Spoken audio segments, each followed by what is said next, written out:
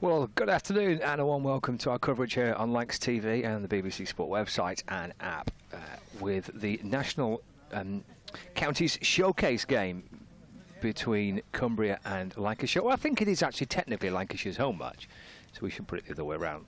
Lancashire against Cumbria. And a little like last year's fixture, which was also affected by a bit of rain. We've had quite a lengthy delay, but unlike last year, which was reduced to 22 overs per side, we've got a bit more this time. We've got 36 overs per side, so it's a little extra cricket for us, which is great. Not the full 50 over per side contest, but more than we got for this fixture here at Sedbergh School from 12 months ago. George Bell is opening up the batting for Lancashire. There'll be one or two names that might be a little unfamiliar, perhaps, to those that just follow closely Lancashire's first team 11. But I think we might see that through the course of this competition, that there will be an opportunity for some younger players, some players who have not yet signed professional contracts, some rookie pro contracts signed by one or two of the younger players as well. So there'll be maybe some names that we're going to get used to and familiar with over the course of the next few months. But here we go. Lancashire won the toss. They're batting first and run straight away for George Bell. In fact, he'll come back for two. I shall run through the two sides for you in a moment or two. With Lancashire, say batting first here. We see Freddie Fallows bowling for Cumbria with a slip in place. He's going to bowl left arm around the wicket and pushed away up towards mid-off for another run. Score moves on to 3 without loss. So we're going to see for the first time now Harry Singh, who is making a first team appearance in this warm-up fixture. So we'll see him. There he is on Lancs TV now. So great opportunity for Harry Singh, who's only 19 years old. There's Fallows balls to him, and that's pushed away for another run. Just eased out through the offside for a single, and Singh moves on to 1. Lancashire 4 without loss. It is a breezy old day in the Cumbrian fells, but it's dry, and the forecast is okay for the rest of the day. This ball goes back this time out towards that cover boundary and comes back for a couple more. Lancashire move on to 6 without loss. So Bell's got 5 and Singh has got 1. We'll get through this first over, which has been sent down by Freddie Fallows, and then we'll run through the 2 11s for you in full. He's in again to Bell. It's pushed away into the offside, and there is no run. 1 ball left of the first over. There's a little bit of rain falling, unfortunately, but let's hope it just pushes through. Could be that type of afternoon, actually. Final ball of the first over. Bell plays it back to Fallows, and that completes the first over of this 36 over per side showcase game. So Lancashire have got Harry Singh and George Bell as their opening batters. Singh, 19 years of age, opening batter, played for England under 19s. Quite recently, he scored a ton in a test match against Sri Lanka. He's also the son of the former Indian international R.P. Singh. Great opportunity for Harry Singh. Blackburn-born opening on batter. So Singh and Bell, and then not necessarily in this order, it could be flexible. And then Dane Velas and George Lavelle, and Matthew Hurst, George Balderson, Tom Aspinwall, Jack Blatherwick, Josh Boyden, Jack Morley, and Cian Dickinson make up the Lancashire 11. And the 2 of the senior players are resting for this fixture. Expect, for example, the captain, Keaton Jennings, who will return, I'm sure, for the first Metro Bank one-day game, which is on Tuesday here against Essex. That's for Cumbria. They've got Sam Dutton, Freddie Fallows, Ben Walkden, JJ Fielding, Matthew Semple, Michael Slack, Ed Moulton, who's played first team cricket in the past for Lancashire, Nico Watts, Drew Postlethwaite, Sam Sharp and Matthew Siddle make up the Cumbria side. So we're just getting set with, I think it looks like a couple of slips in place for Harry Singh. There's a fine leg and there's a third man. So the first 7 overs are the power play overs in this revised fixture. It's pushed full but wide, and actually signalled as a wide, actually. It's taken by the keeper, but yeah, Sedbergh School looking lovely with a little bit of cloud cover above us, but it's dry for the moment. And 1 or 2 spectators are dotted around the edge of the outfield. Free entry today for the locals And for those that have made the journey from perhaps further afar, here's Moulton in bowling forward, goes Singh. That's a nice front foot shot, pushed away into the offside. Good stop actually. Just at backward point. There is no run. Excellent work. Singh off the front foot, trying to ease the ball away. The score remains on 7. And Singh still on 1. Here comes Moulton, right arm over balls. Oh, that's a good delivery, and that's come back in and beaten Singh. It's bowled him. Off stump out the ground. And Singh has to make his way back towards the pavilion. First breakthrough for Cumbria. Lancashire 7 for 1. Well, that came back in from Moulton, beating that inside edge. Here we go, let's take a look at it. Yeah, clattering into the off stump. And Singh has to depart. Turning around, looking down in horror. And he sees that ball break his defences. The first wicket to fall. So Singh is out. So 7 for 1. Actually, this is Lancashire's captain for today, George Balderson. He's skipper in the team, coming out to meet George Bell. And Lancashire lose their first wicket. So the power play.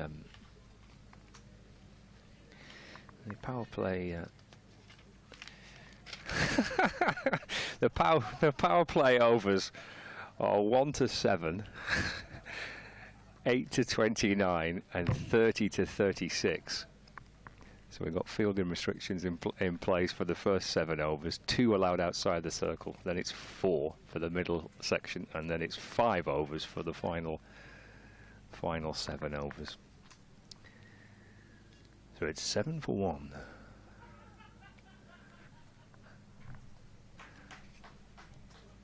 And we're only in the second over.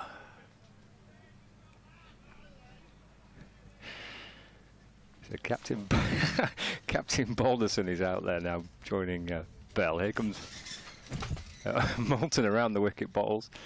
Just ships away from Balderson, taken by the keeper, and there is no run. So yeah, last year this fixture was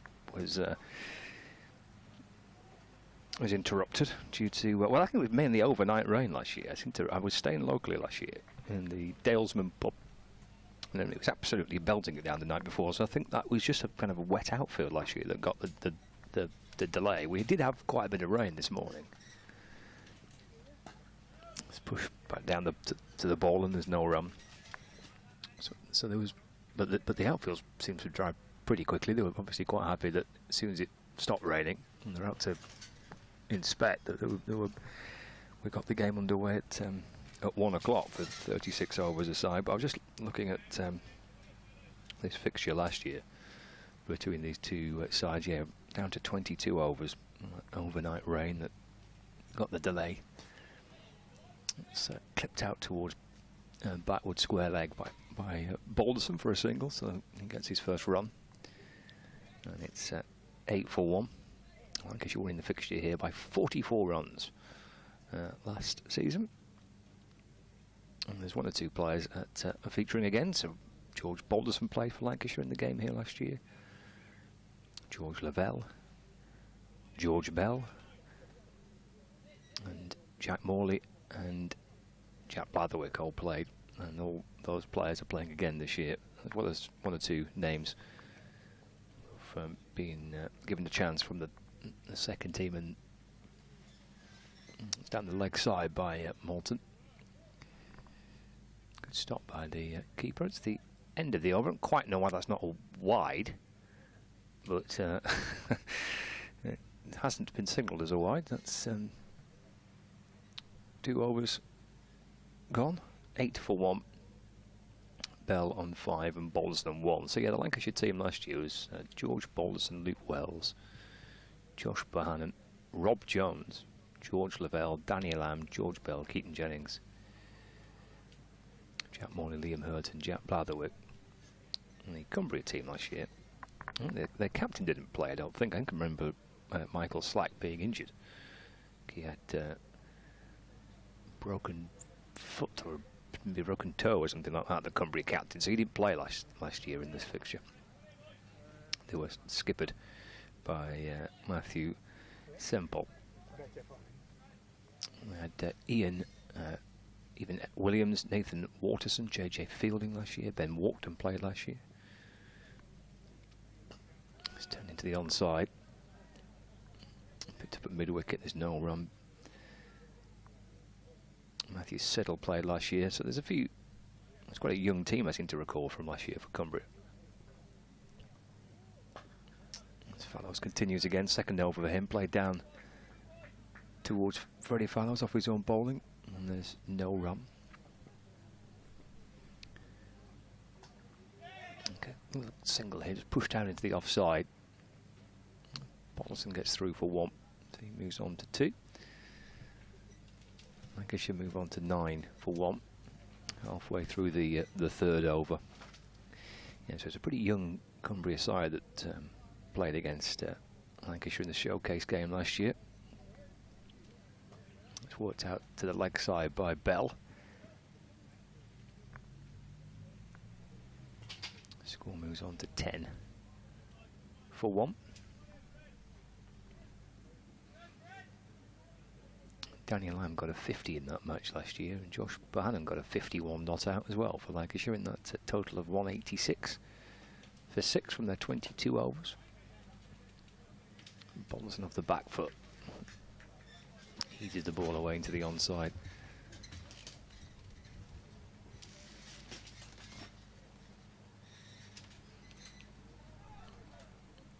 Just turns Bottleson round the fraction.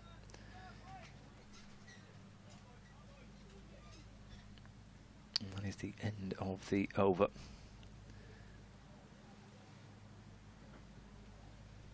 And Lancashire 10 for 1.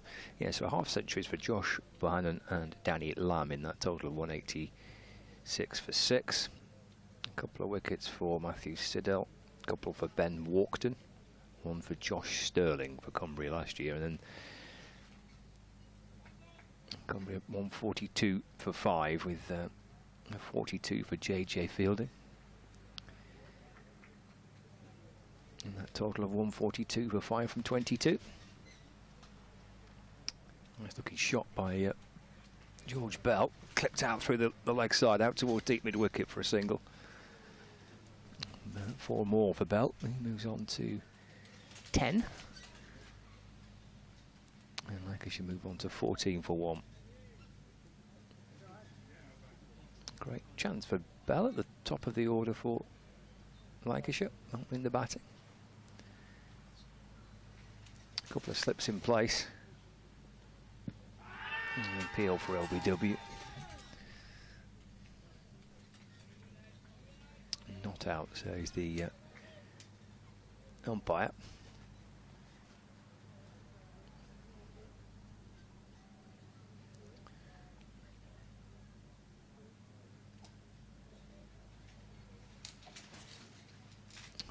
For 1.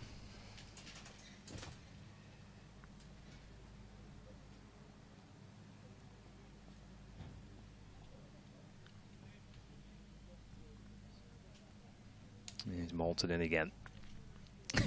Balls and that beats Bell. They're wondering whether he's just got a little edge on that. Off an appeal from the slips and the keeper. Nice delivery by Moulton. It's a lovely ball.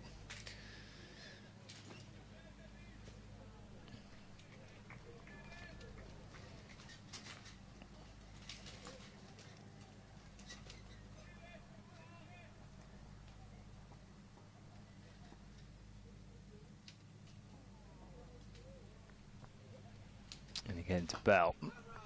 The front foot and driven away into the offside, and there's no run.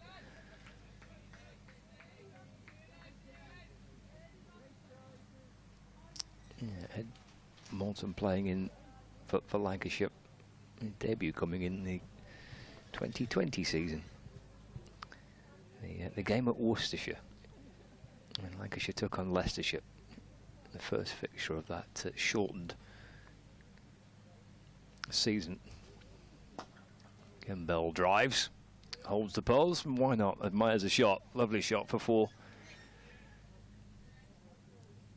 Takes Bell on to 18.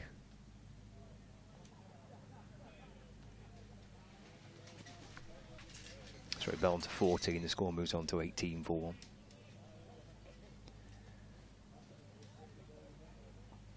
Final ball of Ed Moulton's second over. In from the Powell end of the ground, balls to Bell. That's worked out to the leg side this time. They'll scamper back for a couple. They might even think of 3. They're quick between the wickets, these two. No, they decide against it. 2 to complete the 4th over. 10 off it. Bell has 16. Balderson's on 2. Lancashire on 20 for 1. Yeah, Ed Moulton's brief period for Lancashire came with that debut game in 2020. It's the Bob Willis Trophy competition when we had shortened campaign. He went wicketless from his 25 overs in that match at New Road. Fallows continues, bowls and plays and misses. In a very brief stint for, I think it was Derbyshire. It was, yeah. Brief spell for Derbyshire. We played championship match for them. So it's 3 first-class appearances for Ed Moulton in his career. Now part of the setup with Cumbria. Fallows left arm round bowls, and Bell plays forward and defence. And there is no run. Fallows in, walks a full toss, and Bell hammers that one through the offside.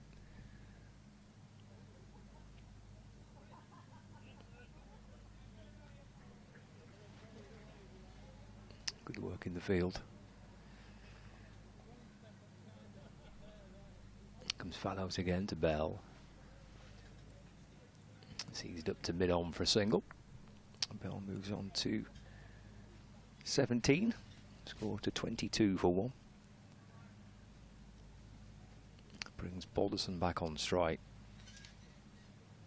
3rd over this for Freddie Fallows. In from the Evans end, balls, and Balderson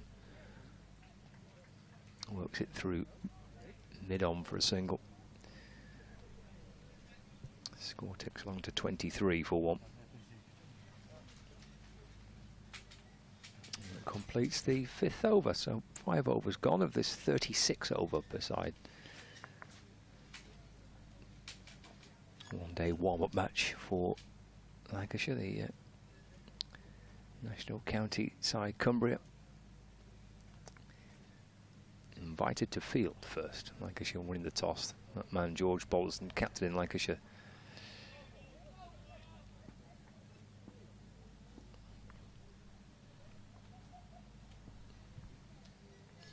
Moulton starts his 3rd over. Balderson drives away for 4.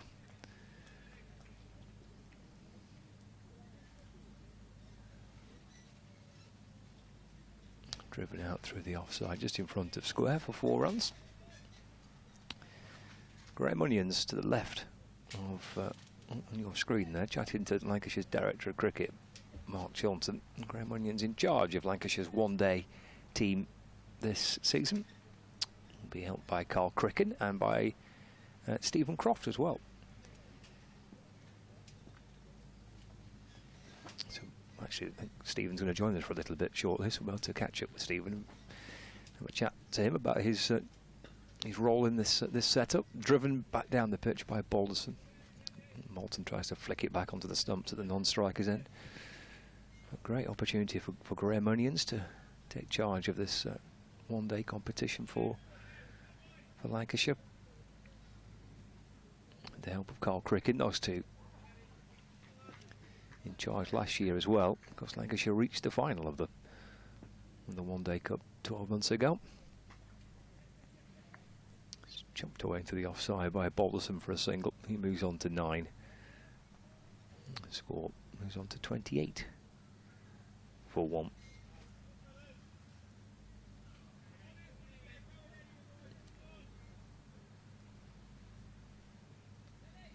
Brings Bell on strike. He's 17 not out from 16 balls faced.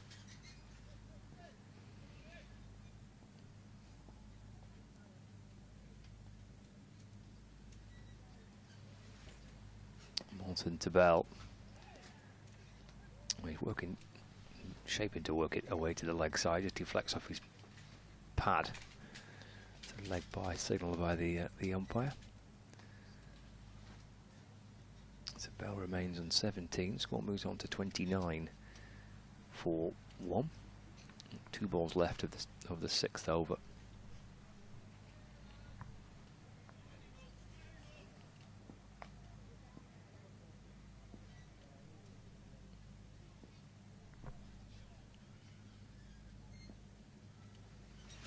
Around the wicket, Moulton driven away by Balderson. Just for a single. Nice work out in the deep. Takes Balderson on to double figures. Beats the dive of backward point. Scooped up. Good throw in towards the keeper. 31 for 1. Final ball of the 6th over. Coming up, it's Moulton to Bell, who's defending. Gets a single. Ball drops down to short fine leg. Through he goes for 1. Keeps the strike as well.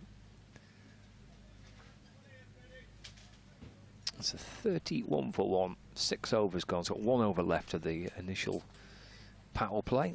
And then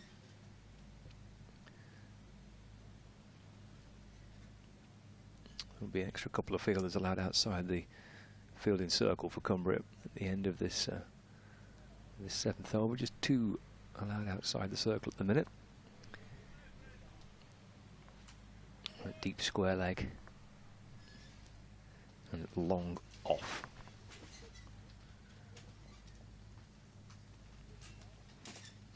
Here comes Moulton and bowls again.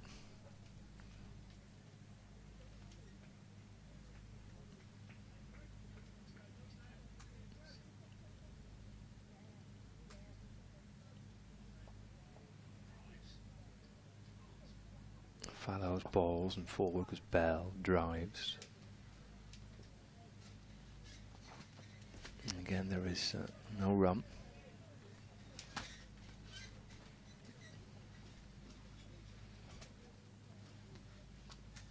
It's worked out towards the leg side by Bell for a quick single. Takes him on to 19. Freddie Fallows into his 4th over. You have 4 bowlers bowling 7 overs and 1 bowling 8. So maximum with these alterations for this game. Shot off the back foot by Balderson. Again, good work.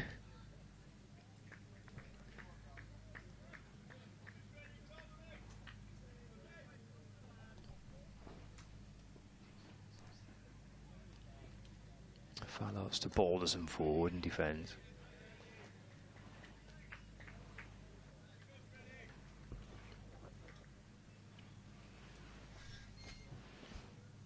Final ball of the first power play. A little quicker this time from Fallows. Beaten Balderson, playing and missing. Taken by the wicket keeper. And there is no run, so that's 7 overs gone. Lancashire losing 1 wicket in that power play. 32 for 1 after 7. And a dismissal of Harry Singh. He was bowled by Ed Moulton for 1.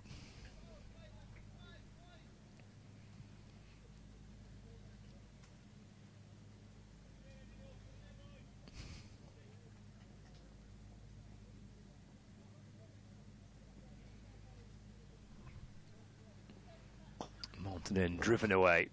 4 runs for Bell.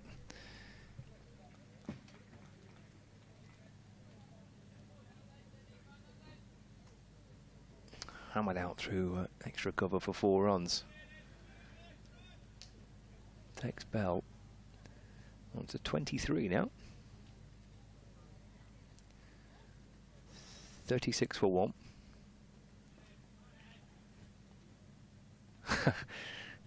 Moulton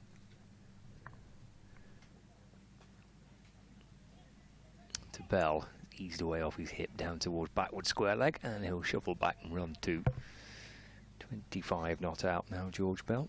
38 for 1.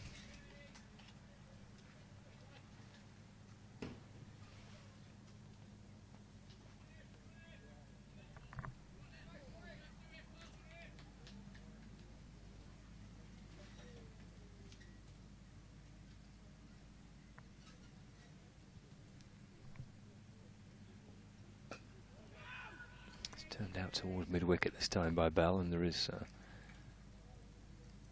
no run.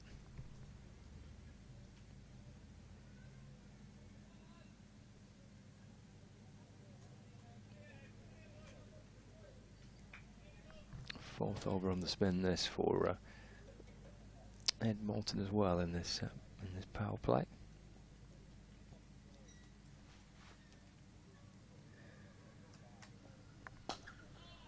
Nice shot by Bell, punched up to mid-off, and there is no run.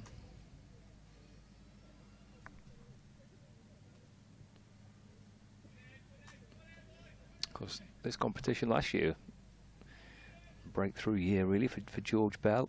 Made his first-class debuts last year, made his List A debut. And his T20 debut last year. Turned away to backward square leg this time. Comes back for 2. 27 to Bell. 40 for 1 now. We've looked down the names of Harry Singh and Tom Aspinwall and Josh Boyd and Cian Dickinson. Matthew Hurst all playing in this match for Lancashire. 12 months ago it was Bell who was being given an opportunity. It's full and wide by Moulton, through to the keeper. End of the over, 8 gone, 40 for 1. Bell has 27, Balderson unbeaten on 9. And he's certainly taken his chances, George Bell, hasn't he? Having played in this fixture 12 months ago. And going on to make his championship first-class debut later in the season, and now very much part of the first team. That'll be 2 of the Lancashire younger players playing in this fixture today that will be hoping that they can kind of follow suit and emulate what the likes of Bell and Balderson have done. Bowling at the Evans end, coming on Nico Watt. So our first bowling change. Nico Watt coming on from the Evans end. The 2 ends here are named after schoolhouses, Evans and Powell. So Evans towards the kind of village centre, and then Powell end towards where the main school building is. It's eased out into the onside, no run. Nico Watt sending down his first ball of this first spell. Fallows 4 overs for 12. Moulton 4 overs, 1 for 27. A shot on the walk by Balderson, driven down the ground, beautifully timed. 4 runs. Advance towards the ball, little skip down the pitch, and then hits it firmly straight for 4. Bonderson moves on to 14 with that. 44 for 1. Nico Watts bowling. Bonderson going back to play, and he's beaten. Through to Drew Bosselthwaite, who's the wicket keeper. Watt to Bonderson again, driven.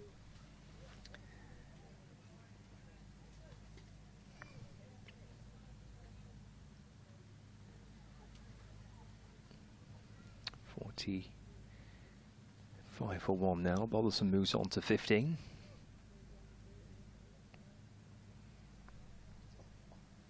Bell back on strike. Watts in, balls. Bell off the back foot, trying to carve the ball away, straight to cover.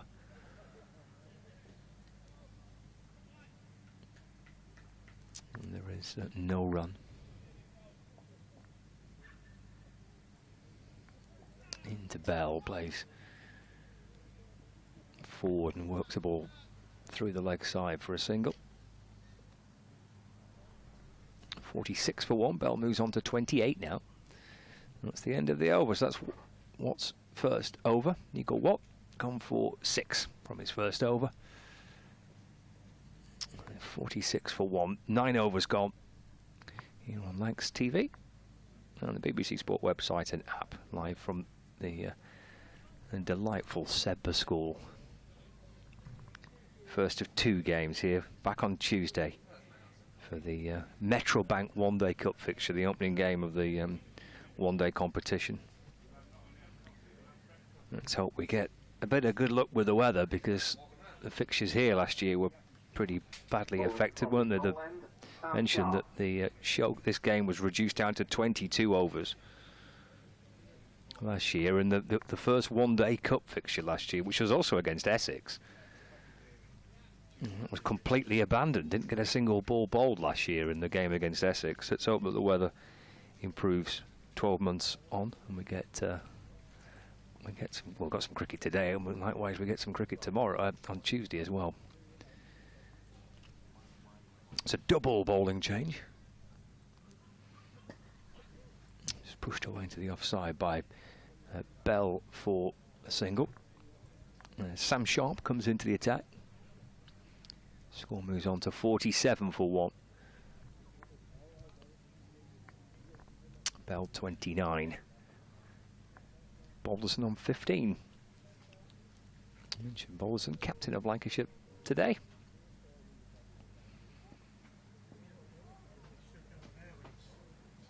Keaton Jennings to skip at the side from Tuesday. Lifts that high out towards the leg side. It's going to be 6. Effortlessly, really, by George Balderson to bring up Lancashire's 50. Lifts it off his pads out towards backward square leg and all the way for 6.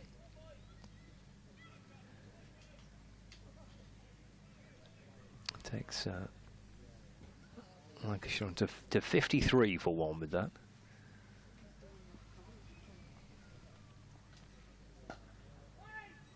Driven to mid-on this time, and there is no run. It's about 21 from 24 balls.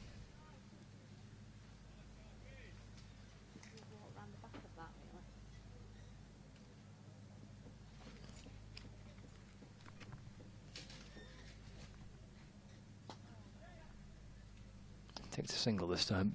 Balderson just driving up to mid-off for 1. Looking at Sam Sharp and his bowling last year for Cumbria in the 50-over competition. Picking up 4 wickets from the 2 matches that he played.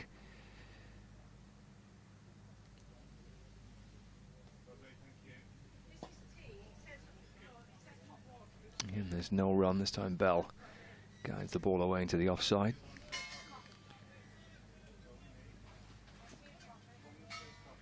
In fact, all 4 wickets came in in the same game, 4 for 33.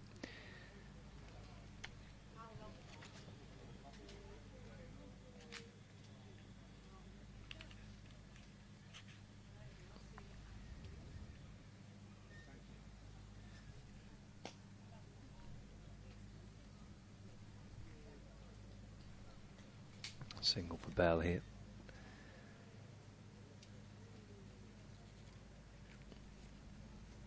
Score moves on to 55 for 1.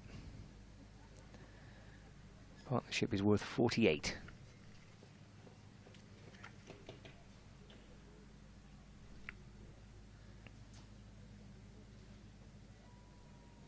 Nine runs off Sam Sharp's first over.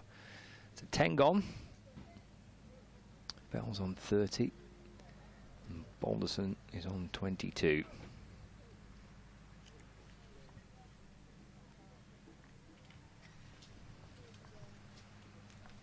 Equal Watt to continue. Turned out to the leg side by Bell. Gets himself through for a single. Score moves on to 56 for 1.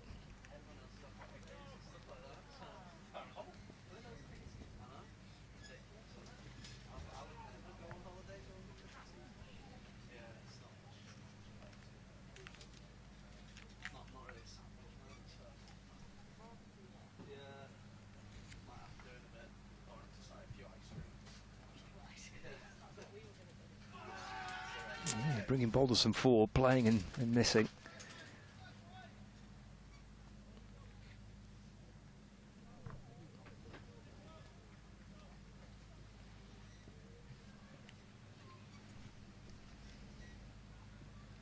Pushed a little wider this time, but a little bit flatter too.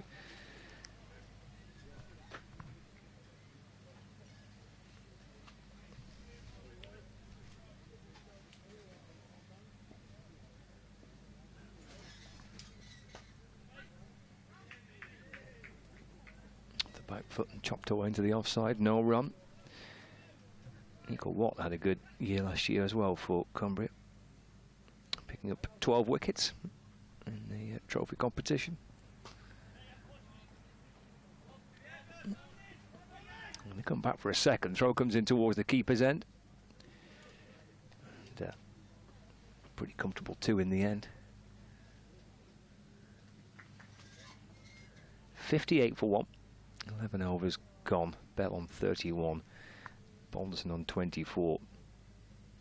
Yeah, in fact, Nico Watt was Cumbria's leading wicket taker in the trophy last year. Bowling 52 overs and picking up 12 wickets. Best figures of 4 for 15.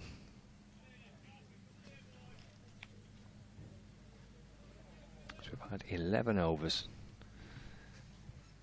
50 partnership has been achieved between Bell and Balderson. 51 they've put on now between the pair of them.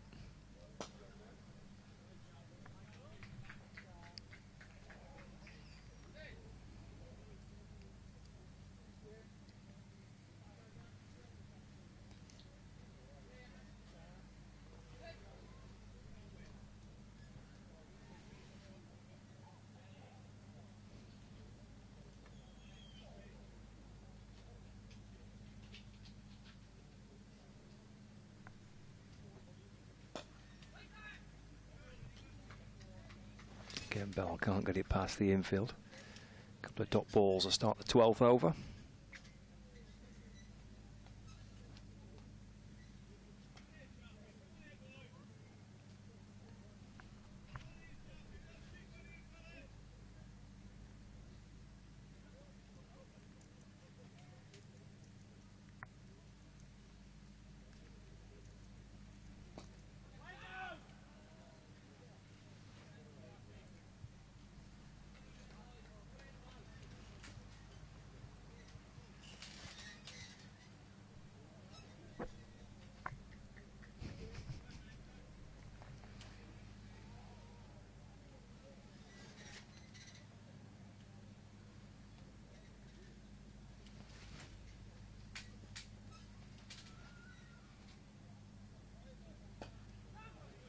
He's dropped away into the offside by Bell, trying to get through for one, but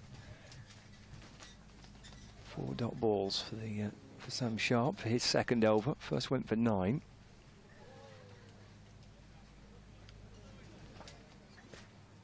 Two balls left to the 12th.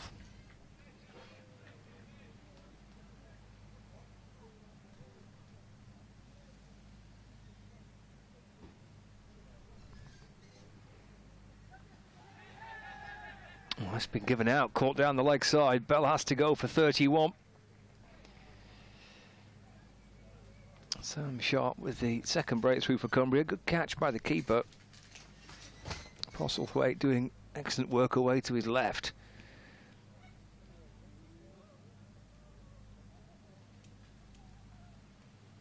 Strangle down the leg side. Yeah, maybe just off the face of the bat. He tried to work it down to that fine leg boundary. Great catch. George Bell called by Drew Postlethwaite off the bowling. Really good work. Sam Sharp. This might tell us from behind. Score 31, Lancashire 58 for 2. Yeah, just trying to ease it down to fine leg. I think he knew as well, didn't he, George Bell? Wasn't And the incoming Lancashire batter, number 33, too disgruntled as he to make his way off.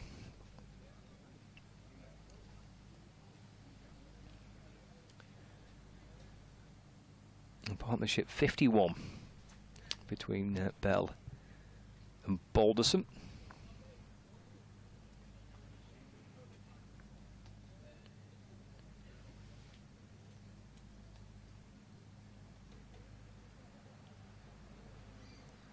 Dame Velas coming out to join George Balderson. Not seen too much of Dane in the last couple of games for Lancashire. Played the last couple of championship matches. Joining Balderson out in the middle. So 58 for 2, 1 ball left of the 12th. Sam Sharp with a fine over this. He was just probing away, just outside off stump to Bell, and then he's got the breakthrough of Bell. Strangle down the leg side. Let's push full and wide and left. It's a wicket maiden for Sam Sharp.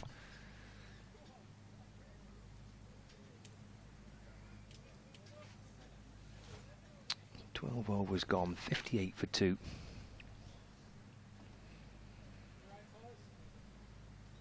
A view there of the centre of Sedbergh. It's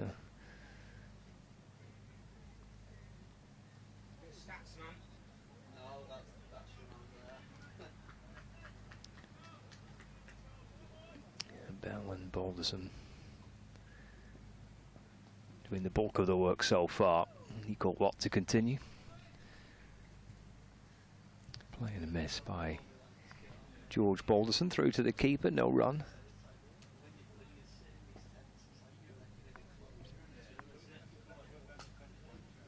This will be a single for Balderson.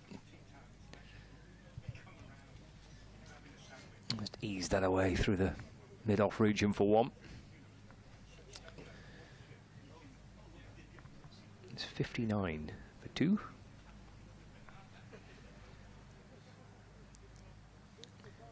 And Balderson moves on to 25 with that. It's Nico Watt's third over. Velas gets his first run as well, just going back and easing the ball out towards square leg for a single.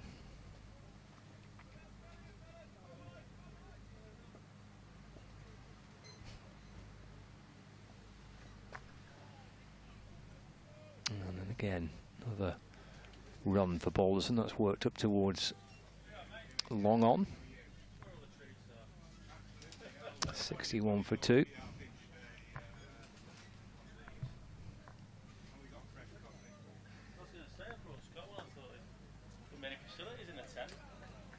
Oh, cheers, mate. You brought me a coffee. Come take a seat. Stephen Cross going to come and join us for a little natter.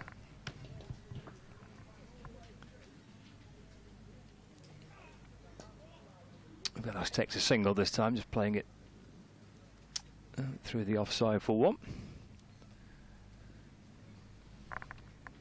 the end of the over. 13 gone, 62 for 2. Live on Lancs TV. And I'm delighted that Stephen Croft is joining me for a little while for a bit of a natter. Afternoon, Crofty. Good afternoon, Scott. You all right, mate? I'm very well, thank you. I'm slightly disappointed you've not got SC on your training top or something now that you're... Hopefully the lads know who I am. It doesn't normally stop these coaches, does it, having their little initials on the... Well, congratulations on the new gig. Yeah, it's something I'm really looking forward to. Obviously still a player as well, but in this competition I'm focusing on coaching, and yeah, delighted to get the role. Is it unlikely that you're going to play in this format now? You say you're still a player, but is it going to be pretty much, you think, kind of exclusively kind of coaching for this one-day competition? Yeah, I'm not planning to play. Okay. So yeah, I'll be helping, assisting Bunny and the batters mainly. Mm-hmm. Yeah, I saw you out there this morning. Enjoying it? Yeah, I've thoroughly enjoyed it. I've obviously done a little bit of work with the 4-day squad when I've not been playing. So I've really enjoyed it.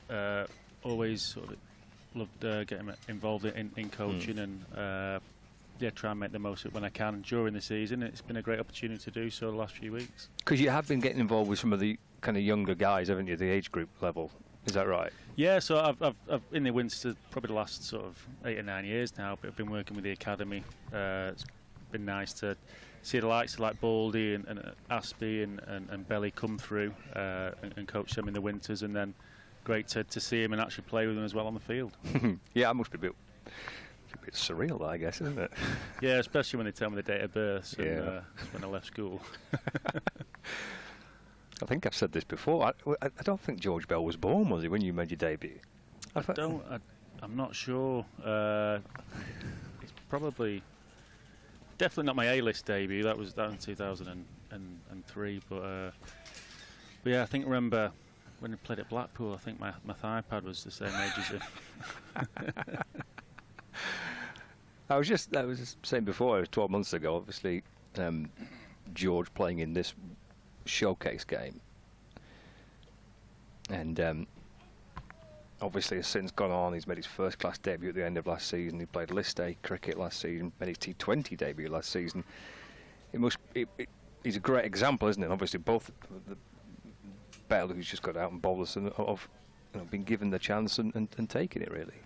Yeah, and they've both done incredibly well, and I think what strikes me is they've got a great head on the shoulders, very mature for their age, and they're very honest with themselves. Obviously they're very talented in both areas, Belly with batting and keeping, and Baldy an all-rounder, but yeah, what strikes me is them as people as well. They're honest with themselves, and they've got great heads on their shoulders for such young men.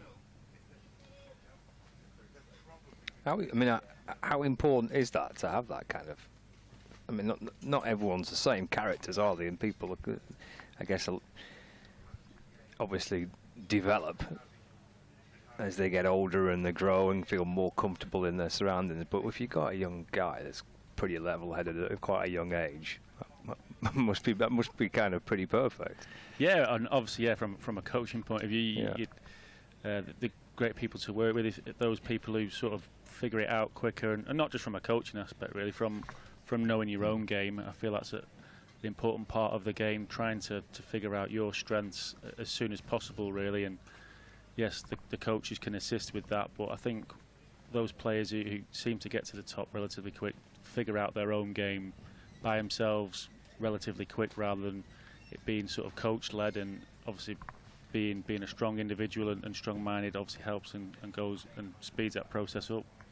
It's the end of that 14th over, 67 for 2. Former captain and current captain there, George Boulderson, skipper in the side today, alongside Dane Velas. Boulderson on 4, Velas on 4. Sorry, Boulderson on 28 and Velas on 4. To the 15th over here, with Nico Watt to continue from the Evans end of the ground. So when you kind of taking your tentative steps into coaching, Stephen, is it kind of a pathway that you were pretty clear on that you wanted to get involved with? Yeah, it was really. I think ever since I captained the side, quite early days really, I think it was 2011 was my first sort of taste of it, and once I did more of that and obviously working close with coaches and stuff, and loved how sides and teams operated really, and helping with that process of whether it be picking sides or helping someone individually, I really enjoyed. And okay. But yeah, then since then, yeah, got my level 3 and 4 done, and yeah, really enjoyed it, and hopefully it was although it's not obviously a guarantee to go straight into coaching, it's a lot of jobs out there really. I suppose it's less than playing, but I find it a great opportunity, and really privileged to give it a go this competition. Leg bye going to be signalled here by the umpire, so Villas will remain on 4. Score moves on to 69 for 2. Because he says it's not for everybody, is it? I mean, I worked quite a bit with a couple of your former teammates, Stephen Moore, Paul Horton, that neither involved in cricket now, apart from doing a bit of commentary with me through the course of the summer. But I guess he's not staying in the game. You just assume that every player would want to stay in the game. It's not always the case, is it? No, yeah, and there's some people want to get as far away as possible when they finish, and sometimes, yeah, you can't blame them. And but yeah, it's something I've always enjoyed. I've done a lot in the winter with obviously our pathway, like you mentioned before, and my own stuff. And yeah, obviously I've had a lot of experience in the game, and yeah, always find it enjoyable passing that knowledge on and helping people work out things, and ultimately, yeah, I love being around. Obviously this group of lads, but in general, having people around to coach and watch them enjoy the game is obviously.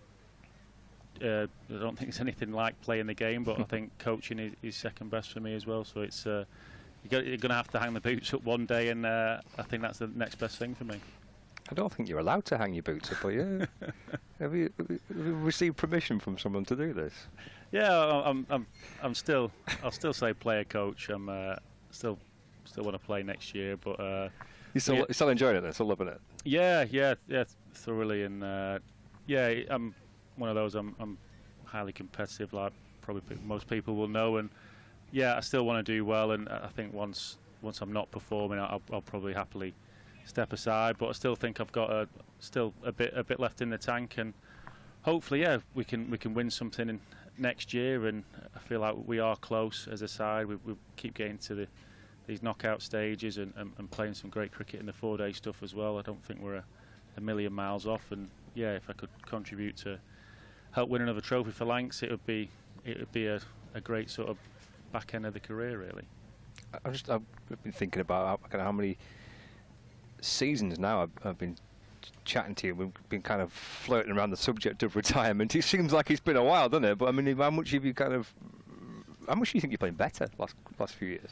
Yeah, I feel probably since 2018 really I had my testimonial year, and I had no plans to retire then, but I thought I was as you do when you get to that age, you don't really get long contracts. So in my mind, I thought I'd just approached it as it's going to be my last year, and just to go out there and enjoy it, and enjoy the game of cricket for what it is really. And it seemed to work, and yeah, it's been what, five or 6 years since then with that mindset. And yeah, it's almost like when you start your career, really, you just want to go out there and play and enjoy the game. And yeah, I've definitely sort of had that mindset the last 5 or 6 years, and it's worked. Powerful looking shot by Villas for 4 down the ground there, so he moves up to 9, 77 for 2. Lancs TV have been creating, as ever, they're always evolving, aren't they? And they've got some kind of split screen situation going up now. So here it is. Look at this. This is new. What do you reckon to this, Crofty? It's brilliant. I remember when we first started filming the games, it was like someone started filming an old Nokia phone, and to get this stream now. Yeah, a couple of games I've missed out on this year. I've sat at home on a couple of them and watched them, and yeah, the coverage has been amazing from Lancs TV and Colin and his boys. It's a great setup. They're wondering whether you fancy having a go on the cameras. I don't mind getting headsets on, but it's usually for gaming rather than watching cricket. Retrieve the ball from under the one of the sheets, under the covers. Could be a little bit damp, that. Actually quite surprised we've got 36 overs in with the amount of rain that's fallen recently, but it feels like he had a bit of a walk across before. It feels pretty dry up there. Yeah, the ground's done a great job, and we had a little net before it as well, and the wickets seem fabulous really for how much rain, like you said, they've had. This is in the air, now towards the leg side, could be caught. Sharp chance, he's having to travel a long way. Went high from Villas, flashed up towards that deep mid-wicket boundary. Hands on it, couldn't keep it. And Villas comes back and runs 2. 79 for 2 now. We're in the 16th over. Villas moves to 11. 1 ball left of the 16th. He's sent down by Sam Sharp, who's picked up 1 for 23.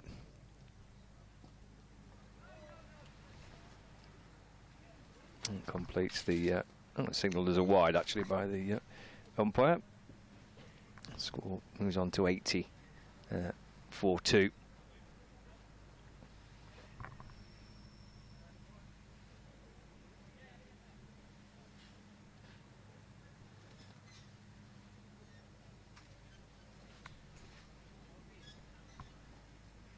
Sharp then to complete the over. Looks like the keeper's going to stand up here. He is.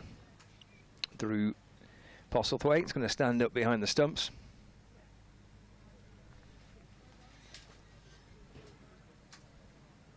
Clever by Villas. He's no bat on that. He's been given us byes, 4 byes. Looking to try and ramp it. Been given us byes by the umpire.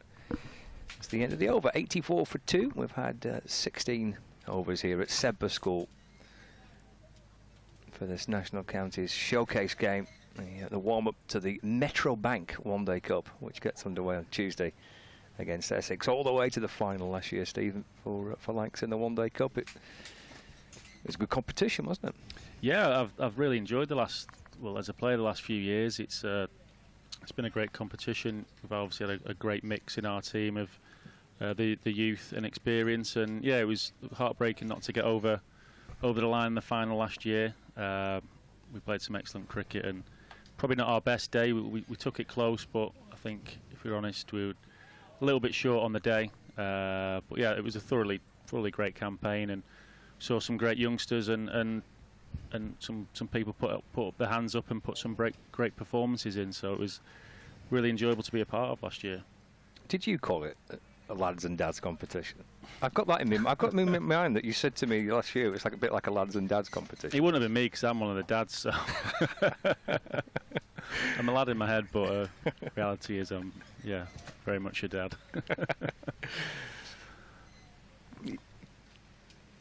6 for Villas. That Mark Chilton doing the fielding. Steady on down that slope.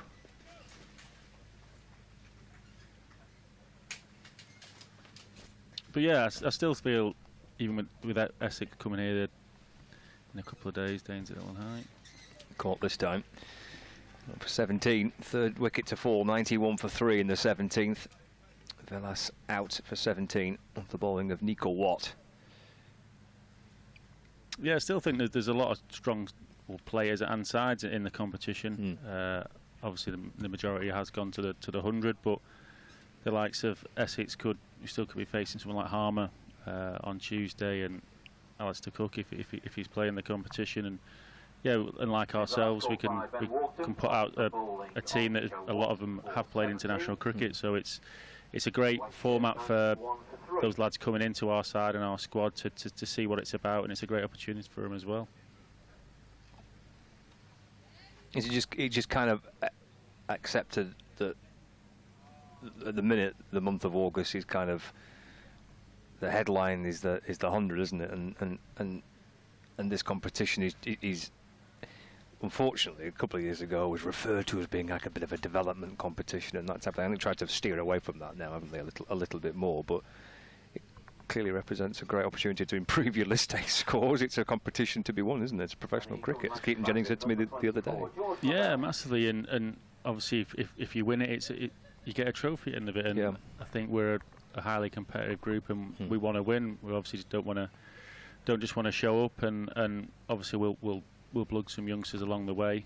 But yeah, if there's something to be won out there, the lads want to win it. So yeah, it has probably does take a back seat, no doubt, to the 100.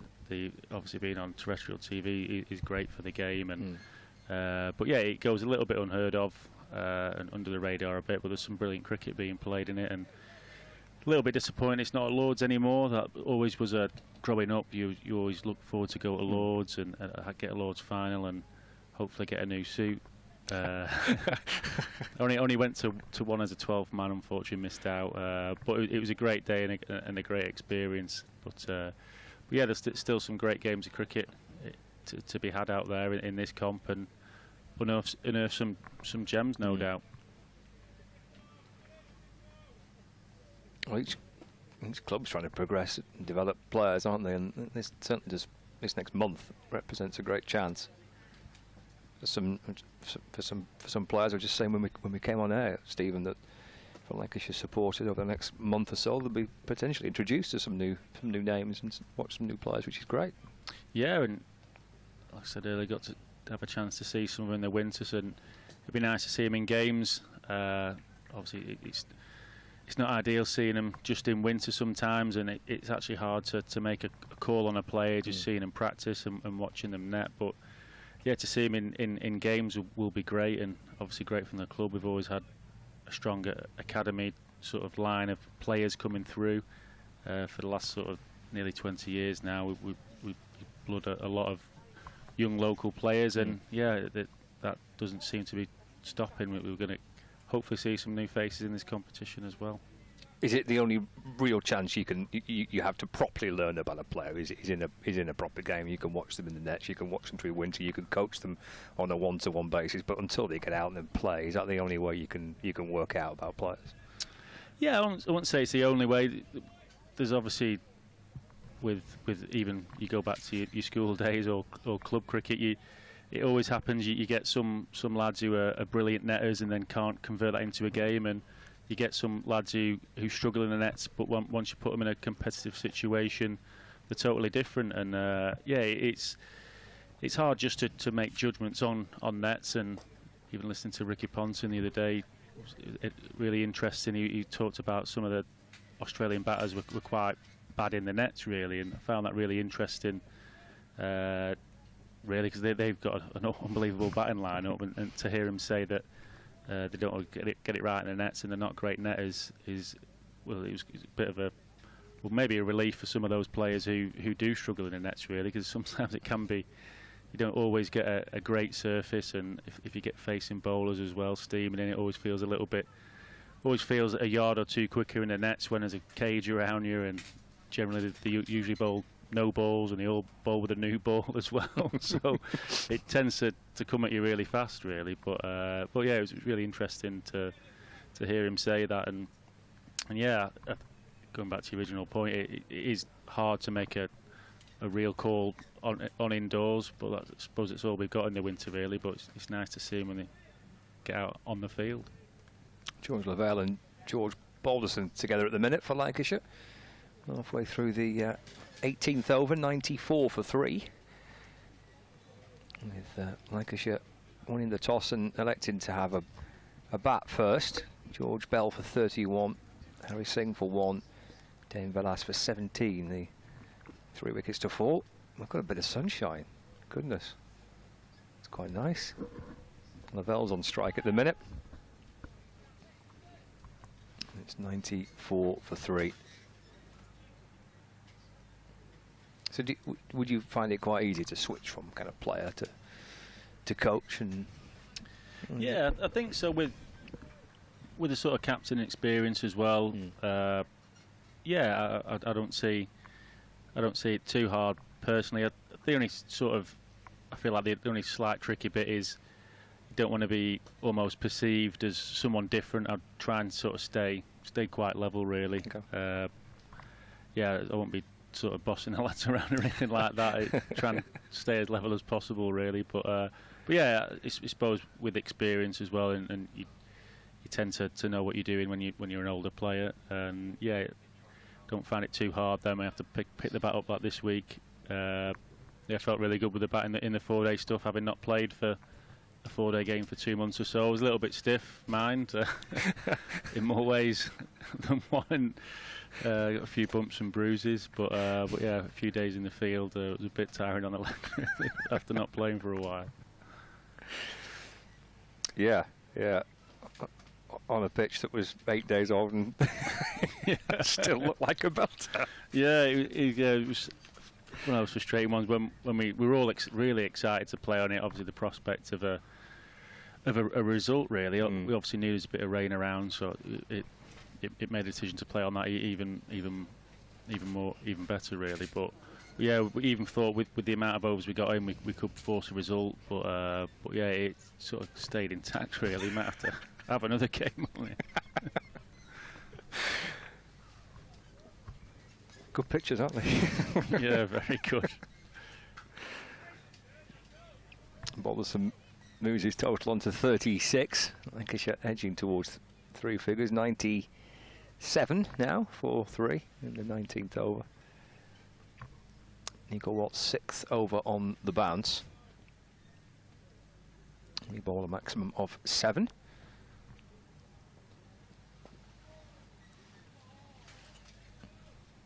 Nicely stopped off his own bowling, no run. Yeah, I feel that this year's 50 over comp as well, it's going to be good to have a look at a few of those young lads, because with the I think there's a T20 World Cup in the summer next year as well, so I don't know how many of our lot we might lose if there is a bit of a clash with our T20 stuff. So like I said earlier, it'd be nice to see some of the young lads in game situations rather than just second team cricket. It obviously plays a role, but it exposes them a little bit more to that better player and better pitches in this comp. And yeah, looking forward to see how some of our young lads go on. Yeah, the blast next year is going to be quite badly affected, isn't it, by that yeah, and I'd say luckily we've obviously got a few international players, and luckily and unluckily we're going to miss those as well. So yeah, it's a great opportunity for the lads to step up, and I feel this competition at the minute, having a relatively small squad, it's good for the players to know and get used to the roles they're going to be in, and knowing that they're going to get a good little run of games. Went on strike at the minute. George Lavelle, featuring last year in the one-day competition for Lancashire. 2 Georges together there. Balderson 37, Lavelle on 4, so 99 for 3. 19 overs gone. 36 overs beside. This game has been reduced to because of that delayed start.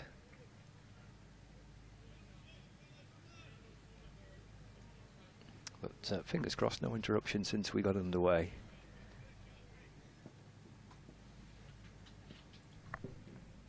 Will be Sharp to continue for the Powell end. This is his 6th over, 1 for 28.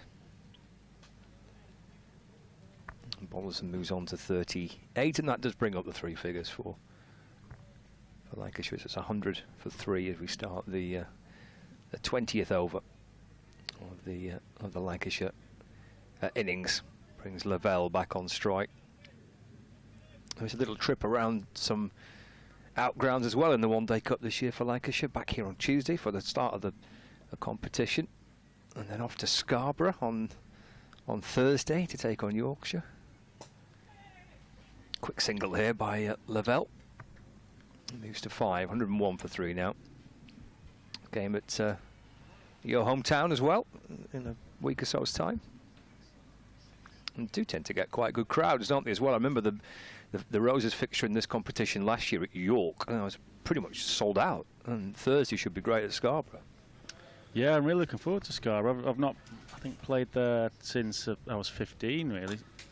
Sure. So you'd have thought it had changed a lot since then. But yeah, excited to I think we've had a couple of Roses clashes cancelled in the last sort of 3 or 4 years there. So I'll be really excited. I'm no doubt sure there'll be a nice, well, I won't say a nice crowd, a good crowd on. And then to Blackpool, where obviously we get supported really well, and we've touched wood done quite well there in the past few years. Probably fits the competition quite nicely too, doesn't it? I think playing at outgrounds, it feels like it's a decent atmosphere. Even if you get relatively modest numbers in the ground, it feels a bit more of an event, doesn't it? I suppose. Yeah, and it's obviously great for the local cricket as well.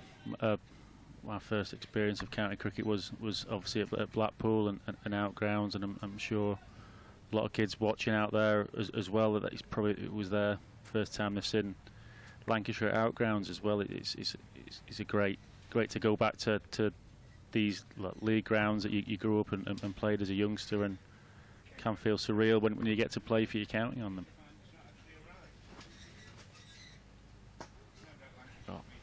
It's going to be 4.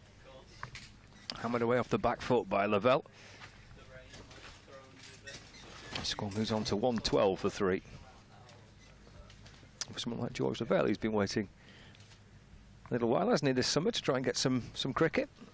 Yeah, he's put in some good scores in the second team, and it's obviously a competitive squad to get into, and we've obviously got a really good white ball squad. But he had a really good campaign last year with the bat, and the year before as well. He blossomed with the bat, so hopefully the same again. He can put himself in the window.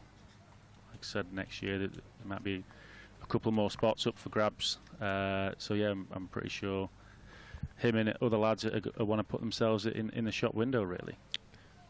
Will be Matthew Hurst keeping wicket in this match, will it? Yeah, I think Hurst is keeping this game. They might sort of share the duties throughout the competition. Right. But yeah, we obviously got Belly as well and Dane, but I think it'll be down to Hursty and George really. Don't think Dane will be grabbing the gloves off them, will he? Yeah, I think he'll be happy keeping his legs working and running around a bit and keeping the rust off him. 20 overs gone, and Lavelle takes his total up to 11 now. So it's 114 for 3. By the way, at the Test match, Australia made a good start, 99 without loss in their second innings, with Warner on 46 and Khawaja on 46. England all out for 395 this morning. Broad's due a hat-trick, surely. Well, I mean, we're talking about kind of the inevitable. At some point, everyone has to retire, don't they? But it was. Did that news take you a little bit by surprise? It did actually, yeah. Obviously, he's played 5 out of 5 tests as well, so his body's obviously still up for it, and yeah, he probably wants to go out at the top of his game. He's obviously still got the skills, and he's still good enough. But yeah, he's obviously a bit of a shame. He's always been in sort of Jimmy's shadow a little bit, really. But you look at his numbers, and they're phenomenal, really. And early in his career as well, the runs he's got as well.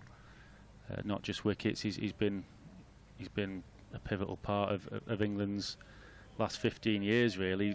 That guy, you always know he's got a spell in him, and he can change the game and get 5 from nothing, really. And yeah, him and Jimmy will probably go down as our best bowling pair ever. Really, can't see anyone ever taking the mantle off those two, really.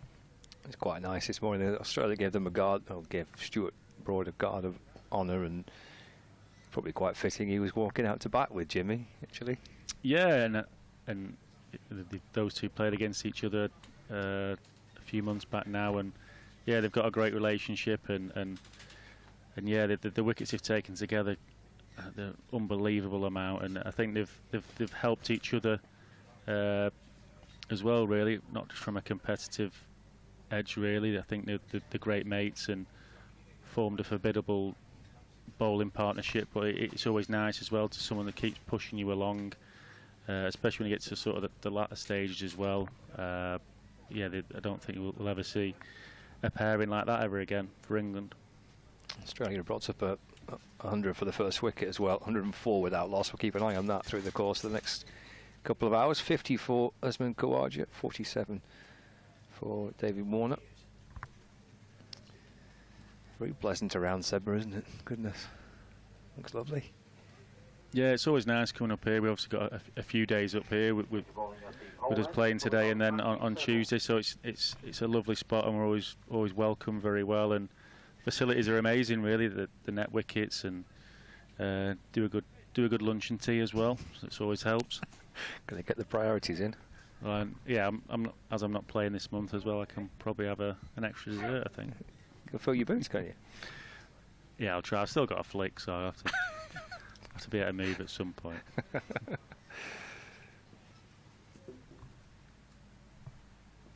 That changing bowling from the Powell end of the ground. Sam Sharp's spell coming to an end. 6 overs, 1 for 42. The only bowler to have bowled out is Nico Watt. He's bowled his 7 overs, 1 for 32. A little half century there for Balderson too. He gets his 50 with that. 120 for 3 now. He's obviously in a great patch of form. Bowlers the last sort of 3-4 weeks. It looks effortless for him, really. Even the sort of tempo change in the 4-day game, I think surprised quite a few of us. He's obviously a classy player, but he's got some power in there as well. Yeah, that 10 minutes at Lancashire came out to bat on the 4th day when he scored like 50 runs in about 20 balls or something ridiculous. He played some gorgeous shots, didn't he?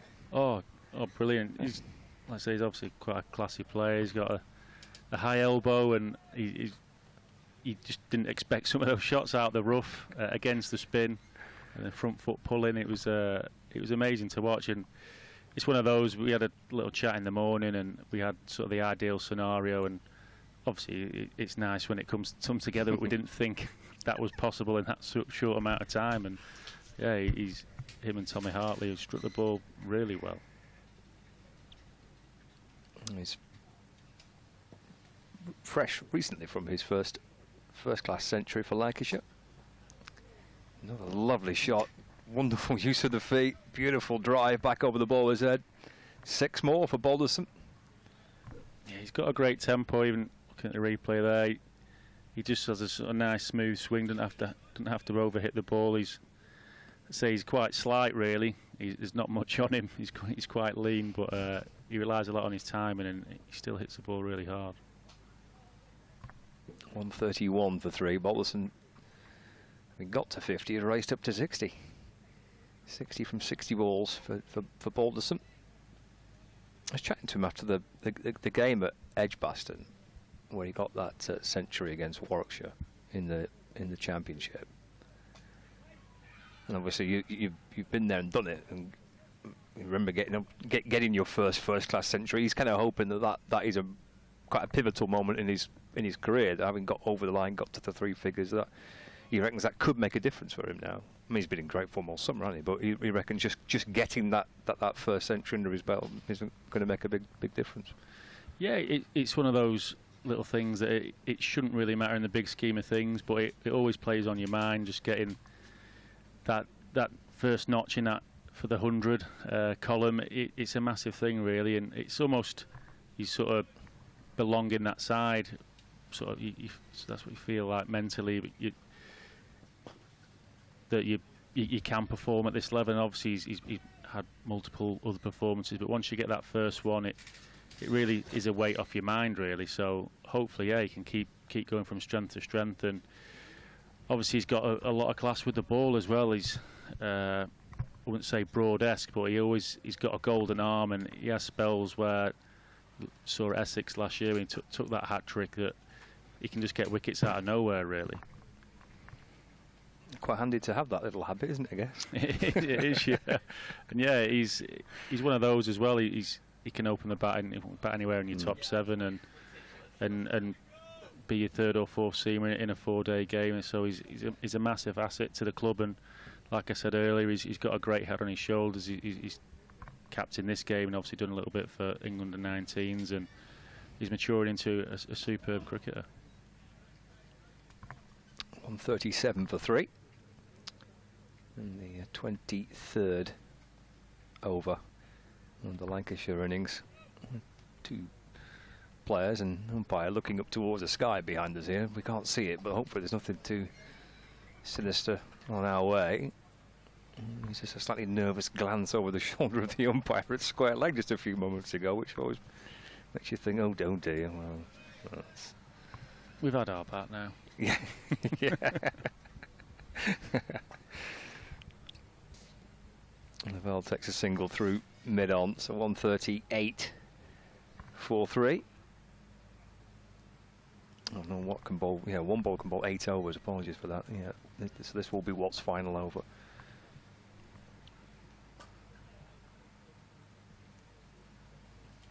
Single there for Balderson. And that completes it. So 139 for 3. Balderson 61 and George Lavelle on 20 with Lancs TV. We're live from Sedbergh School today. Stephen Croft alongside me. I don't know how long you can stay for, but if you need to go, don't feel like you're anchored to the seat, but you're welcome to stay as long as you want. It's nice to have you with us and getting a really good insight into the dressing room and into how Lancashire are approaching this year's competition, which starts on Tuesday.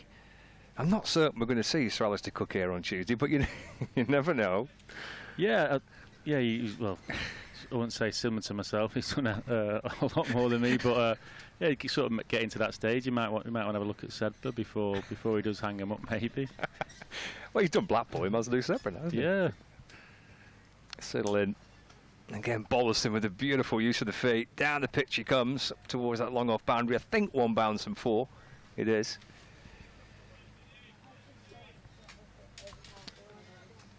Makes it look effortless, doesn't he, really, Balderson? Yeah, he holds his shape really well, and yeah, he didn't have to overhit it. And yeah, it's always tempting when you do come down the track, and it's tempting that bottom hand to take over and try and overhit it and muscle it. But he's backed his timing and his skills there just to caress it over mid off there.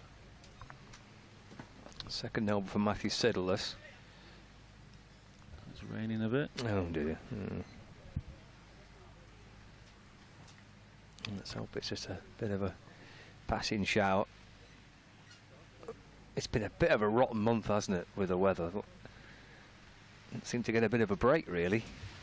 Yeah, I think as soon as it was officially summer, we'd seen nothing but rain in England. Wicket for Siddle. Bowling Lavelle, who's come down the pitch. I guess you'll lose their 4th. It's 144 for 4. George Lavelle departs. Yeah, it's been that type of summer a little bit, hasn't it? It's just feel like quite a frustrating season for different reasons, and of which the weather's played a part, hasn't it? In terms of being in good position to try and win games and just not being able to get over the line.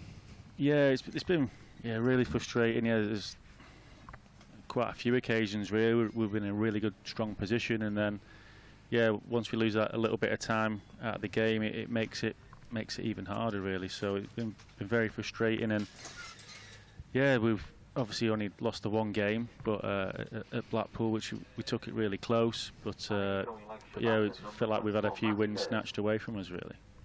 Matthew Hurst is heading out. Another teenager, Stephen, making you feel even older. Yeah, yes, yeah. So it's in the last couple of years in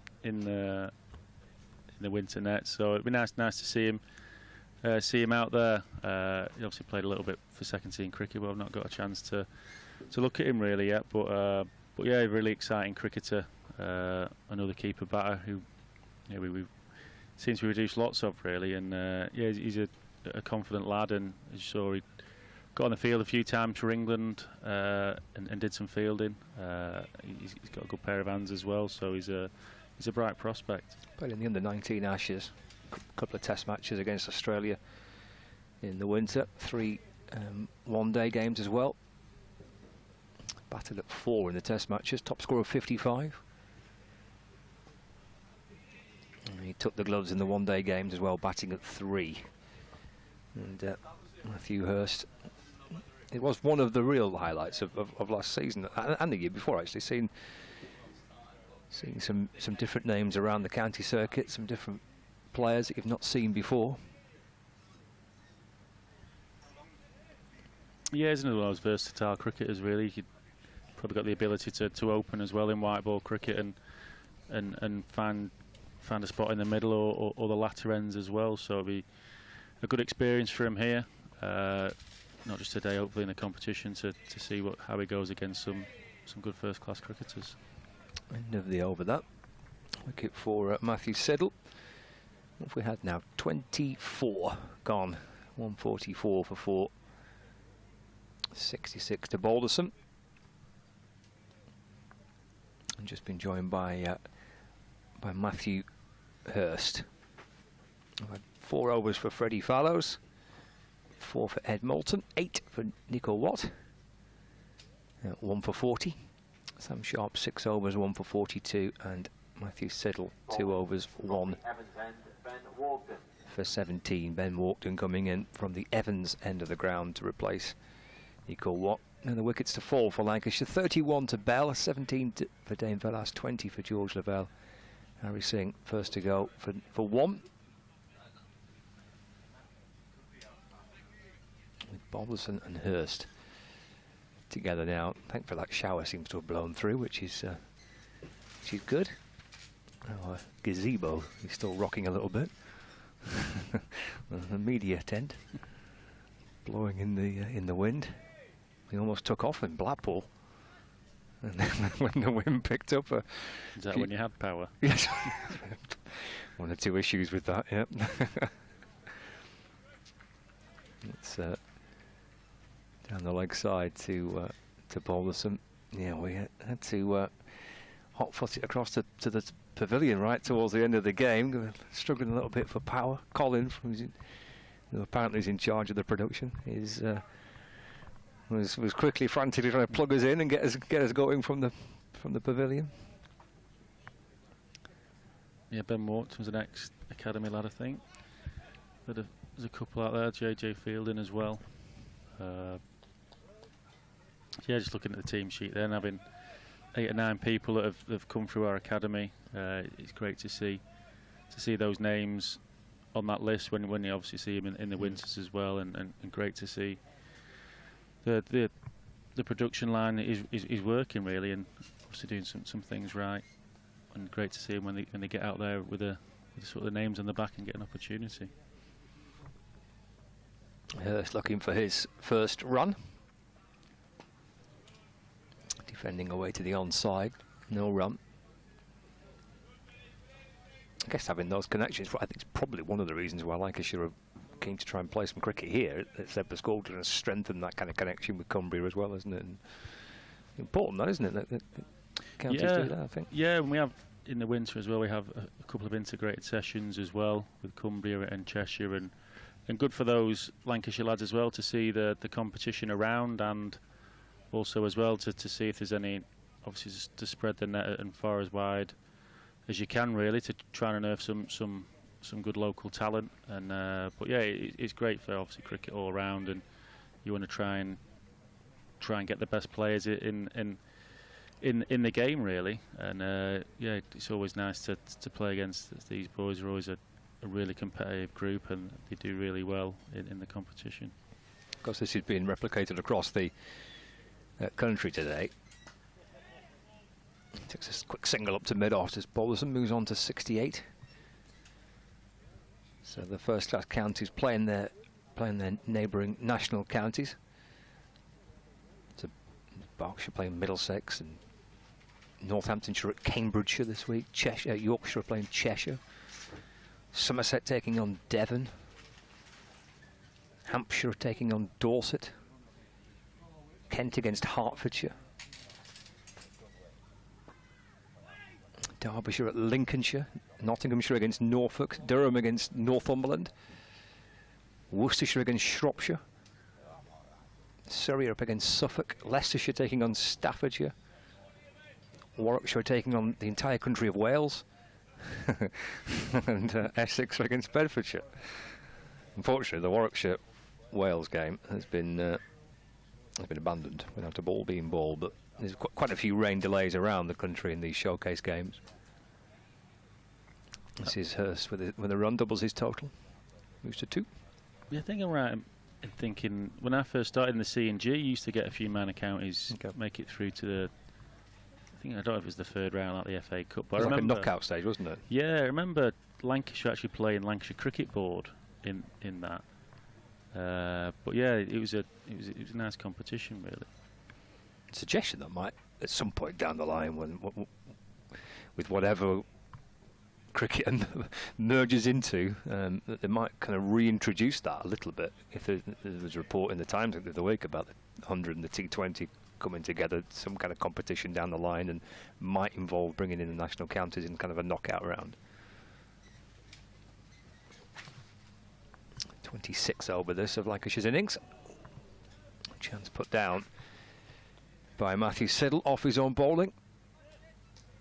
He's driving back down the pitch.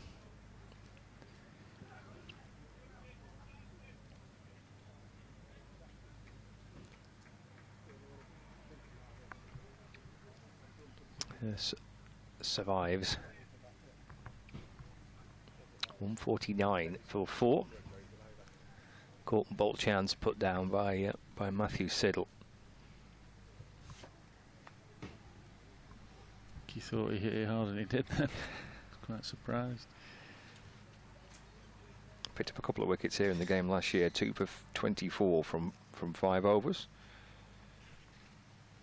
I think Luke Wells got after him a bit last year. Memory serves me right. Yeah, I remember that. Luke started going berserk as well as he can do. A single for Balderson takes him to 69. Lancashire be on the 150 mark now. Got no Luke Wells for Lancashire this year in the competition. He's with the Welsh Fire in the 100.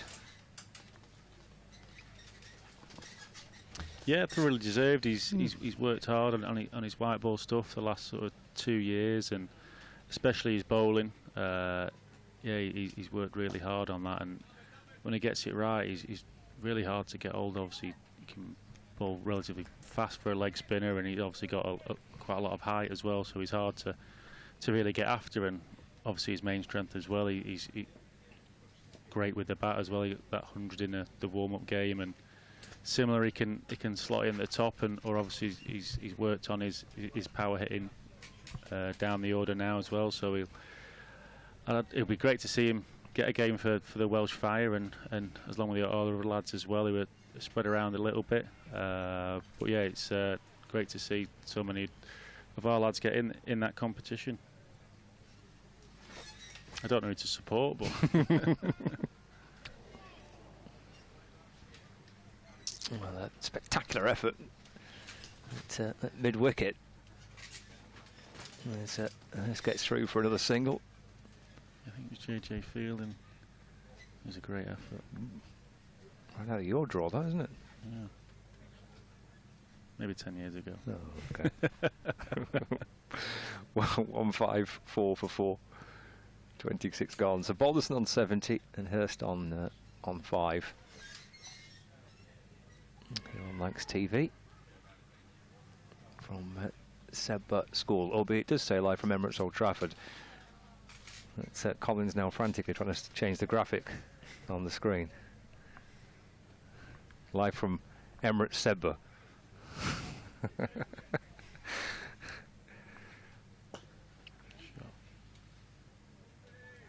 Stopped at mid-off, but Hurst does get through for a single, so he moves to 6. 155 for 4. And so Walkden continues from the Evans end of the ground. Yes, Luke Wells' evolution into a white ball player, and a T20 player in particular, it's been some story, that, hasn't it? He barely played for Sussex in the Blast. Yeah, in even List A cricket, really, he's not played a great deal of white ball cricket, and yeah, I think coming to obviously a great move for him, and obviously for us as well. It was a great signing, a great player, but yeah, found it really bizarre, really, how the sort of lack of white ball stuff he played. But But yeah, he's especially last 2 years worked really hard, and he's reaping his rewards now. He's turned into a great all-rounder.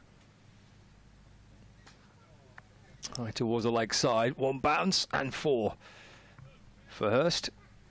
Takes him into double figures. Yeah, he has been an outstanding signing, hasn't he, for Lancashire, Luke Wells? Yeah, him and Keats at the top, but I feel you won't get a better opening partnership really in county cricket. They complement each other really well. Yeah, they've had some unbelievable partnerships, and especially when you're opening the batting, it's what you want when you're in that middle order or in the changing room, to have that stability as well as keeping the board ticking over as well.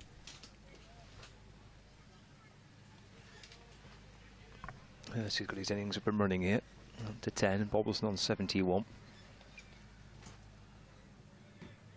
Lancashire will have 9 overs remaining after this one from Ben Walkden. Hurst hits it back over his head towards the wide long on boundary.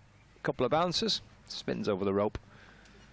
And 4 more to Hurst, takes him to 14 now, 164 for 4.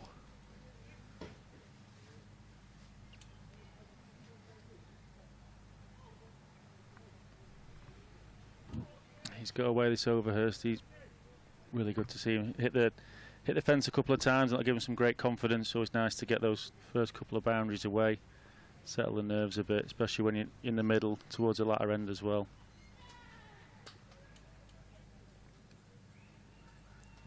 Come back for 2 here, worked up towards that long on boundary. No, just settling for 1. Takes him on to 15, 165 for 4. It's the end of the over. Thanks, Stephen.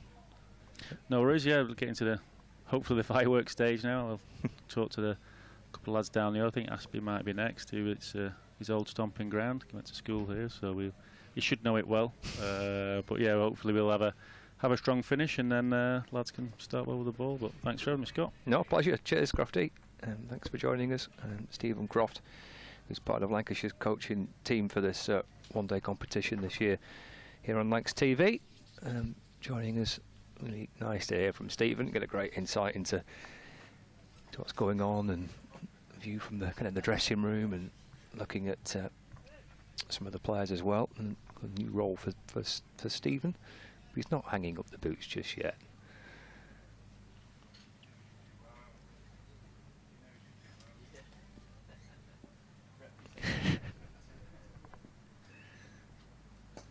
It's gone high. Might be caught here, Balderson. He is. Hens a very, very good knock. Captain for the game. And George Balderson's gone for 71. Lancashire lose their 5th wicket, 166 for 5. As Stephen said, it's fireworks time towards the back end of the Lancashire innings. Balderson going for that big shot. So 71. It's caught by Ben Walkden. The bowling of Matthew Siddle, who's picked up his 2nd wicket. Siddle's now got 2 for 23. So 166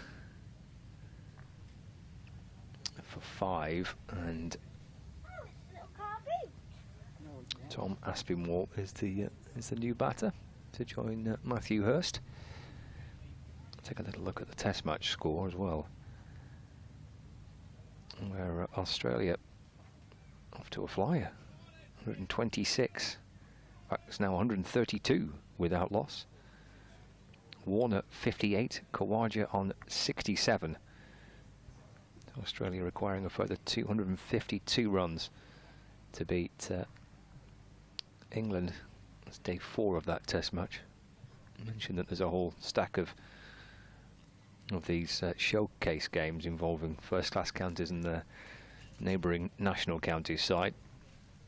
Last year we got 1 or 2 surprises, didn't we? I think we got 1 or 2 kind of shock results with the national counties beating the first-class neighbours.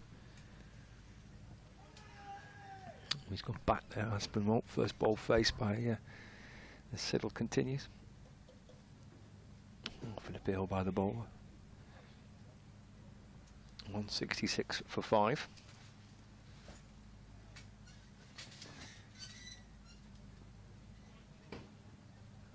Gets his first run, just turned out towards the leg side.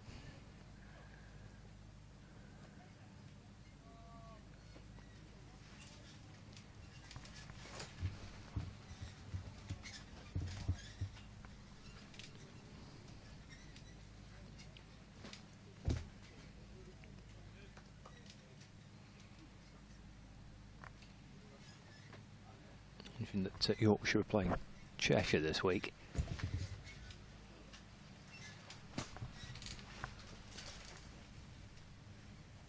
It's going to be buys, I think. Yep, 4 of them.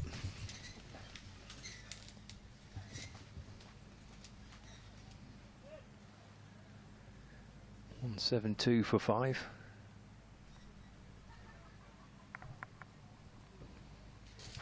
Yeah, Cheshire making 269 for 9. From their 50 overs against Yorkshire. Game taking place at Nantwich Cricket Club.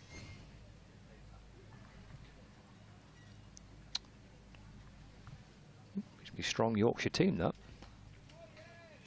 Harry Duke and Finley Bean, George Hill, Will Frayne, Matthew Revis, Ben Mike, Don Bess.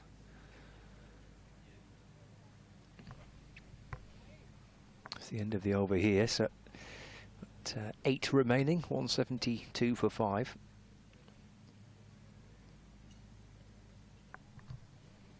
So yeah, Cheshire 269 for 9 from 50 overs against Yorkshire.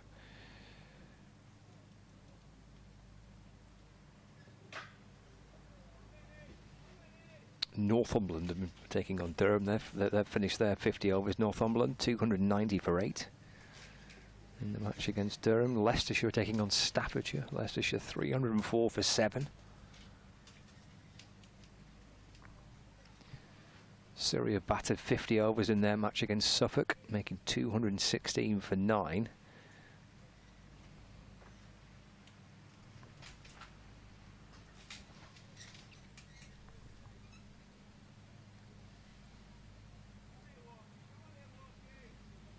And 73 for 5 as Hurst plays it down towards that long on boundary for a single, takes his total on to 17. Aspinwall back on strike. He's looking for his first run. I thought he got that in the previous over, but they were given his leg buys. So he's still on naught.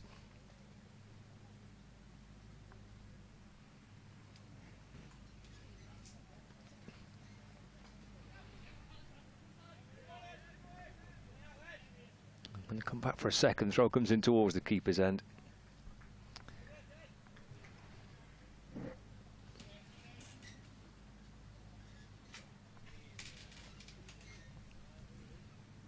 Aspinwall gets on to 2 now.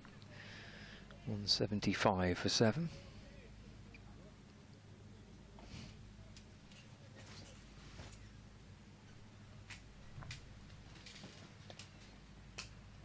Up in the air, cries of catch. It will land safe. It's short of mid-wicket.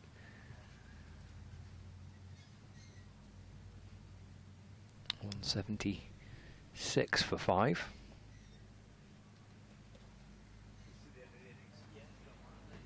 Hurst is on 17. Oh.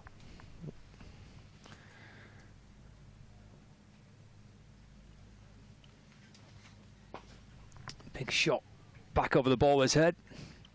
Down towards the boundary. 4 more runs. And look back on the replay as Hurst hammers that out down towards the long off boundary for 4.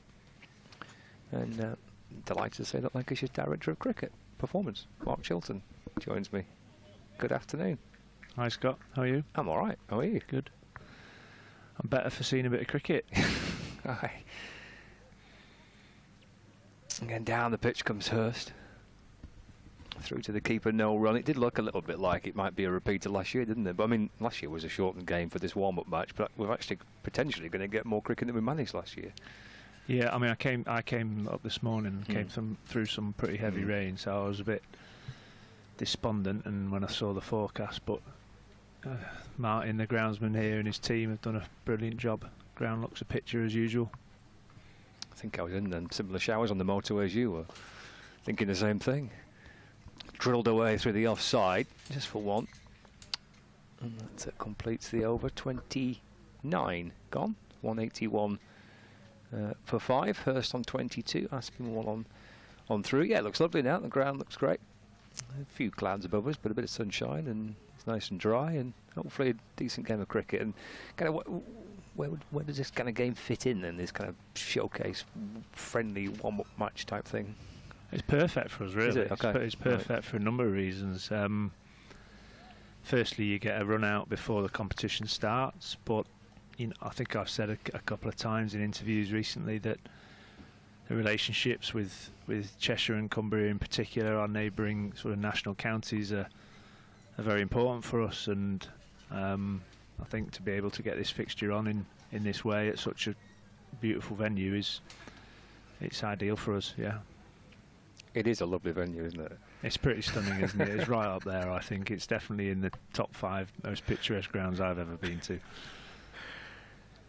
Yeah, it's an absolute joy to go and watch cricket being played here. 7 overs left for Lancashire. It's 181 for 5. It's now 182 for 5 as Hurst takes a single to mid-on. He's on to 23.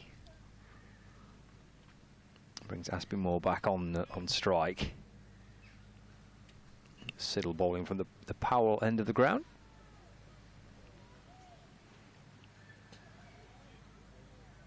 Another single for Aspinwall through mid-on, so 183 for 5. Well, fingers crossed we get a bit of good fortune on Tuesday as well. And, we can get a game. Essex were here last year, and unfortunately it was abandoned. Now the ball being bowled, so fingers crossed. Get a bit of break in the weather on tomorrow, and then on Tuesday in particular. It's a long trip for them lads, isn't it? I think they'll be a bit annoyed if they get rained off on Tuesday again. For a second year running. Yeah. I mean, it's lovely when you get here, but still. Reverse sweep that. He's got to hold that one nicely. 4 runs. Takes him to 27, 187 for 5 now. Just the same with Stephen Croft. It's a great opportunity, isn't it, for the likes of Matthew Hurst, and I think Lancashire supporters watching Lancs TV over the course of the next month are potentially going to see some new names, which is great. Yeah, I mean, I've always liked this tournament for that reason, really.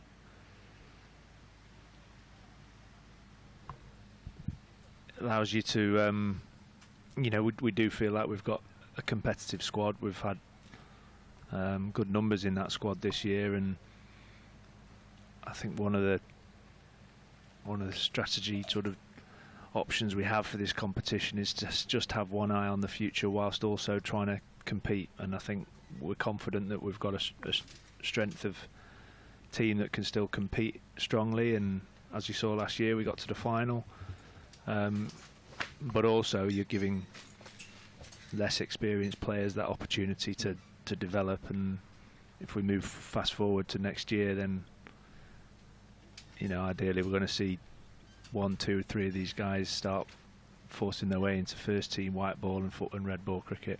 So I've always enjoyed this competition. I think it's in many ways you get lots of positives from it. I guess, I mean, George Bell, for example, debuted basically, didn't he, last season, got a chance in the warm-up match, but his first-class debut then later in the summer. He made a T20 debut last year, and now he's part of the first team, isn't it? That's right. Great story, isn't it? And I think what I notice with it is it's everyone has a lot to play for, and I know that's, you know, that is the case all the time with all the cricket we play, but this competition in particular, invariably if you're in this competition you've not got 100 gig for starters, and that's always an attractive attraction for the modern player. So they've just got an opportunity to push their case in this format, in white ball cricket, and either compete more strongly for a T20 spot, and then like Luke Wells, I mean, he would be a really good example as someone who had a good 50 last year, has forced his way into our T20 team, and now he's got a 100 gig, and that's fine. And we accept that that's part of what we're trying to do with players, help players improve, and those opportunities come their way. So the likes of Bell, Aspinwall, Hurst, George Lavelle, all of them really, Boyd's. You got a whole crop of young players who've got a great opportunity to showcase their talent over the next 4 weeks. 193 for 5. Freddie Fallows returning, having bowled 4 overs for 12 previously. He's muscled away off the back foot for 4 more.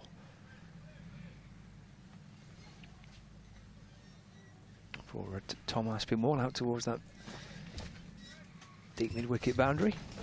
You should know these conditions well, Tom. So he seemed very relaxed and comfortable when he came in today, and nestled into his corner in the changing room like he'd never been away. So yes, went to Sedbergh School, and Tom Aspinwall. What a nice place to come to school. Yeah, I know. Goodness. Yeah. Wow.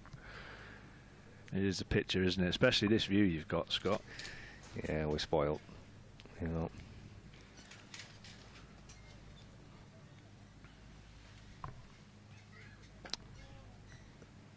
This might bring Lancashire the 200. Now just a single. 199 for 5. 5 overs remaining. Did Crofty have any views on the score? On what? I didn't ask him. Did you not? No. We're just nattering about, just about his role, and about him being old and these lads being young, that type of thing. Well, that's just the reality of the situation he finds himself in. That happens. So it's a great opportunity, really, for Crofty. I mean, I spoke at the members forum in the week, and as you get towards that latter stages of your career,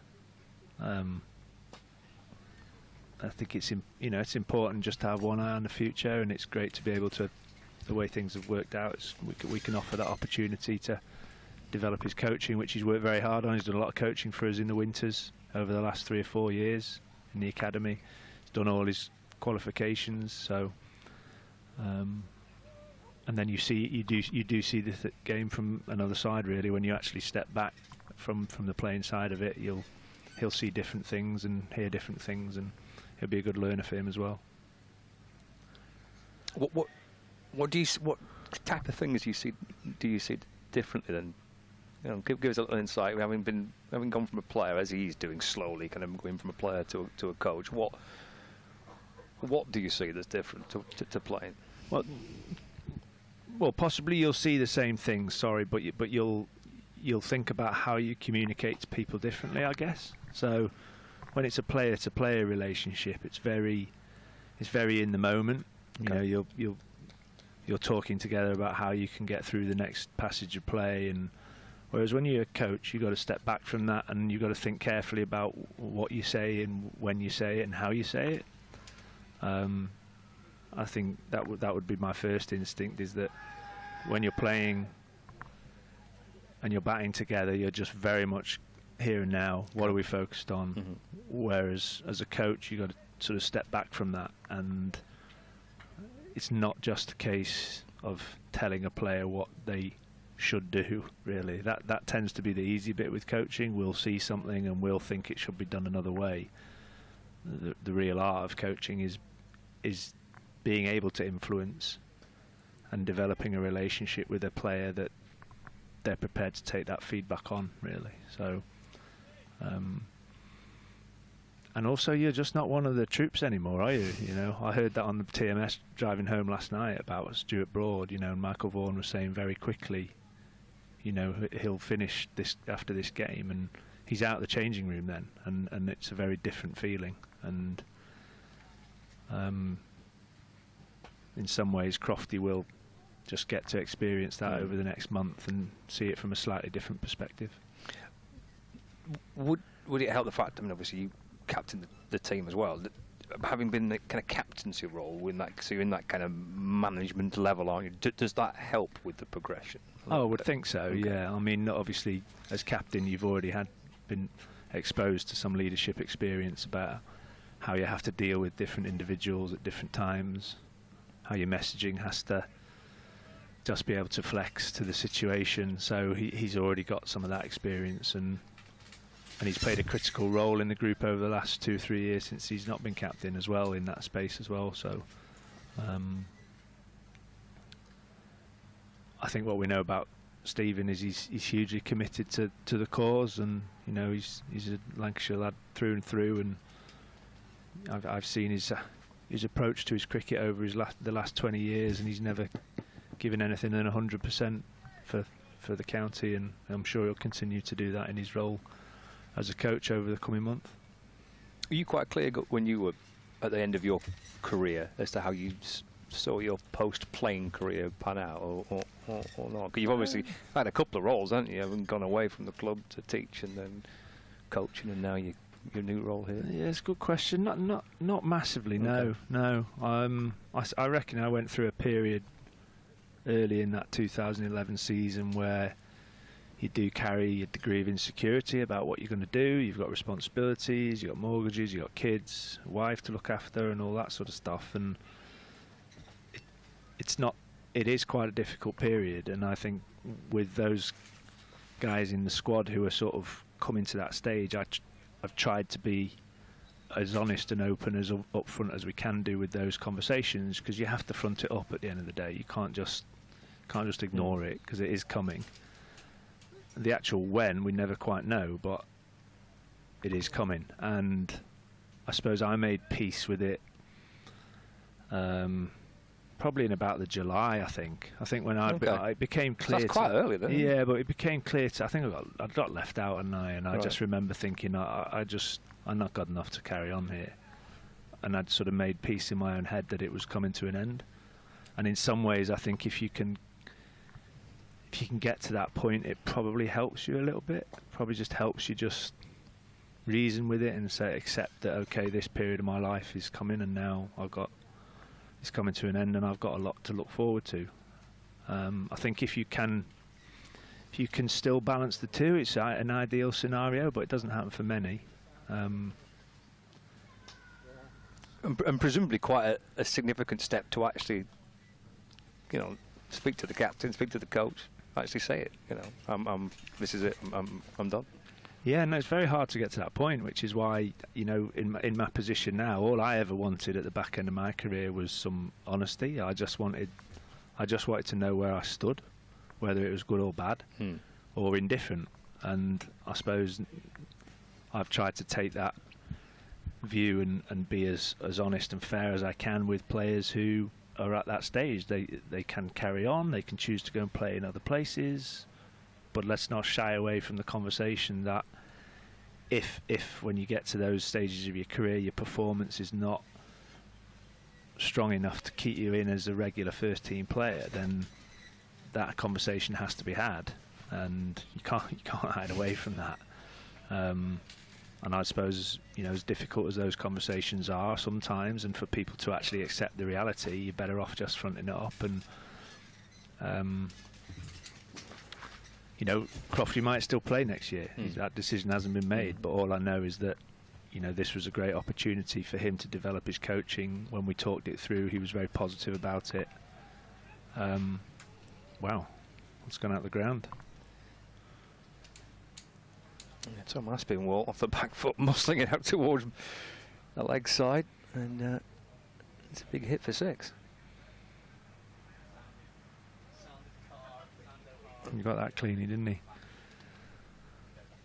It's up to the kids now to try and find it. Scaling the wall.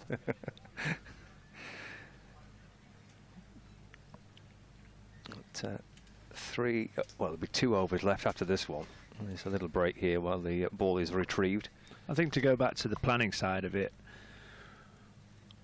I think the more you can do while you're playing at the back end of your career, the more experience you can get, the more exposure you put yourself into different situations to start trying to find a bit of clarity in your own head about what you might want to do. I think if I take Stephen, for example, he's done all his badges. You know, he's now, I think he's 3 years into his level 4. He's done his level 4 3 years ago. He's coached a lot. You know, he hasn't just sat at home in the winter, and you know, he's got out. He's been in our academy coaching. You know, he's done it, and that's really what I would encourage people to do, to maybe rule things out at times as well. Is it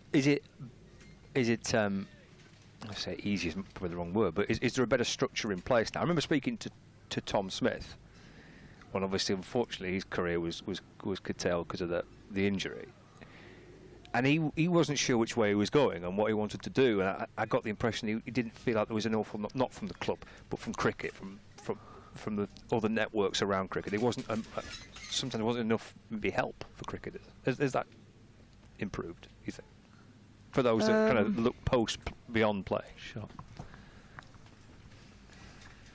I probably see it slightly differently than that. Okay. I think, you know, I've always thought the PCA have always done a pretty good job with that. The difficulty for the individual is know what it is, and doing it, and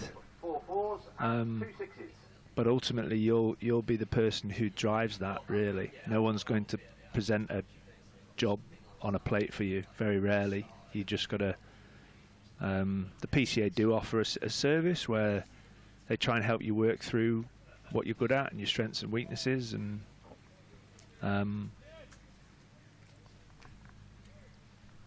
then I think the club, as on the whole, at the club we would try and link people with our contacts that we have, but again, it's an area that I do think we can look at a little bit more and try and get players. Wow, another one out of the ground. That's a big one. It's even bigger than the last one, I think, isn't it? Yeah, great hit. Lovely striking.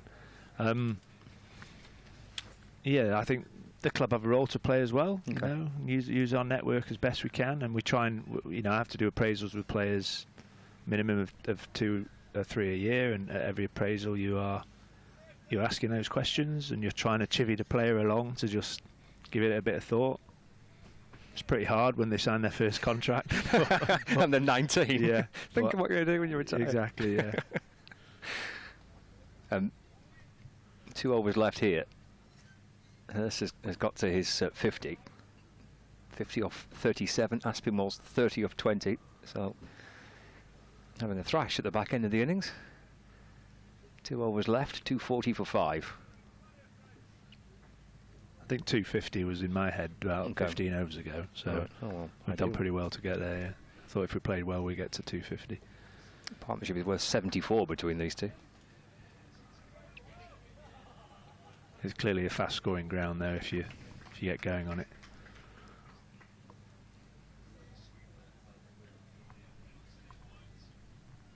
So 241 for 5.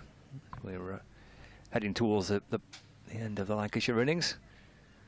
Both batters enjoying themselves out in the middle at the minute. They want to come back for a third here. Yeah, throw comes in towards the keeper's end, but the decision was made pretty quickly to try and come back for 3. Good running. 244 for 5 now. It's good to see some of our old Lancashire lads involved as well. Ed and Ben and JJ, Ben Walkden, JJ Fielding, Ed Moulton, all very closely attached to us over the last 3 or 4 years, and obviously not everyone can go through and get those pro contracts, and these are a great stepping stone for them to keep playing a good level of cricket. And they're all good players and should be getting every opportunity to keep improving. Gets that one away, beats the diver short fine, and got back for 2 more. Might even think of 3 again. Yeah, they're quick, these two. Yeah, good running. So 3 more added to the total, so edging up towards that 250 mark. 247 for 5. And there's 2 balls left of this over, and then 1 remaining, with Matthew Hurst on 58, and Tom Aspinwall on 33. Down the ground for a single this time. 248 for 5. And 1 ball left of the over. What makes Matthew hard to bowl at is he can score around the ground. You've probably seen already that he is a 360 player. He's got the reverse sweeps, he's got the dabs, but he also can hit through extra cover over mid-wicket. He can score all over the place, and those players become very difficult to bowl at. And he'll keep wicket, I think. I think he is today. Yeah, yeah. We've obviously got him. Well, we've got 3, haven't we? We've got 4, including Dane. I know, lots of keepers, but yeah, I think at the minute Hurst and Lavelle will be sharing the gloves for the time being. Very much see Belly taking a key role in the top 4. Thought he played beautifully today. Actually, he looked in some really good positions, looked well balanced. Bit unlucky with his dismissal. So.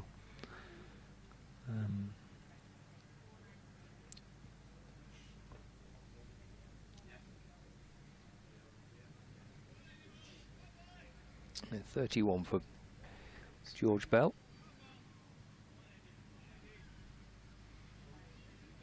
Getting the chance at the top. Of course, Lancashire will have 1 or 2 of the senior boys back for Tuesday.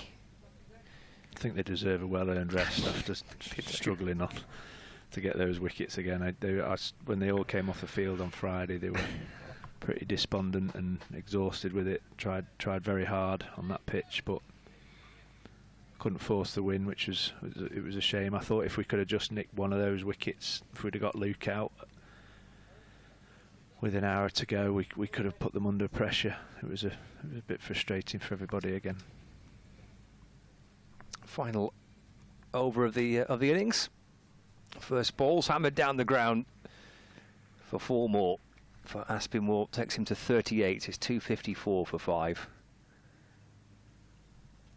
Yeah, some of the lads did look a bit goosed on Friday. And had kind of back-to-back championship matches, and I said to you before, we're just off air, weren't we? It's been it's felt like a bit of a frustrating season, and it's just not helped by 1 or 2 factors that you can't really control. Yeah, I said that at the forum in midweek. I think we acknowledge that there's areas of play where we could have been a bit more ruthless, but I also think we've played a lot of good cricket, and you've probably seen that. And you know, we've had 2 good wins against 2 of the top teams, and clearly shown we've got a lot of ability in the squad. But you know, it has been tough to take 20 wickets at Old Trafford. We found ourselves on 2 fairly flat pitches, a flat pitch at Taunton as well, very close at Trent Bridge, bit time out at Chelmsford. So it sort of feels like it's quite a culmination of frustrating elements that have just stopped us from getting a couple, 2 or 3 more wins, which would have put us right in the top 3 still. So I don't really think where we are in the table is a reflection of the quality of cricket we've played on the whole. I do think we have just rubber the green's gone against us a little bit at times this year. Also acknowledging that, you know, there's areas that we just need to improve at and could have been better. It means a reflection certainly of the impact I think that the changes to the points has made. Yeah, it would certainly hurt us, hasn't it, when you play on a good pitch like Old Trafford. And yeah, I did have a chat with Rob Key during the week about the pitches. I do think it's a problem, and we want to encourage cricket on good pitches to develop good players. You know, I know Jack and Tom ultimately didn't bowl Northants out in that second innings, but it's a brilliant learning experience for them to improve as players, and ultimately that will help England cricket at some point potentially. You know, we've got spinners bowling lots of overs and bowling on a used pitch, all things that are required to get results in Test matches. Sometimes I don't feel like the system supports what the England team need, and personally I think that needs looking at.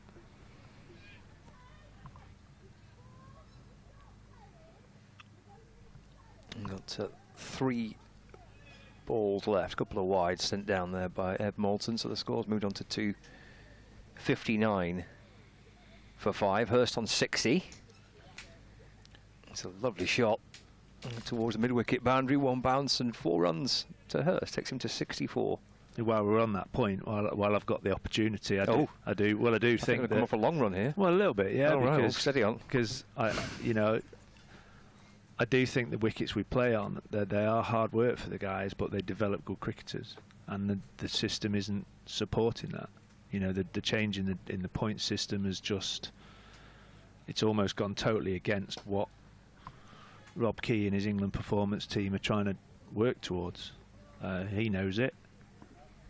And what are we going to have to do if nothing changes?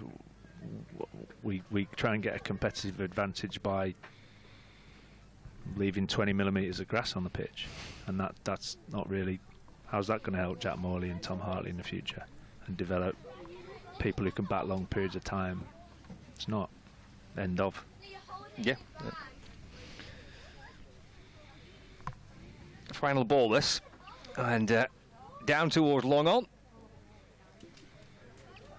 While I'm on my soapbox, that's time to go in it. I just got that in before I have my lunch. Several follow-up questions there, Chilly. What, you can't be leaving me now. Thanks for joining us. 1 ball left of the innings. It's been a bit of a struggle this for Ed Moulton. He's sent a couple of wides, a couple of no balls.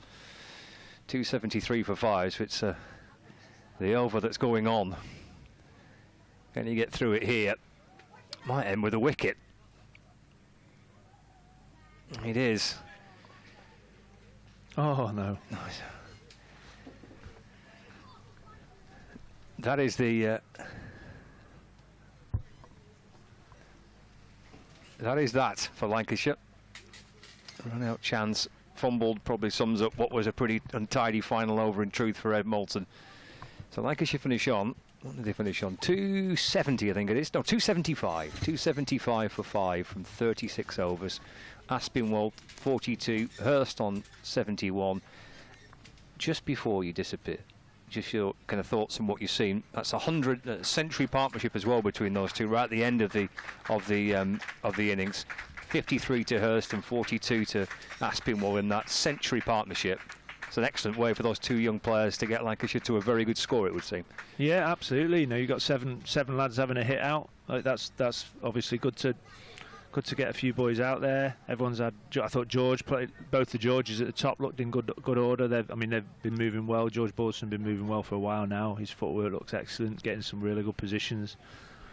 And you know, Hurst and Aspinwall obviously still rather inexperienced, but that'll give them some confidence going into Tuesday. So I think from our perspective, that's job done for the first half, and look forward to the bowlers having a bit of a run now. So. Perfect. Thanks, Scott. Cheers, Mark. Thank you very much. We'll be back here on Lancs TV shortly. At 270. Well, actually, it's been readjusted now to 272 on the scoreboard on the far side, but it's in the region of 270 that Lancashire have got in their innings, and nicely battered there at the end there for Matthew Hurst and Tom Aspinwall. Century partnership to get Lancashire to a healthy score. We'll take a break here on Lancs TV. We'll catch you in about half an hour or so. Thank you for those who bought tickets. I wanna fly the world, I wanna fly it better. Take me where the world is blue, when we are together. I wanna fly the world, we can just fly forever. Take me where the world is blue, when we are together.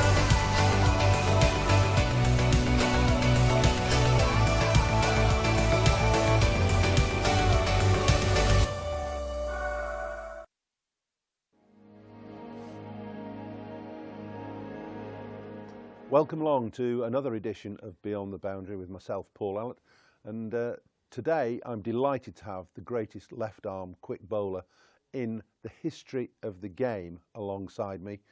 Played for Lancashire for 10 years, has become an adopted Lancastrian and had a wonderful international career with Pakistan. Wazim Akram, welcome along. Thank you all. Welcome back to Emirates Old Trafford. Does it still feel a little bit special when you come back Of course it does. Manchester? When I was parking my car, so a lot of memories came rushing back. The playing days, obviously the ground has changed a lot for better.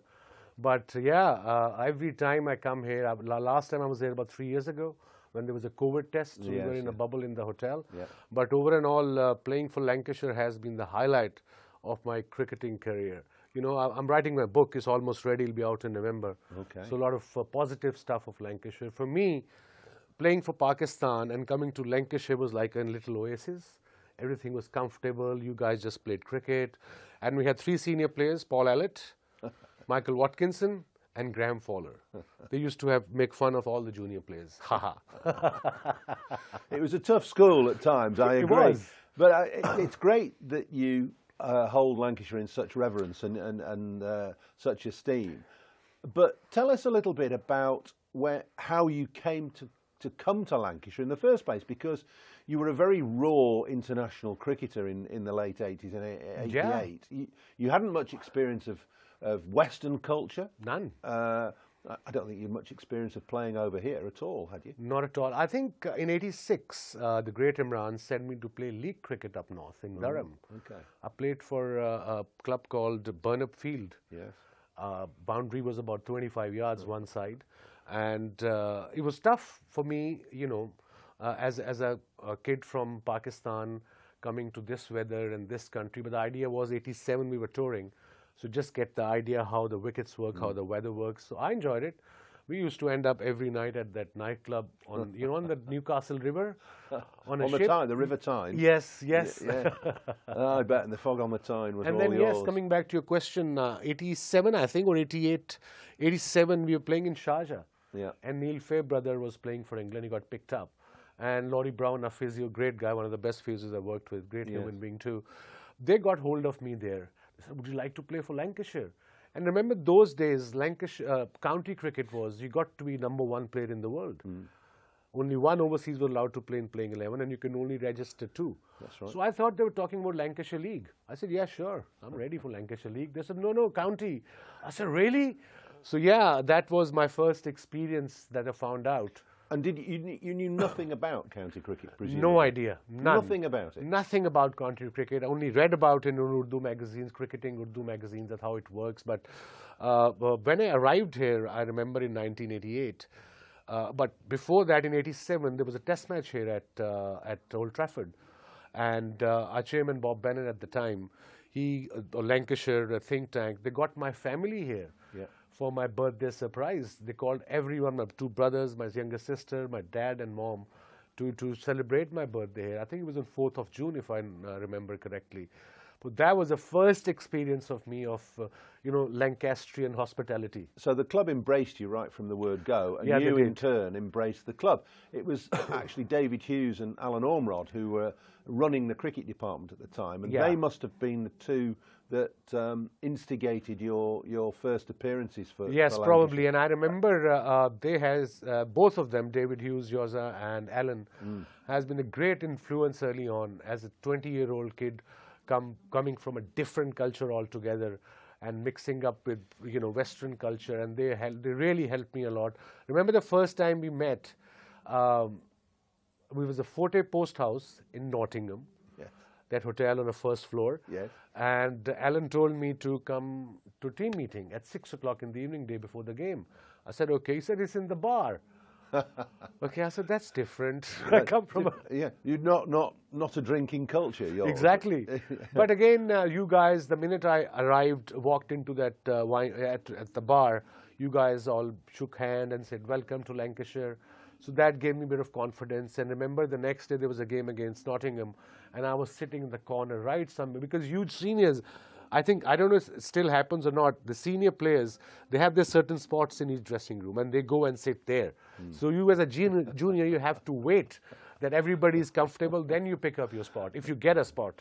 I remember wandering into a dressing room and somebody, it probably wasn't you, was sitting in where I normally change. I said, listen, Yeah. I've been changing I think there it for was 15 me. years. I think it was Yeah, me. well, I would let you off. But that's a good culture, though. Yeah, I suppose it is in a way, although it might be a bit outmoded now. Yeah, no, probably. Now then, your rise and appearance in cricket was quite extraordinary because you played very little first-class cricket, if any, in Pakistan. None. And you turned up and bowled at the nets.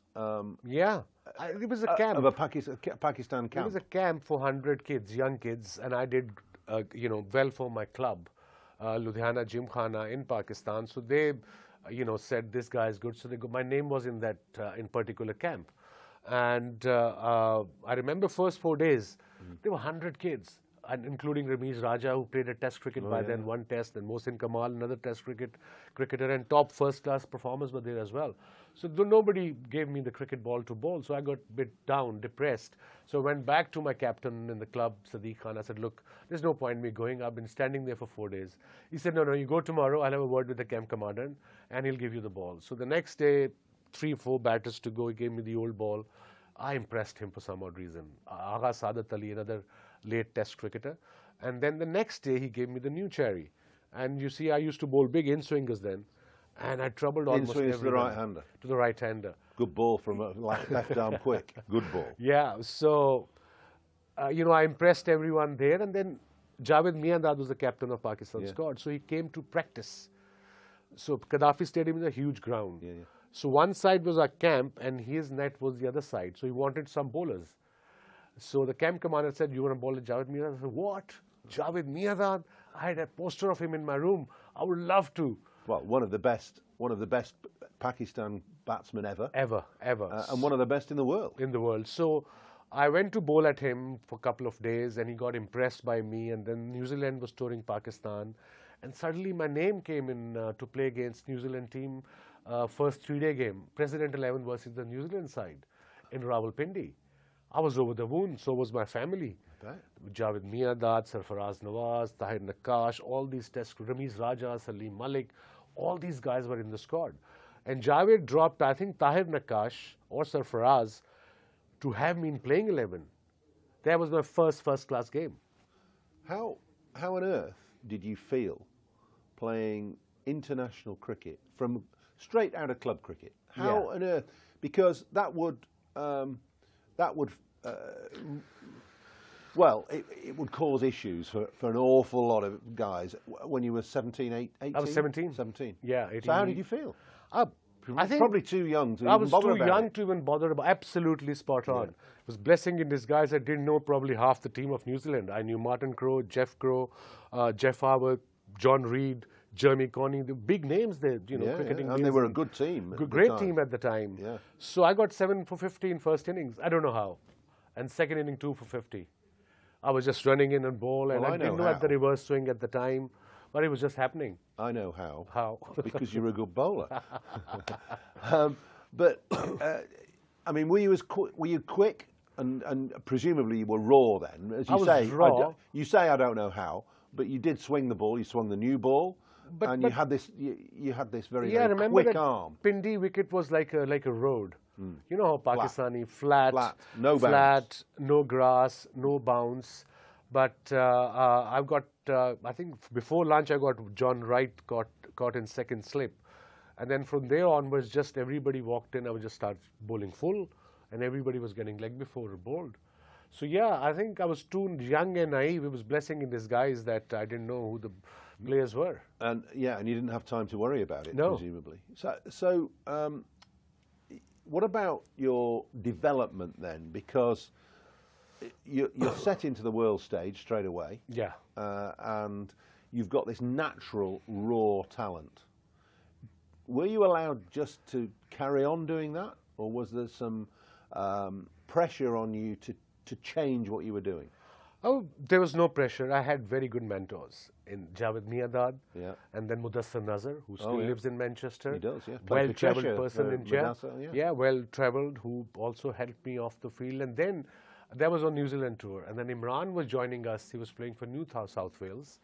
So he was joining us. We were then we were meant to tour to, go to tour to Australia for Mini World Cup in 1985, where India, I think, won eventually. India, Pakistan went in the finals. So I played, I think my first game was against Windies or against Australia. And I got 5 for 21, first top 5 wickets. Again, just bowling full, no control of the swing. That I learned eventually.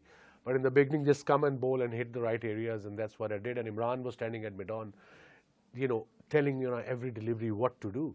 So that, as a young kid, was a huge confidence. My hero was telling me what to do, and I listened to everything he wanted me to do. And I think that's how I sort of got into the groove of Test cricket. Was Imran a good teacher, a good mentor? Did he allow you to develop naturally, Yes. or was he dictatorial? No, he was very easy, whatever I'm comfortable with. But he always wanted me to work hard when I was 17, 18. Those were the trades I've learned from him, me and that Mudassar, that, talent can stay for 2-3 years, and the hard work can prolong that talent for another, say, 20 years, 15 years. And I think that's where I have to come back to Lancashire. When I played in 88, I remember getting my first 100 here, first class 100. And in 89, I became the #1 player in the world. That 6 months of county cricket, playing with you guys day in, day out, traveling. And you guys were very helpful. You were helpful as a bowler, our captain, Yoza. I don't know. It's probably the best compliment that anybody's ever paid me, for you to say that I helped you with your bowling. But I'm flattered. I do remember giving you a real kick up the backside once when you came off because you said your nose was running and you didn't feel very well. Yeah, Tunbridge Wells, do you remember? Yes, I remember. I remember that game as well, Tunbridge Wales. Don't want to play there anymore. No. I never liked it there. So I said, come on, this is hard work. Bowling is hard work. Yeah, I remember. So you have to bowl even though you might not be feeling great, you might not be bowling great. So that might have been a lesson. Probably. I think tough love sometimes works. Yeah. And I'm glad you did that. It helped me. And you see, the whole team was behind me, the captain, the club. Yeah. I remember they put me in this hotel. It's still there or not? Trafford Hotel? Down the road. Yeah. Down the road. Well, Bob Bennett the chairman used to stay there. Yeah, didn't so he? they gave me a room No, I don't there. think it's still there now. Nah. But it was all right at the It time. was okay. So I went. So we went to play away games. We were away for 2 weeks, 2.5 weeks. I came back. They checked me out. I couldn't find my clothes. I said, "Where are my clothes?" They said, "We checked you out. I thought you were not coming back." So we had some great stories. But again, when I bought my place here at the time, I remember I must give compliment to this Pakistani Sufi Sadiq. He's still around. Accountant. He says, "I'll help you with your accounts and all." I said, ask Lancashire. He said, "You buy a house." I said, "Buy a house? I'm 20 years old. I have no money." "What do you mean buy a house?" He said, "Get a mortgage." I said, "What's mortgage?" Then he explained, you have 6-year contract. So Lancashire gave me a 6-year contract. First time any overseas player got such a long contract. Yeah. So that shows the shrewdness of the skipper, Yoza, and of course Alan, that they realized this guy can actually... Well, those were the golden days of county cricket being able to sign overseas players long term, because now, of course, there's so much cricket you You can't can sign somebody for 2 weeks. But and you were available for us virtually all the time, except when Pakistan were touring England. Yeah, and because there was no, there was cricket was not all year round. It was only Pakistan season from September, October onwards till March. That's right. And then county started from April onwards till August, September. Okay, so county cricket was essential in your formative Instrumental, years. yes. Because you're such a pioneer and because you are one of the best bowlers there's ever been, with the record, you've got over 900 international wickets across one-day internationals and test matches, over 400 in test matches, over 500 in one-day internationals. It wasn't all about just running in and bowling fast. You pioneered the ability to reverse swing the ball, which is now. And if you remember, I wouldn't say it's commonplace, but it's a fundamental part of the modern game. yeah, it really is. Now it's called reverse swing. Used to be ball tampering then, if you remember. Well, so they said, but you used to throw me the ball when you were bowling at the other end. I couldn't swing it. Yeah.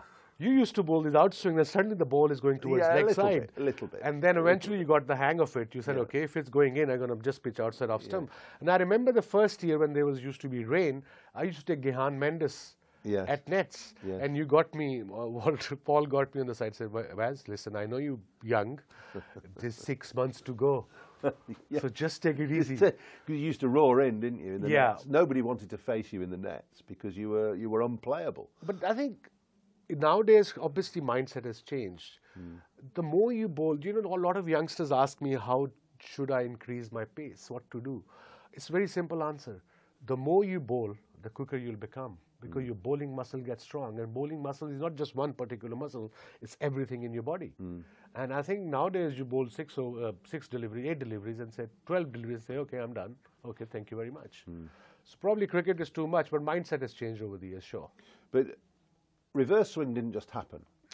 No, you must have developed this in line with Waqar probably. And, Waqar came a little and later. Imran was the one. Mudassar and Imran. Yeah. They were the one who actually taught me how to reverse swing. And the I ball. remember you being absolutely paranoid about keeping the ball dry when we were out there. The rough side. Just keep it dry. Keep it dry. Don't Do not spit shine. on it. Don't put sweat on it. Especially dry. the rough side. Yeah. And I remember our spinner, very good spinner, Gary Yates. Yes. He used to bowl like this. Yes, he did. And I had to go at him 3-4 times. I said, you better change your habit, buddy.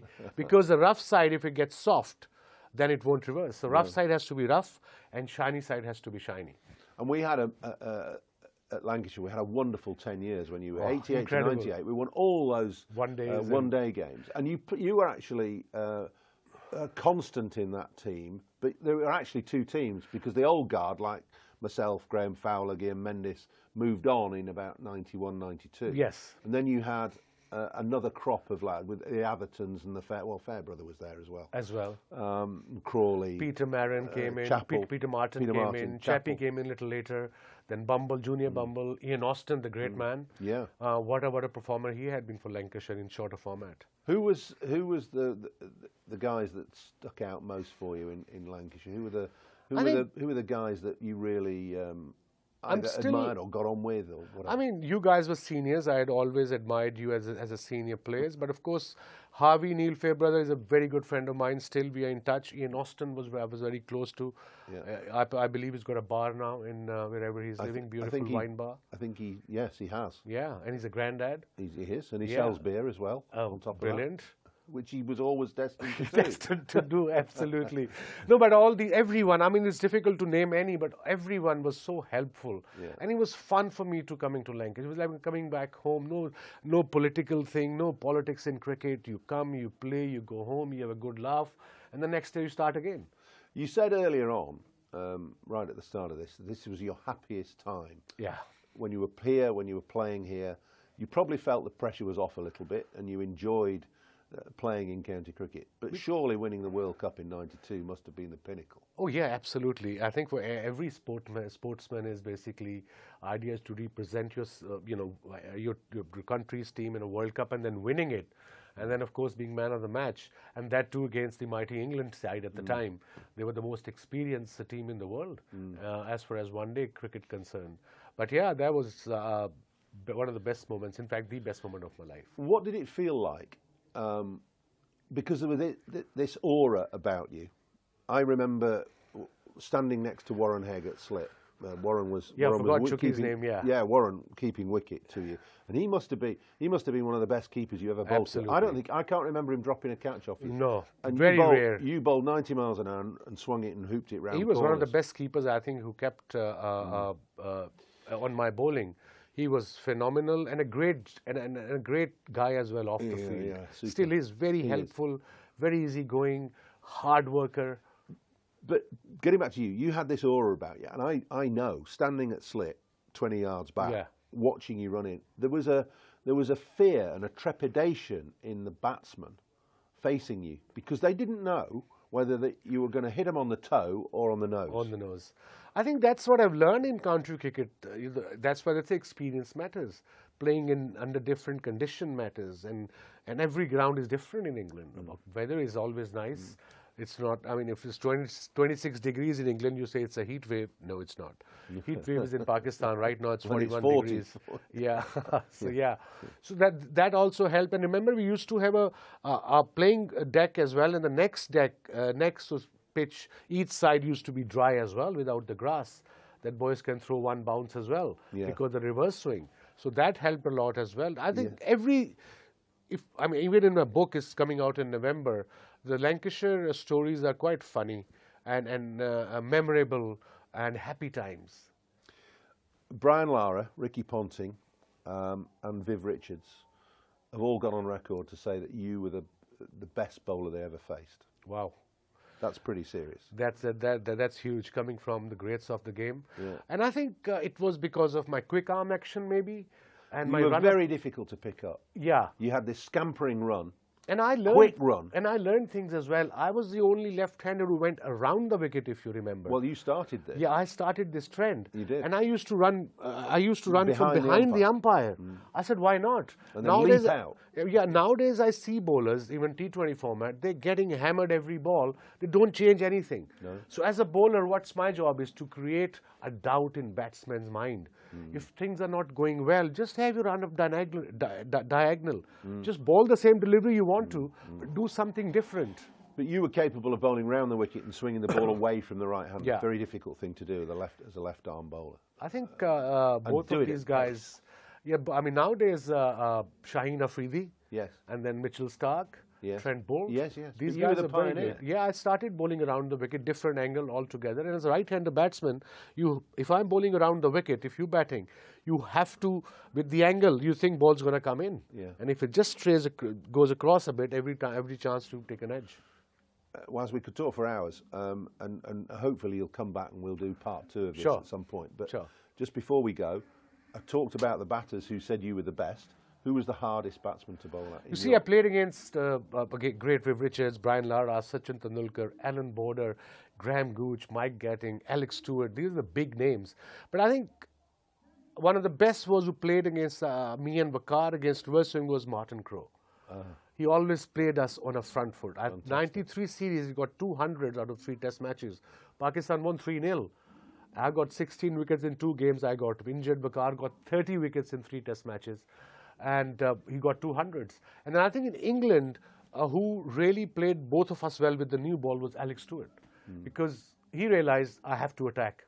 I can't just block and wait for the semi-new ball.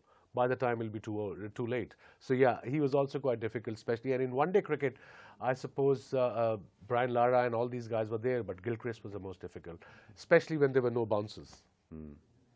Waz, it's been fantastic to talk to you.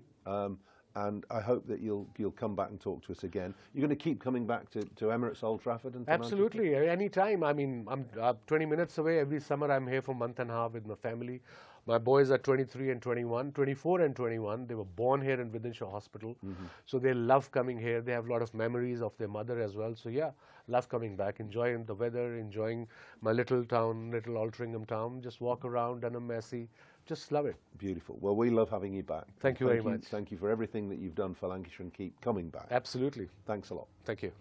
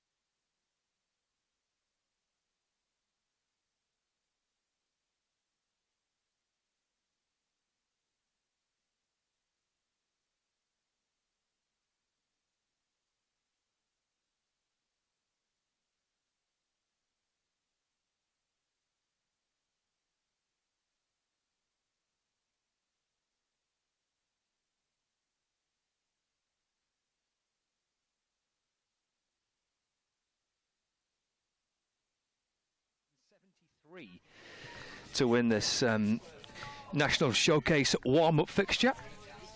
And we're going to see Jack Blatherwick to open the bowling. And through to Freddie Fallows, and he leaves it and taken by the keeper. We've got a little bit of activity in front of our media tent because Keaton Jennings, he's been mobbed by, by a group. We're going to see it in a second. Mobbed by a group of young kids from the All Stars programme, and they want some autographs from Keaton. So he's busy at the minute doing all that in front of us here. There he is. Keaton Jennings is somewhere in the middle of all that. Blatherwick is in and bowling, and Fallows plays it back down the pitch. I promise you, the Lancashire captain is in there somewhere.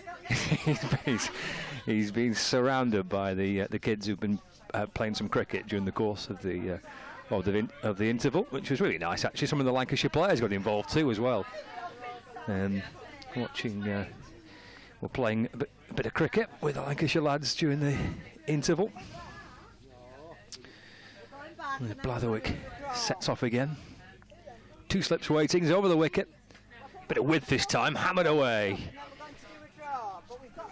And Cumbria's innings is up and running. Nice little shot, sliced away through the offside for 4. So 4 without loss. Target of 273.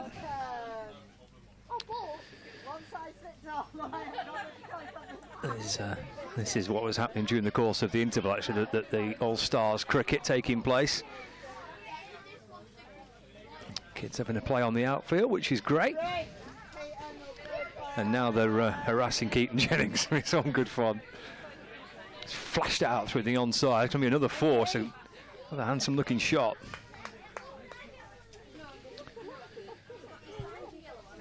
Score moves on to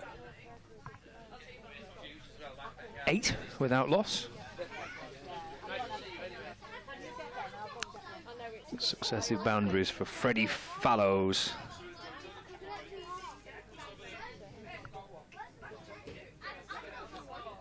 Oh, right.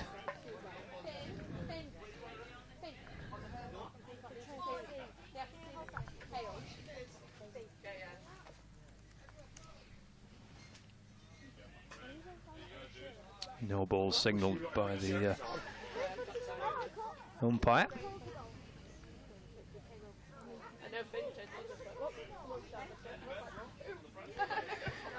So we had Stephen Croft and Mark Chelton with us through the course of that first innings, and we're going to be chatting with Dane Villas through the course of this second innings. I don't know whether Dane can actually hear us now. Give us a thumbs up, Dane, if you can hear us now. He's got us. Happy days. Happy days. We'll have a little natter with Dane through the course of the game. Big top edge here. Might land safe. Harry Singh chasing after it. And it's land safe.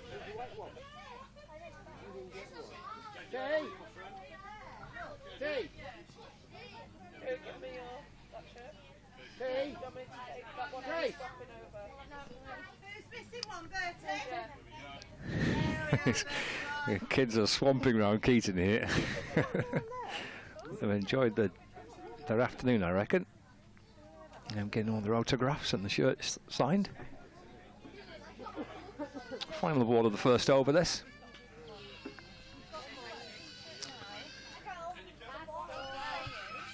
So 11 off the first over.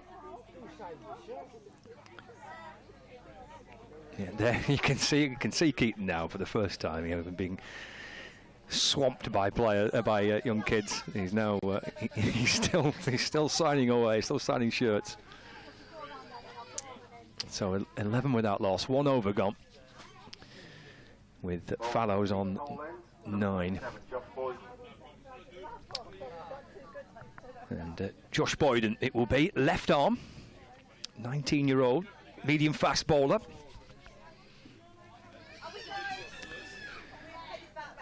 He's going to open up for Lancashire from the Powell end of the ground.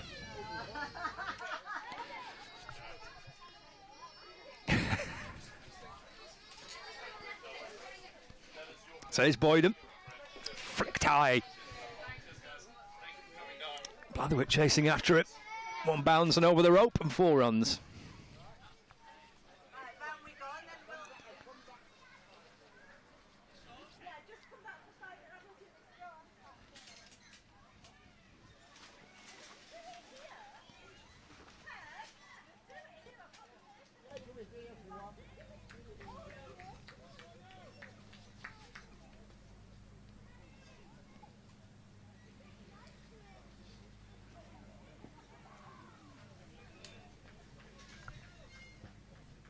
Josh Boyden signing his rookie pro contract in July of last year.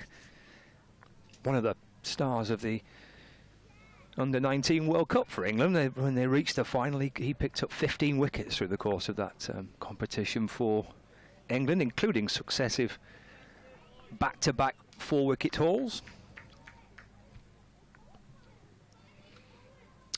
He's a lad from Chorley, went to the same school as Tom Smith, actually. Single here. Takes the total on to 16 without loss.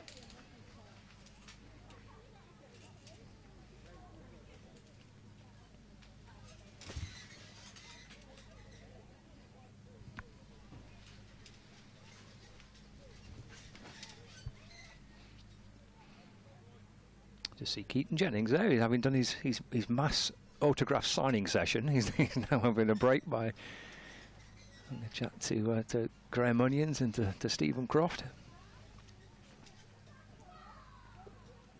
Edged to second slip.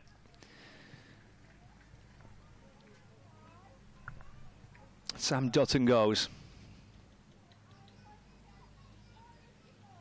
Success for Josh Boyden, picks up his first wicket.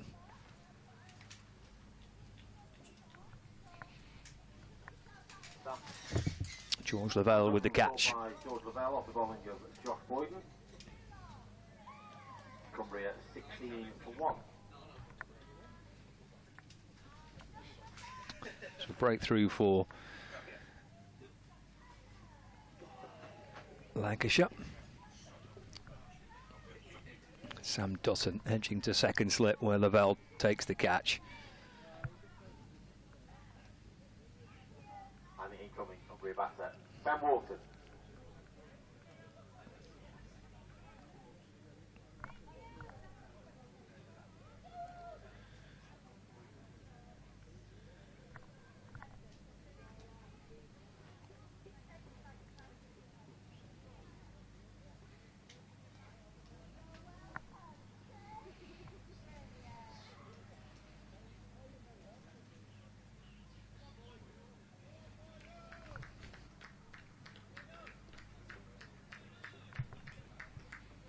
So Ben Walton, new batter, to join Freddie Fallows.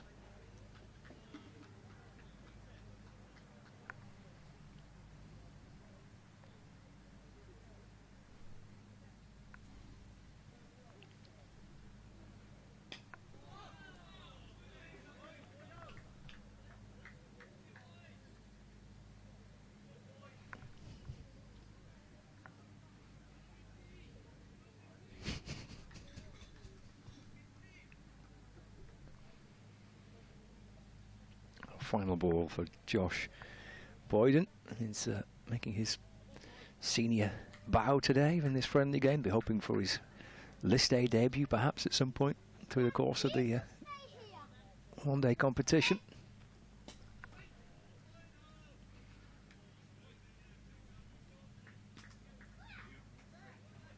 Plays it straight to Jack Morley to complete his first over. So 4 off the first ball. And then 3 balls later, picks up the first wicket. Cumbria 16 for 1. We've had 2 overs, a target of 273.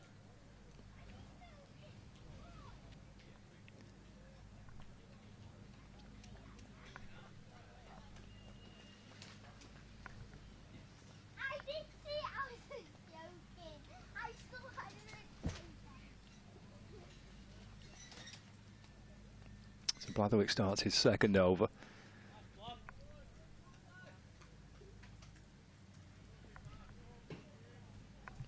George Balderson at mid-off field. So Balderson making 71, top scoring for Lancashire. Total of 272.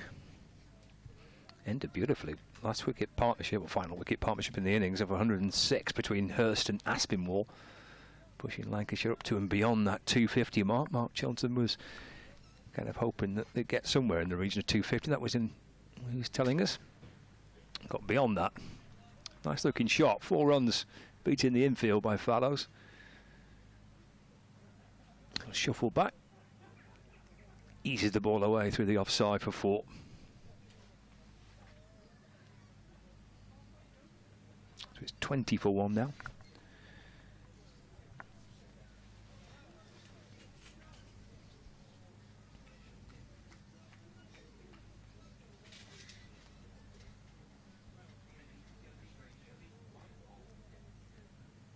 Two slips waiting. Blatherwick bowls again. It's another 4.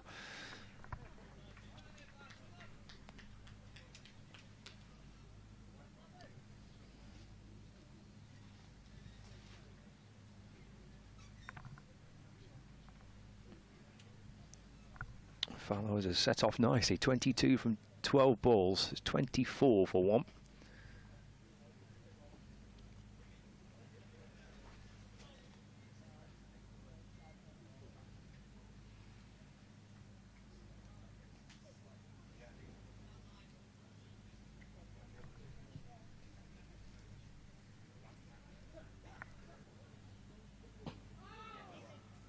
No ball signalled by the umpire.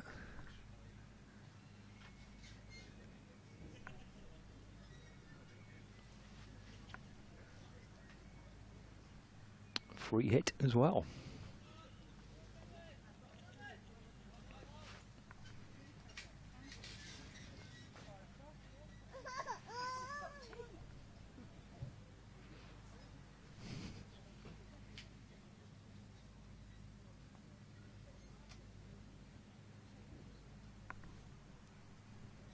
Free hit this for Fallows.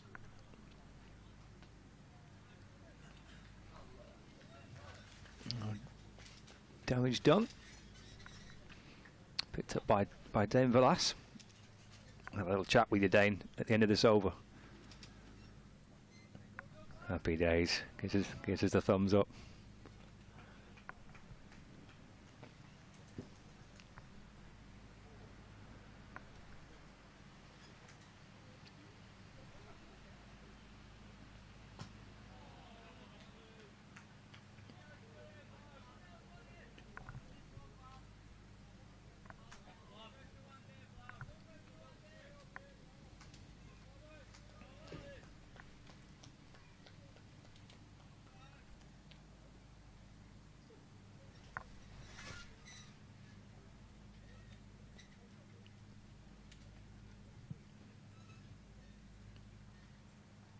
Final ball of the over. A couple of boundaries and the no ball in this. It's 26 for 1.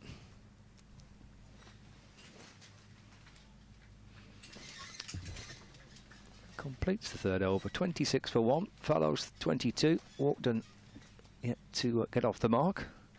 Let's head out to the middle, shall we? And see if we can hear a little bit from Dane Villas. Afternoon, Dane.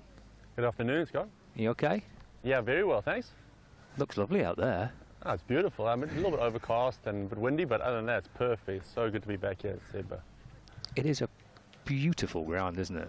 Yeah, it's fantastic. We love coming here, and it's really nice. A bit of a change from Emirates Old Trafford. It's great to be out here, and we've had some great games here. So hopefully, it's a start of a good competition for us here. Hopefully, a start of a little bit of dry weather as well. It's been a bit of a wet few weeks, hasn't it? It has been, yeah. So fingers crossed we're going to get a good spell and some good cricket in. What do you reckon to this one-day cup? How much you kind of looking forward to being involved in it again, Lancashire reaching the final last year? Yeah, I think look from what we did last year was incredible in all competitions, and this one really, we've got a really good young squad here, a few old guys as well, but I think a really good young squad, which is great to see, and guys are playing some good cricket. One of the younger guys in bowling here. Yeah, boys, he's been impressive. You know, ever since he came onto the academy and the squad, have been around us, bowled in the nets, and made the batsman's life a bit difficult. But he's been really good and impressed, and I hope he has a good campaign here.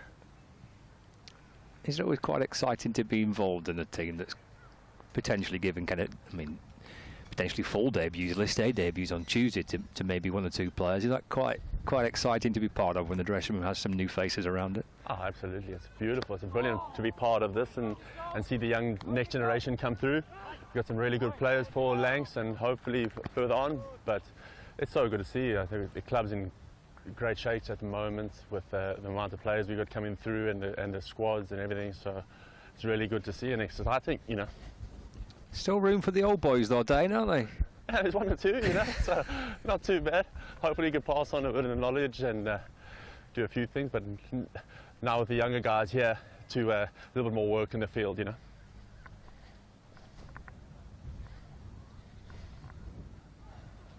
Oh, look at that. Go on, Dane, just talk us through that. Well, beautiful catch there by George Bell, another wicket keeper, having 3 wicket keepers behind the stumps, which is good to see.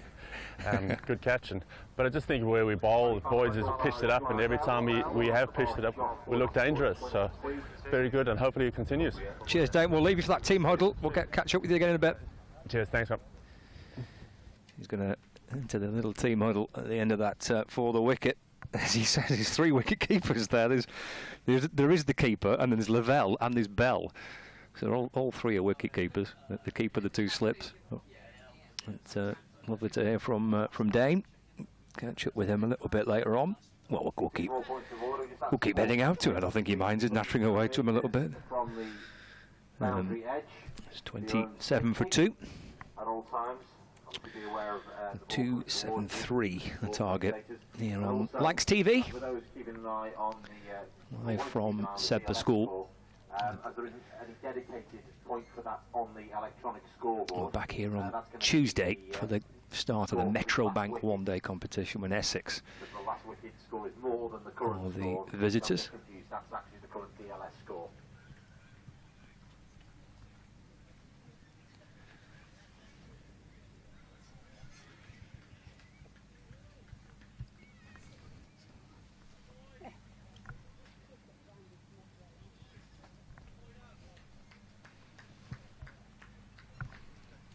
Second wicket for Josh Boyd, and then Freddie Fallows, who was going along quite nicely, wasn't he? 22 from 17 balls.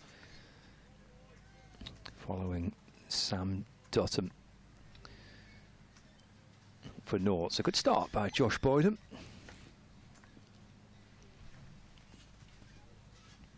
Left arm over to the new batter, JJ Fielding.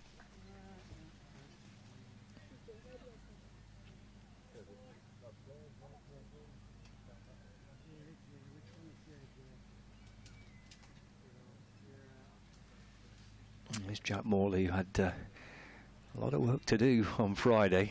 Lancashire tried to bowl Northamptonshire out to win that championship match.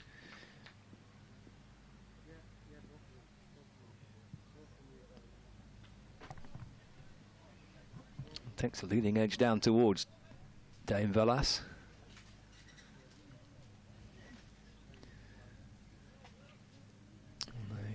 Cross for 1. I think that's it.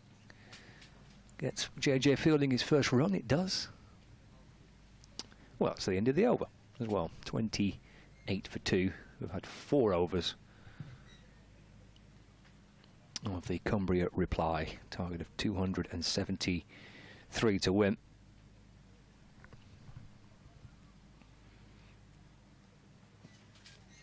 So we keep across the score from the oval as well. There's a rain delay, with Australia 135 without loss. Warner on 58, Khawaja on 69, so need a further 249 runs to win Australia, but they're off for rain in the test match.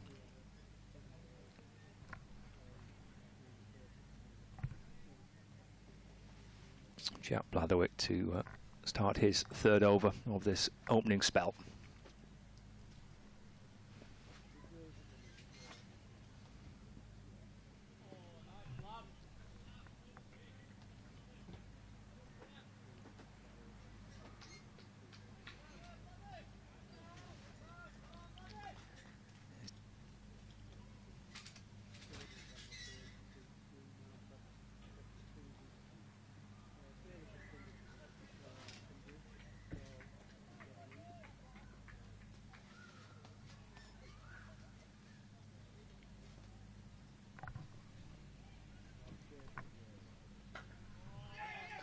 Quick single hit. Underarm throw towards the bowler's end.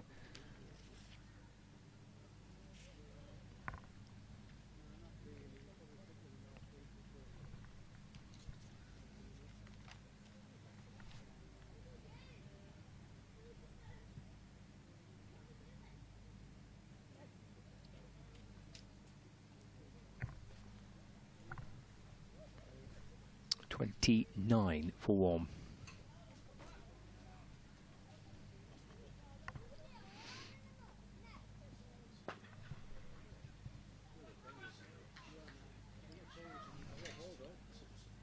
Harry Singh trying to catch up with that. The ball beats him out towards the boundary.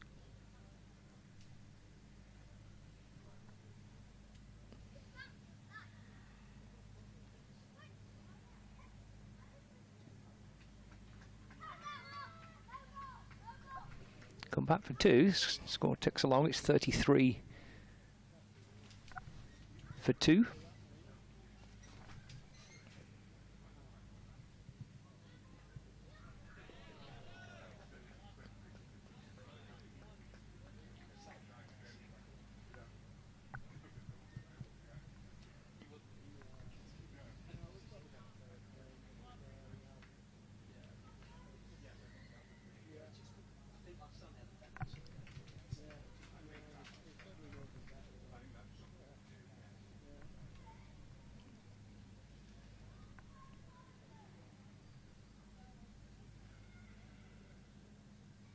Blatherwick to Walkden. And a defensive push into the offside. Again, there is no run.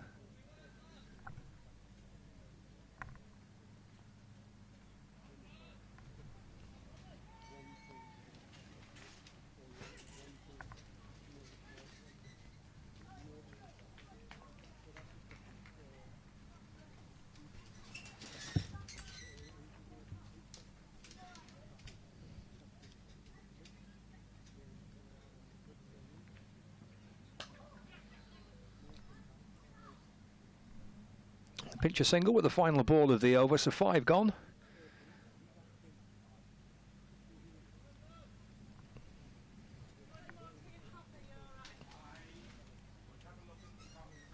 .34 for 2 at the end of the 5th. Walked in on 6. JJ Fielding on 2.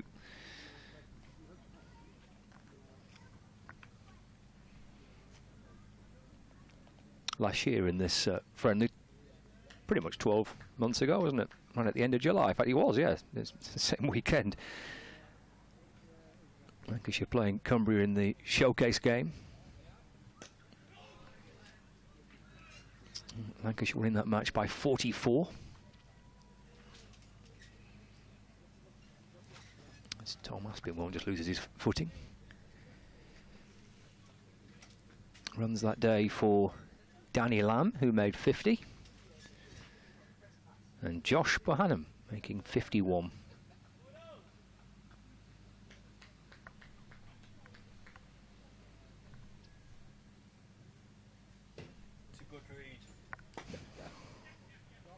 Just beats a dive of Aspinwall. 4 runs takes a total to 38 for 2.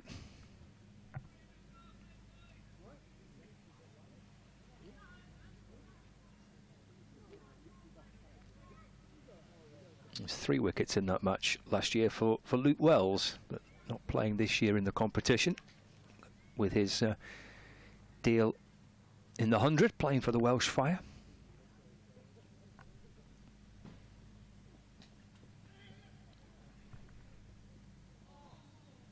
Velas there, pick up and throw towards the stumps. Through they go for a single. 39 for 2. Yeah, Cumbria finishing on 142 for 5 from their 22 overs. Again, it was a reduced game. It was even wetter than it was today. Heavy overnight rain last year meant that the match was delayed and reduced down to 22 overs, but at least we got a match in.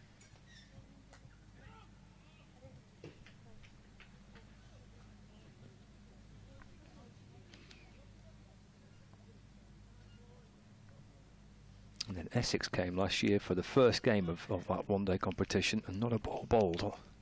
Complete washout. Fingers crossed when Essex return on Tuesday that it's a better outcome. It's a long journey for no cricket from Essex to Cumbria.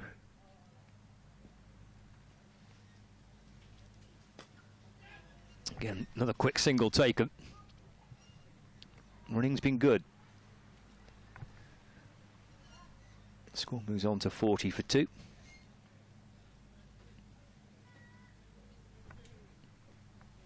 Josh Boydham 2 for 13.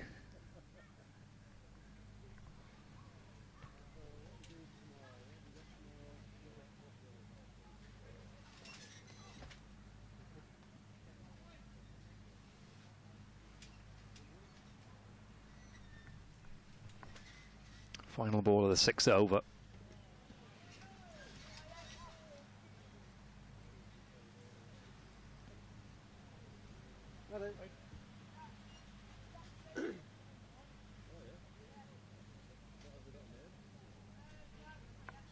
That's 6 overs gone. 40 for 2.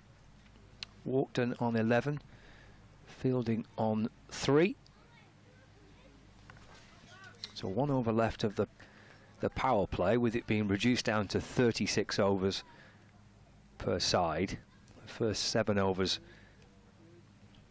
is the first block of power play, then 8 to 29, and then 30 through to 36 final power play overs.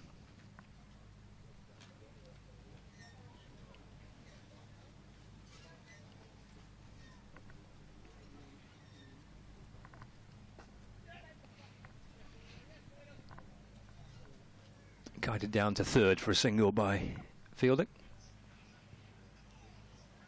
Score moves on to 41 for 2.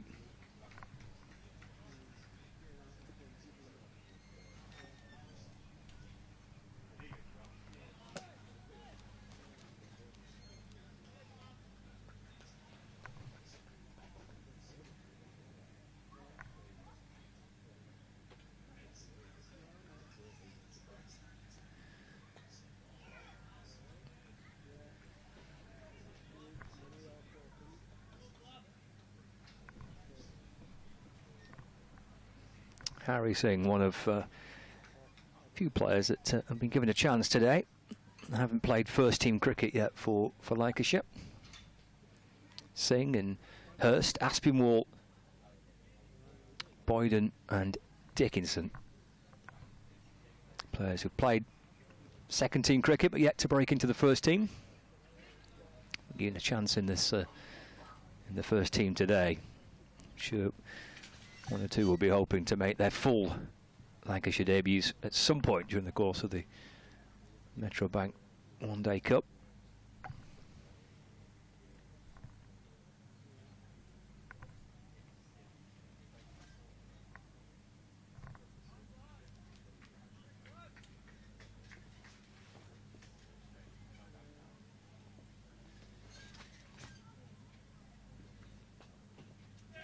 Just beats the dive of second slip and gone for 4, having got past 3rd man.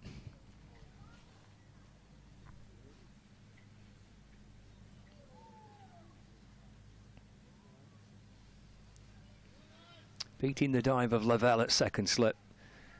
Boyden unable to flick the ball back from the deep 3rd boundary. Score moves on to 46 for 2.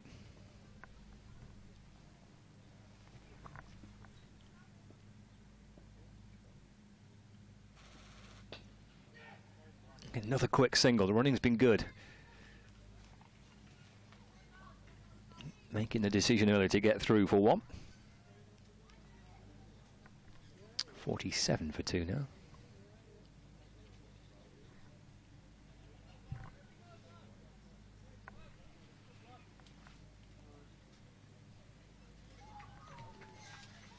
I'll have a chat with Dane at the end of this over, get his assessments on this power play, the first one.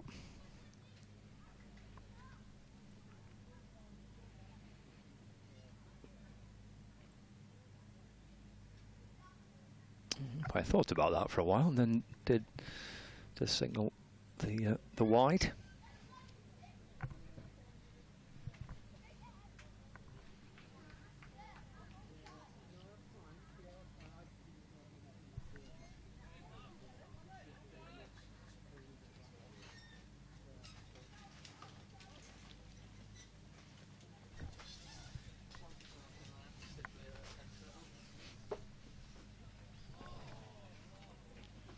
It does complete the 7th over.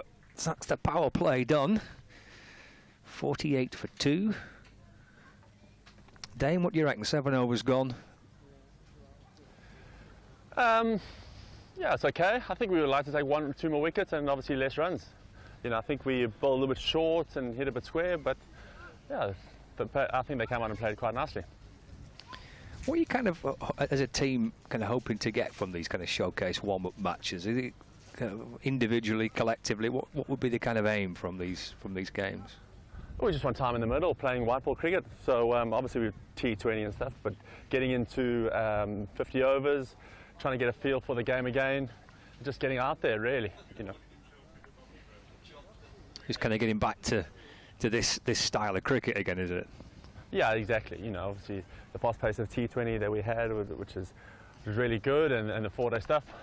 But it's nice to play this style of cricket again, you know. So the guys are excited, and just to get a run around, you know.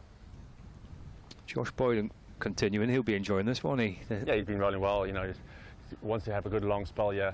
And that's the beauty of this format, is when you're bowling well and things are going nicely, you can have the extended spell, which he's done. So I think he's been our best bowler on show, obviously the 2 at the moment, but he's bowled really well.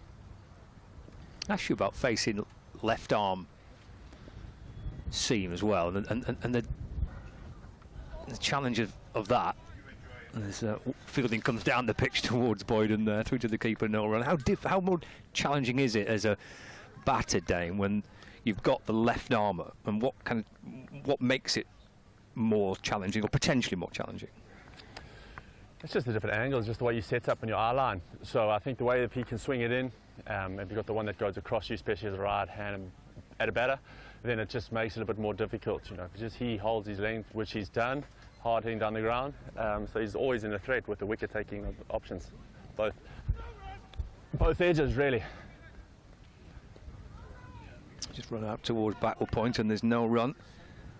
Got Will Williams in the commentary box alongside me now. Hey, Will. Afternoon, Scott. How are you? I'm very well, thank you. Just having a little natter to Dane. It's lovely, isn't it? It is, isn't it? Yeah. Yeah, he's a good man to natter. He gives me plenty when I'm standing mid-off and he's down bowling. You know, we have a lot of good chats. And if there's one man you want to talk about bowling and the way Boyd's is bowling, well, there's no better than Will, really. There you are, Dane. You're in the game here. Oh, yeah. He's been impressive, hasn't he, Josh? Under pressure. The way he started off and he's hit some nice tight lines and swung the ball nicely up top. Asked the guys to play hard shots, which is exactly what you want. Must help. A couple of early wickets must settle. I'm sure there's a few nerves around. That must help. 100%. Yeah. Okay. Yeah. Young fella on the team. Couple of early wickets. Nothing more settling than those first couple to get you on the board.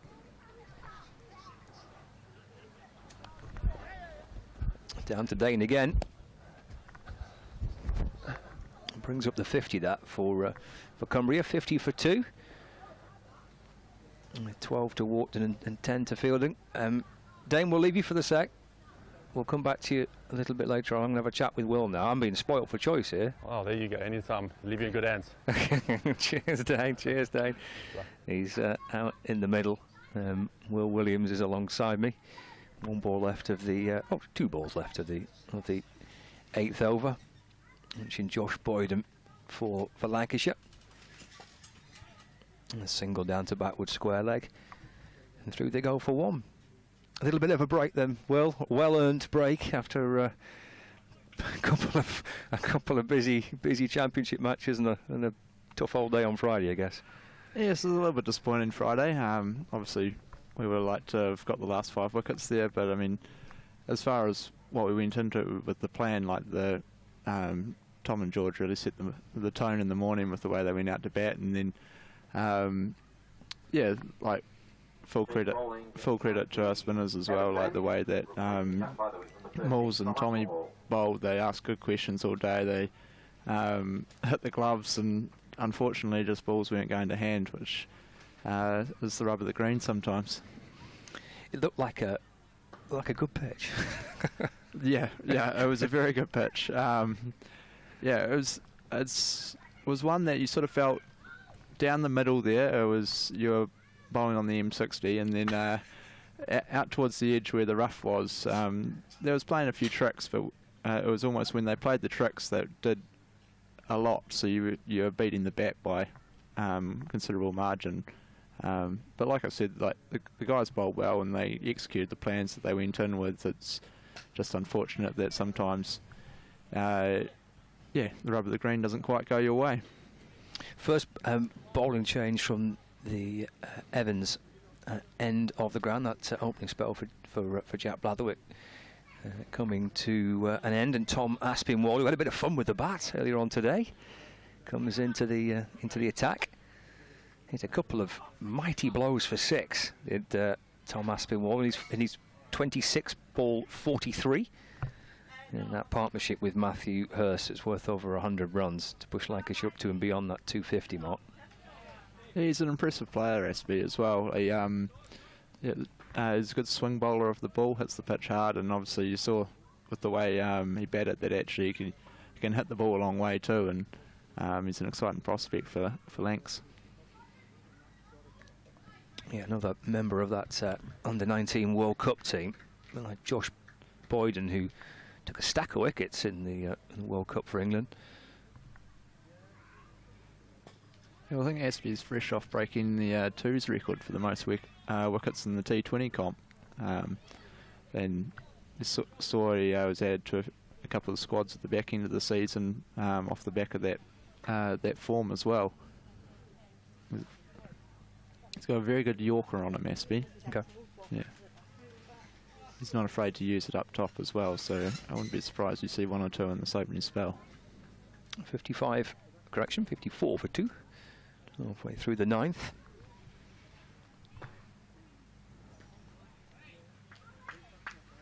Through to Hurst, and there is no run. Quite exciting, isn't it, for Lancashire? They've got these two teenagers bowling either end here, two guys that have come through the club's academy and into the seconds, and now getting the chance to see what they can do in the first team. Absolutely, and these guys have certainly earned their opportunity as well through good performances, like I said, with the twos cricket, and it's just gone past there. But like they've been bowling well for a consistent period of time, and that's it's exciting to see, and I'm sure we'll see a lot more of them going forward. George Balderson with the dive there, just trying to cut that off at mid-on. Sneaks past him. 4 runs, takes the total on to 58 for 2. 1 ball left of the 9th.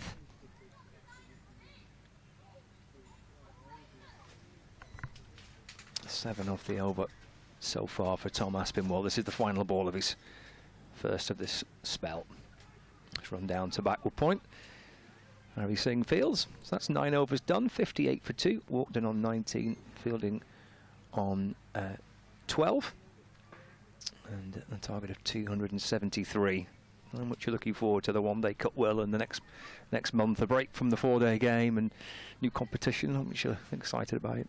Oh, I'm really excited. Like, I was fortunate enough to play in it last year, and we obviously had a really good run with games there, and it was just a fun competition to be a part of. In general, you get to play at these fantastic venues like Sedbergh and Blackpool and a few other ones. York was quite impressive last year as well, even though it was an away venue. Yeah, they got a bit of abuse in the crowd, but yeah, that's to be expected.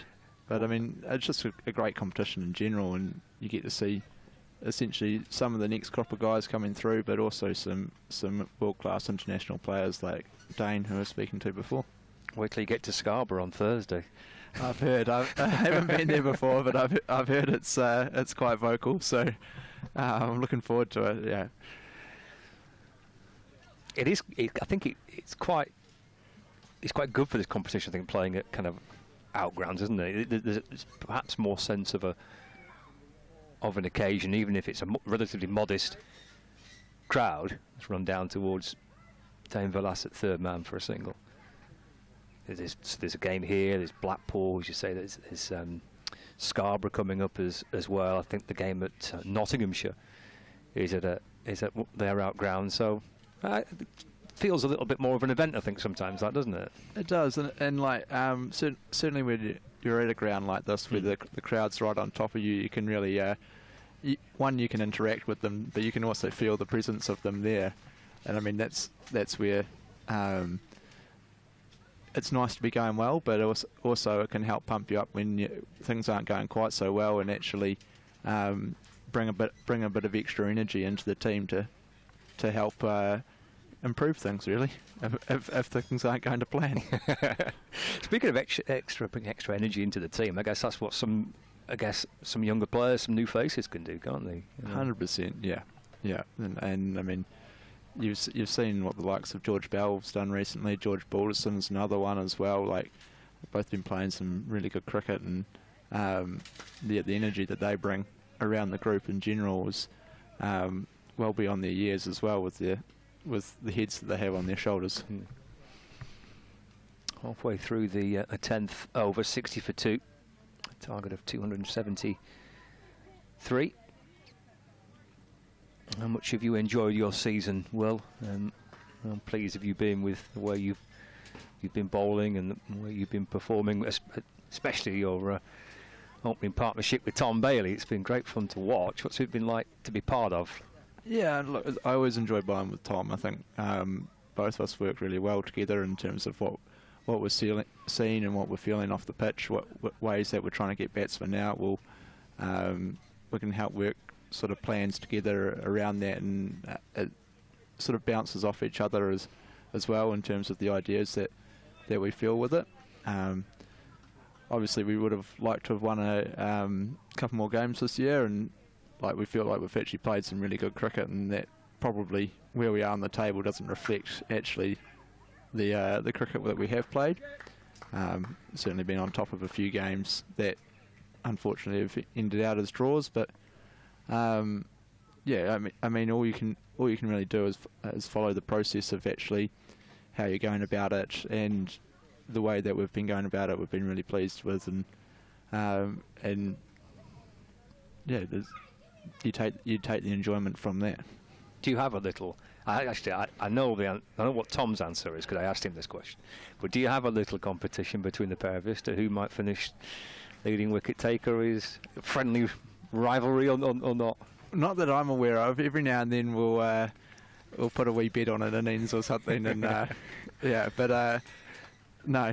Look, it's one of those ones as well where, like, we know that so long as we're both bowling well together, it might be one day that he gets the wickets and the next day I get the wickets, and you saw in that Surrey game that things happen like that. But yeah, being able to sort of hold the pressure together, work towards a common plan, that's the sort of the key objectives for us in terms of when we're opening the bowling and any time that we come on after that as well. Let's run down to third man for a single. Score ticks on to 67 for 2. Tom said he didn't feel like there was any kind of competition to be the leading wicket taker. He was just desperate to take 10 wickets and get off the field and put his feet up. That's probably the fairest comment I've heard all day.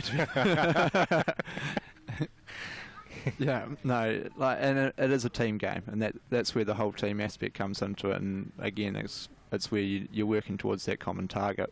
Yeah, it's a nice bumper that from Aspie. He's talking up his Yorker earlier, but he also has quite a useful bumper too.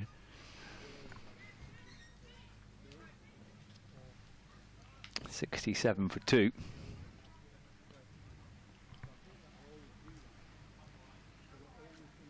It's been one with a bit of breeze pushing in behind him.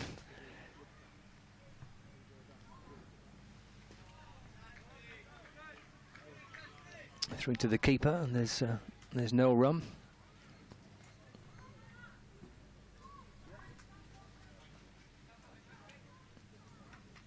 Well, you must be absolutely thrilled, Will, with how it's gone since you came to Lancashire. It's been what, kind of 12 months or so now, isn't it?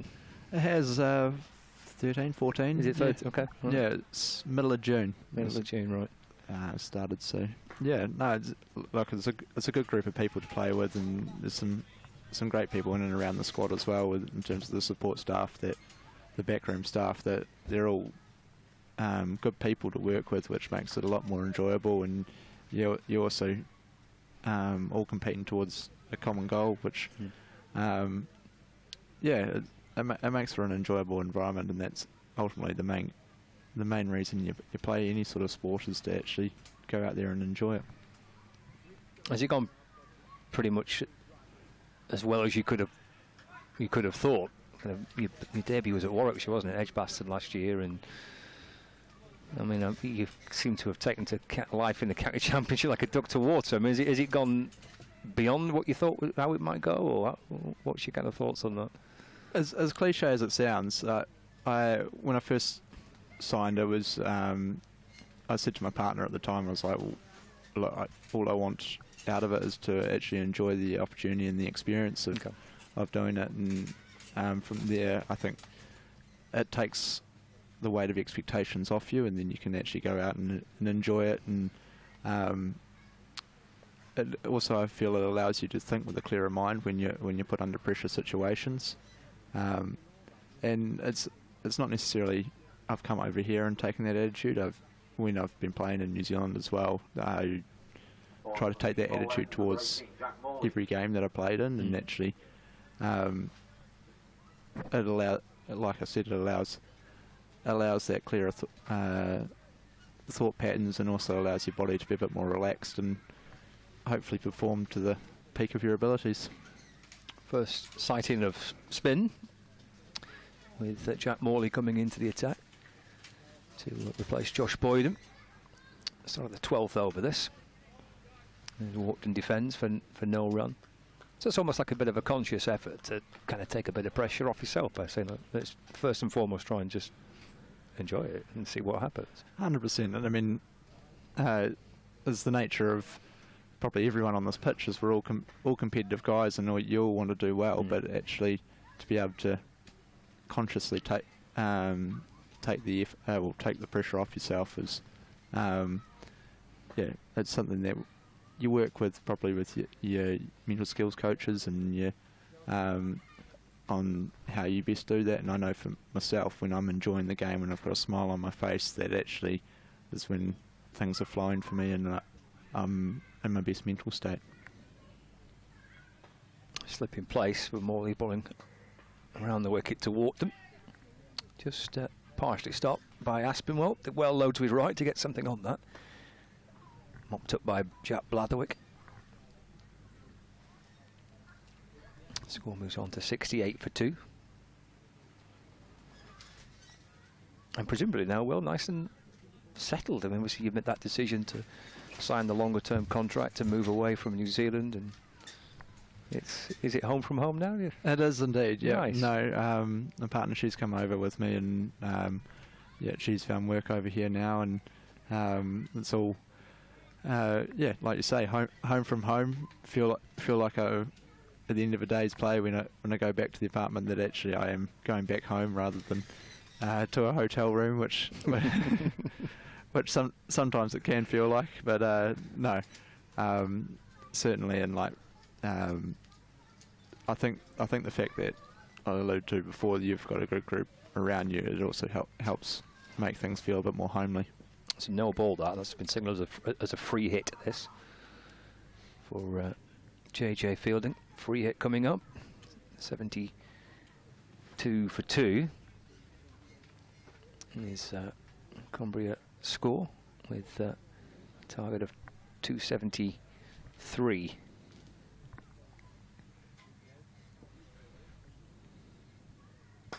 Hammered out towards this leg side. 6 runs off the free hit for Fielding, takes him to 26. Takes the score on to 78 for 2 now. With, it's a nice shot there from Fielding. He's stayed still, watched the ball, and made a good swing of the bat there. Wasn't a badly executed ball. He's asked him to hit it off a good length, and he's asked him to hit him out to his sweepers as well, which, I mean, ideally you're not bowling too many free hits, but that's what you'd be wanting to try and do from the free hit. 12 overs gone, 78 for 2. Is that Cumbria having, even with the loss of the 2 wickets, having made a very good start with the bat hit to this run chase, needing just over 7 and over to get through to that 273. So pushed up to 8 required, going at just under 7 now. As Aspinwall will continue. Score moves on to 79 for 2. I met your dad at Nottingham earlier this season. You nice to get over and watch you play a bit of cricket. Oh, it was good. Yeah, it was lovely to have him here. He was here for a couple of weeks. Managed to get to the Notts game and then the Somerset game at Old Trafford afterwards. And yeah, him and my mum are both over, so it was nice to have them there. And they spent a bit of time with us, and then a little bit of time with my mum's mum, who's still living over here as well. Are they up at all sorts of hours of the day watching the live stream as often as they can? They may be, yeah. So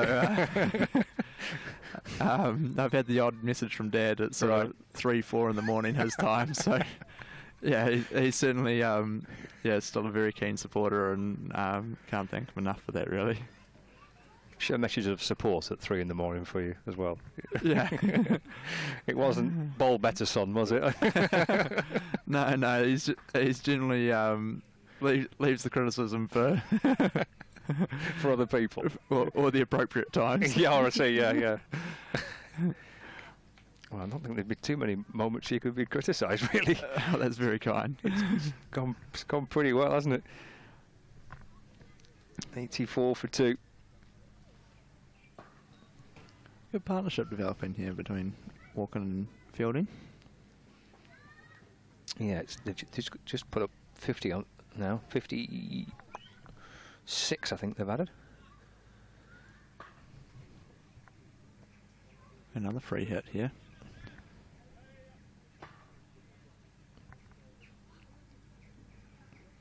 Might be about to see one of the Yorkers I talked about earlier. So free hit. Aspinwall. I think he went for it. In the end, it was a low full toss. It's out towards that mid-wicket boundary and get through for a single.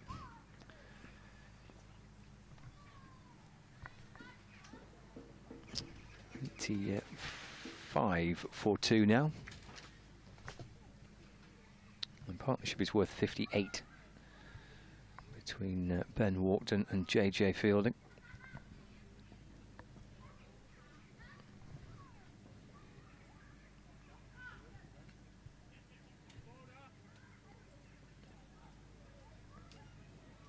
No bat on that. Leg by, signalled by the umpire.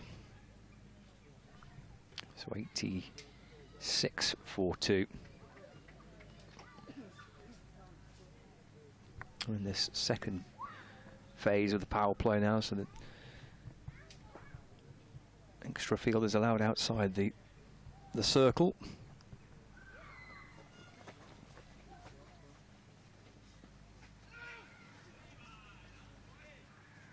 Picked up by Harry Singh, who comes up from backward point, and there is no run.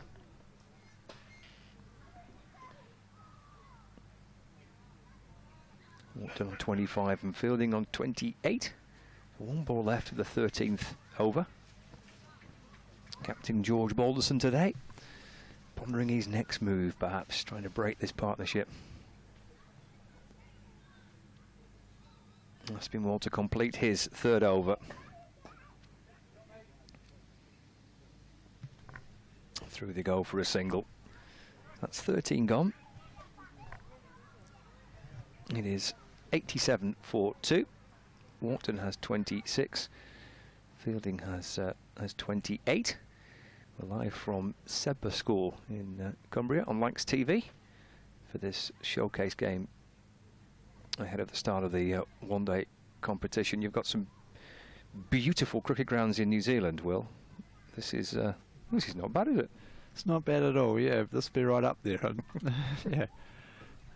Even driving in here, when you sort of turn the corner and you got the big Yorkshire Dale sign, and then come down the hill and into Sedbergh, it's just a beautiful drive, isn't it?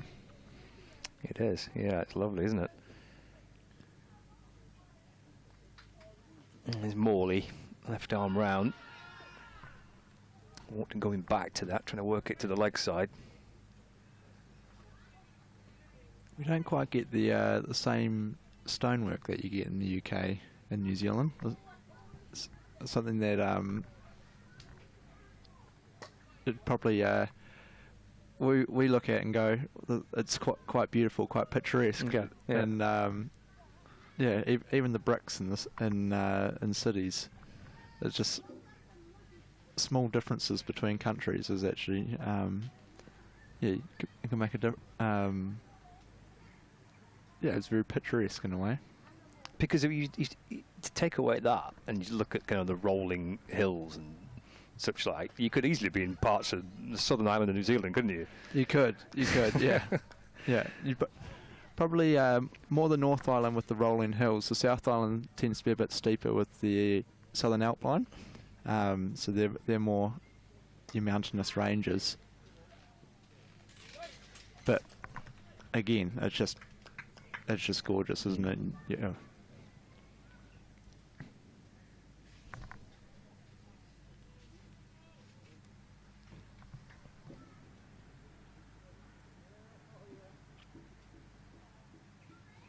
Oh. I'm not sure whether he's hit that onto his shoe or not. Going for the sweep. Oh, I think he did, yeah. Yeah, it was a catch. And bottom edge back onto his back boot, I think, wasn't it? And looped up. Final ball of the over. His runs here. Down to backward square leg. They'll come back and hurry for a second. And they do make it. Score moves on to 91. 4-2. The running between these two has been excellent, actually. That's been a real feature of this partnership, I think. They've run really well. I'd agree, yeah. They've turned the strike over, which is a really important feature of one-day cricket. They often say team with the most singles wins a one-day game. Flips on its head for the T20s, as you probably know. But it used to perhaps be a case where you could just say a 50-over game was kind of just an extension of the T20 match, but it seems like increasingly they're looking more and more separate now, aren't they? I mean, the way that teams go about the T20 competition, certainly batting, and the way you can build an innings in the one-day cup. I appreciate the skills are transferable, of course they are, but I don't know, there seems to be a very different approach. I didn't see that long ago where I was speaking to players and it was like, well, you just kind of extending your T20 plans into a 50-over competition. I'm not sure if that's the case as much now. I don't know. No, I think you did right. Like, certainly from a bowling perspective, you combine more of your 4-day skills with your T20 skills, and your first. There's a top edge here. Jack Morley's under it.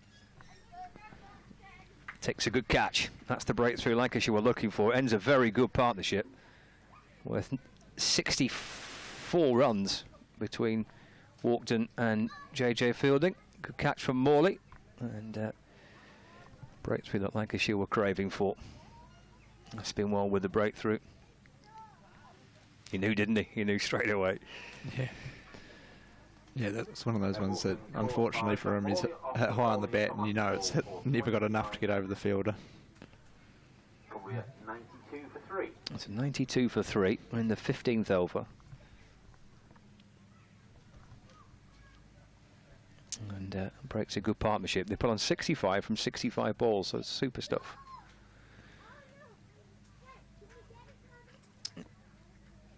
And success for Lancashire, and frustration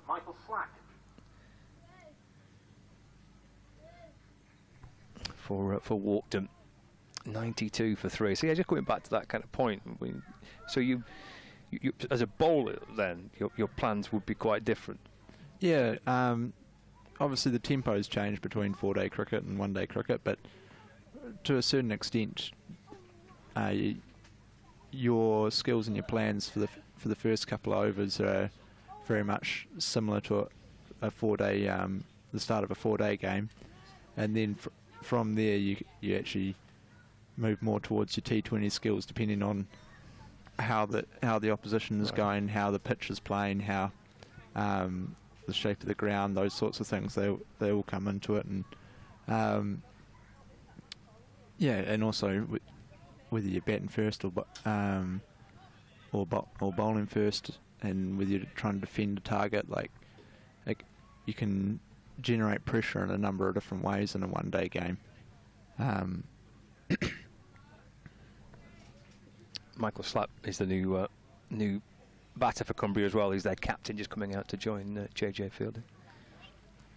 Yeah, and then when you obviously get towards the back end of the 1-day innings, again, a lot more of your T20 skills come out as guys are trying to score at their elevated rate once again. Yeah, you've kind of empathise more. I'm not just saying it because I'm sat next to a bowler, but you kind of empathise more for bowlers when you quickly going from a 4-day game to a T20 game and back to a 4-day game. It's got to be tricky to be able to adjust. You're so disciplined to bowl certain line and length in 4-day cricket, and then you can't really do that in a blast game. There's certainly a change of intensities as well. Like where you'll a T20 game for someone like Luke Wood, for example, he'd be running in trying to bowl as quick as he can for 4 overs, whereas if he's trying to do that over 15, 20 overs in a day, you have to be a little bit more tempered with it, and it might be right, you've got 3 overs here to come in and run it as hard as you can in a 4-day game, but or it might actually be we need you to hit a length for 5, 6 overs at a time here. So that's where his versatility and his skills are impressive, and the same can be said for Tom Bailey, who's actually been doing that this season, playing both 4-day and T20s. Slack gets a single, gets his first run with the final ball of Aspinwall's 4th over. 1 for 16 for Tom Aspinwall. We've had 15 overs. It's 94 for 3 with Slack on 1 and Fielding on 30. And the bowling figures, Jack Blatherwick and Josh Boyden kicking us off, with Boyden picking up 2 for 24. Aspinwall's got his first breakthrough, and Jack Morley is about to start his 3rd over.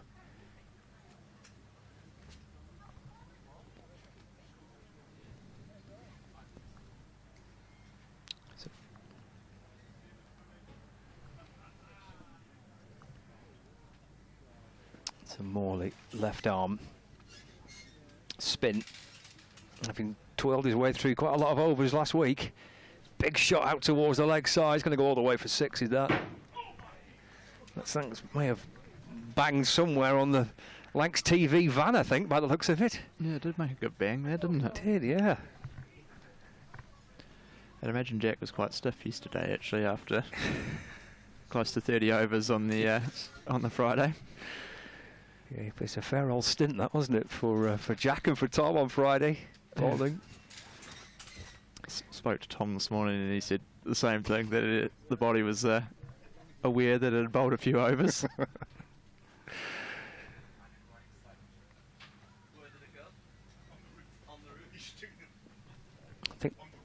I think that's taken our director by surprise a little bit. That's shot for 6. I think he's still recovering.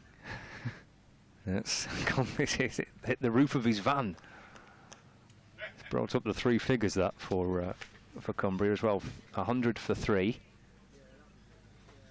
Fielding onto 37. There's Colin, who apparently is in charge. He perhaps needs a bit of a lie down. The ball landed on the top of his van. His van's always breaking down, so that's not gonna help matters really. Quick single turned away to square leg.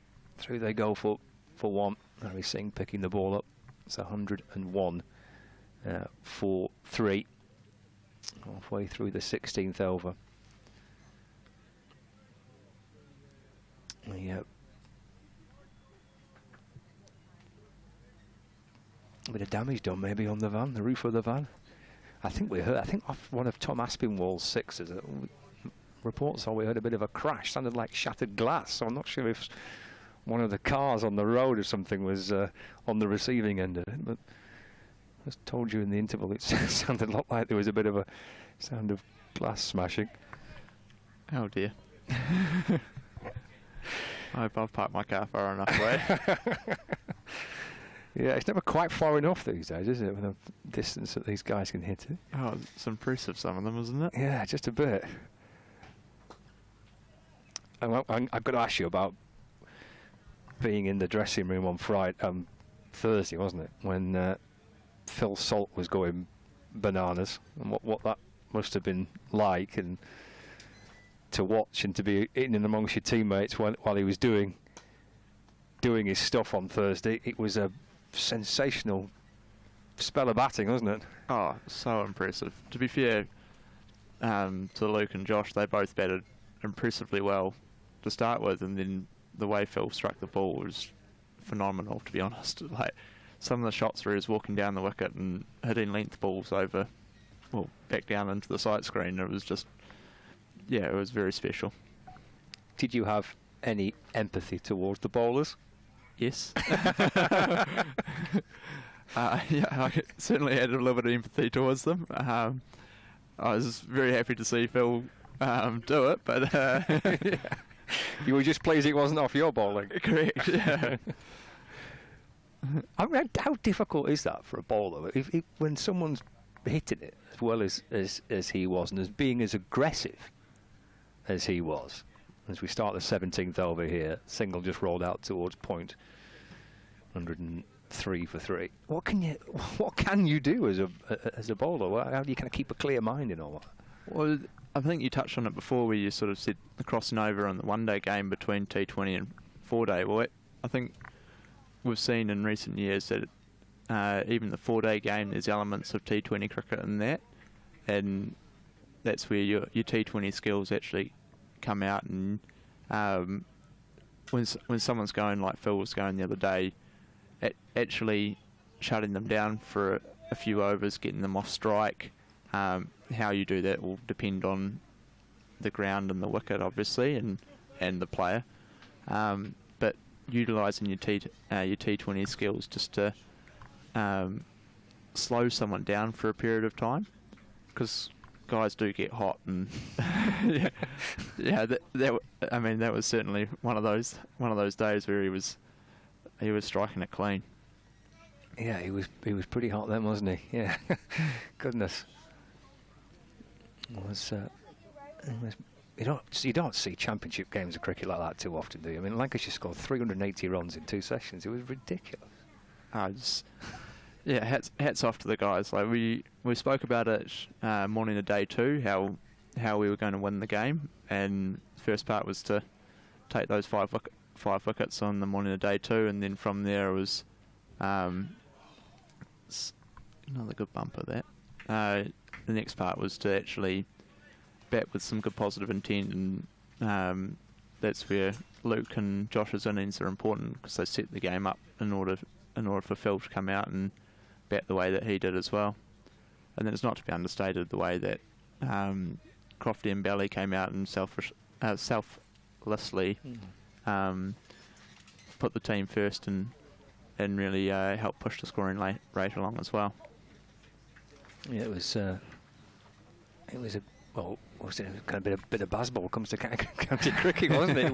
It was just it was pretty impressive. It was, yeah. I think one reporter coined Chazball at one point. Chazball, yeah. Yeah, it was a pretty special performance with the bat. Speaking of which, Will, what about your knock at Surrey? Oh, wow. Night watchman, get you up the order. Well, I was demoted to 11 after that, so someone wasn't happy with what I did.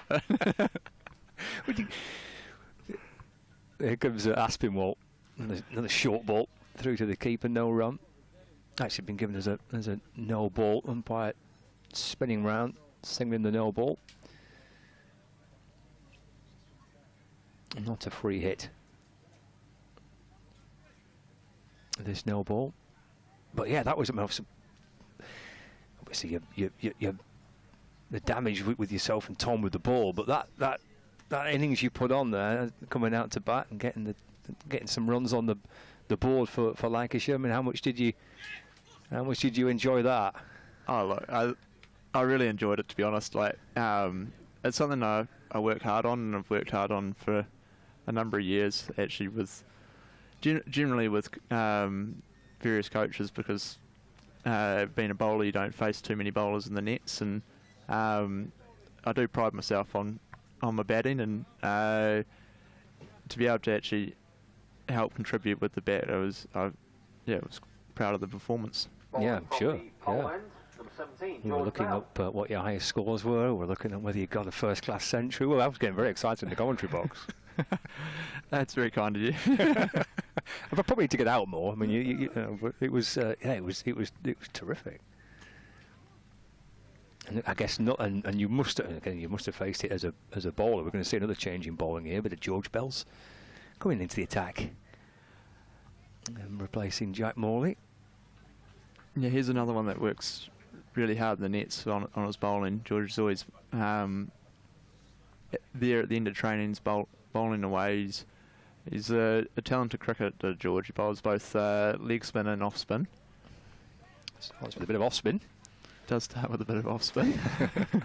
Might have been a bit lucky with that one. Yeah, we won't mention that too much. No, just a bit of a loosener. Yeah. We saw him bowl in that championship game against Somerset, which was one to forget, really, by the end of that fourth and final day. And I'd obviously never seen him bowl before. We had Stephen Croft and Dane Villas bowling at one point. He was one to forget, really, but clearly it could be an option, this, for Lancashire in the One Day Cup. Yes, well, in fairness to Dane, he's probably unlikely to bowl in the One Day Cup. But I wasn't including Dane in that, no. but I think Valley's certainly an option, and like I said, he does work hard on it, and he probably went close to actually having a bowl on Friday as well with his off spin. I think he got a wicket at Southport, bowling off spin a couple of weeks later. He did, yeah. It's sort of just a mark on how much he's been working on it, really. The highlight of that game against Somerset was I think Stephen Croft took the new ball. Again, I got very excited with the I think was it Croft and Villas took the new ball? It was Croft and Villas, and dear me. Yeah, I think Dane was modelling himself on Alan Donald for that, and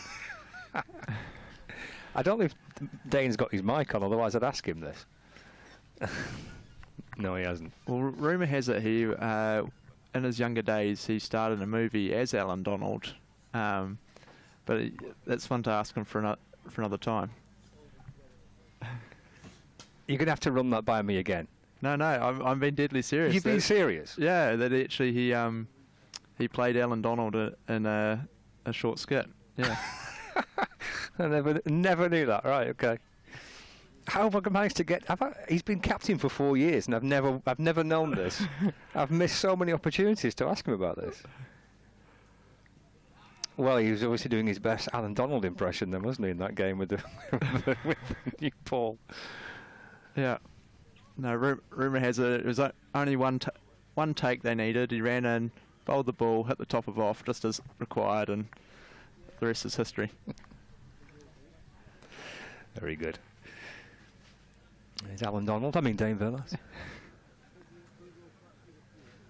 115 for 3. We're going to see Jack Morley coming in from the other end now. Over from Bell going for 4. 115 for 3. 18 overs gone. Target of 273. So we did a bit of acting, right? BAFTA award winner.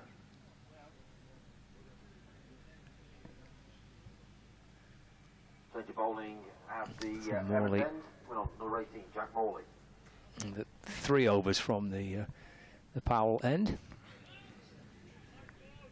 Nudged away by the Cumbria skipper out to mid-wicket.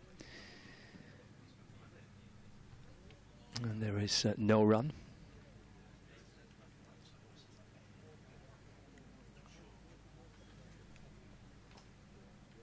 And that's dropped out to the leg side.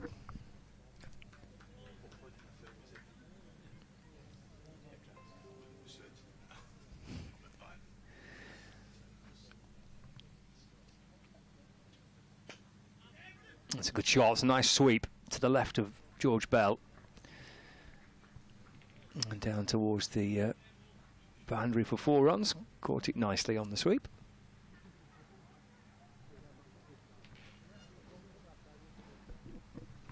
Score moves on to 119 for 3.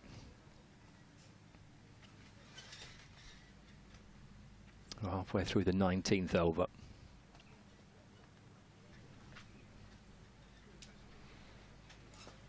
Reverse attempted this time. Good stop by Harry Singh.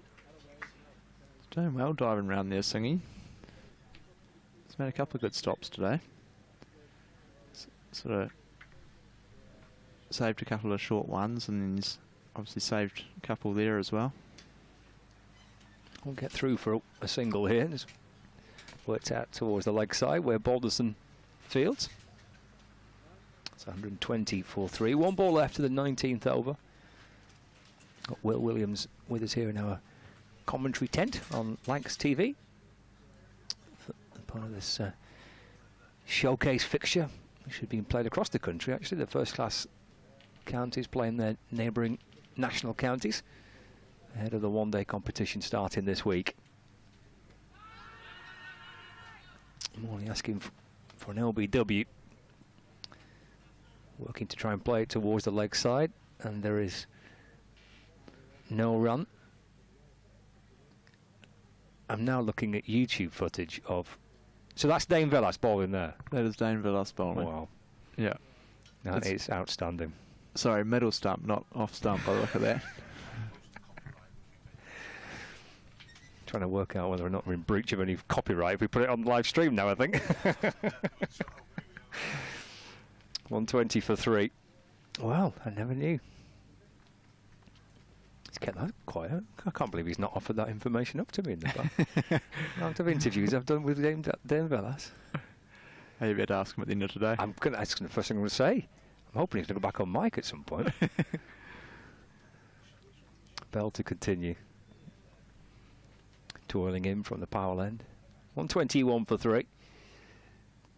Nice knock this by JJ Fielding. 40 not out. He's back on strike.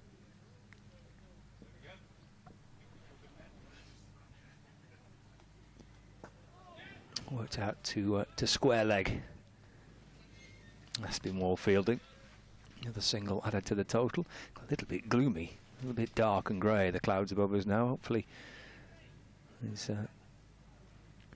not another band of rain coming. Fingers crossed. Yeah, it's got a little bit dark. Yeah, no, it's certainly meant to be coming in a bit later, but hopefully that keeps off for the next couple of hours. Eased away through the onside by Michael Slack for 1. 123 for 3.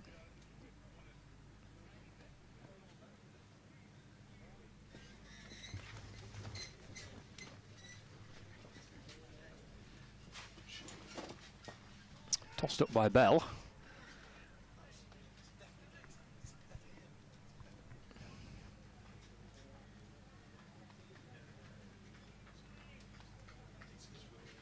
Two balls left to the 20th over.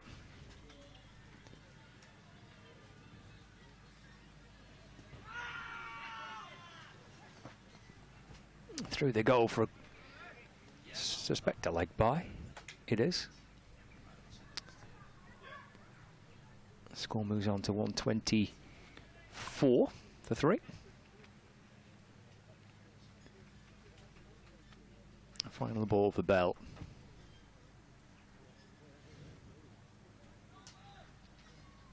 It's a good shot. Swept nicely by Slack. Out through mid-wicket for 4. Yeah, it was a good shot, that. Belly's bowled that one a bit quicker, just almost in a way to try and negate that shot, and yeah, he struck it beautifully. Oh, it's a no ball too. So 130 for 3.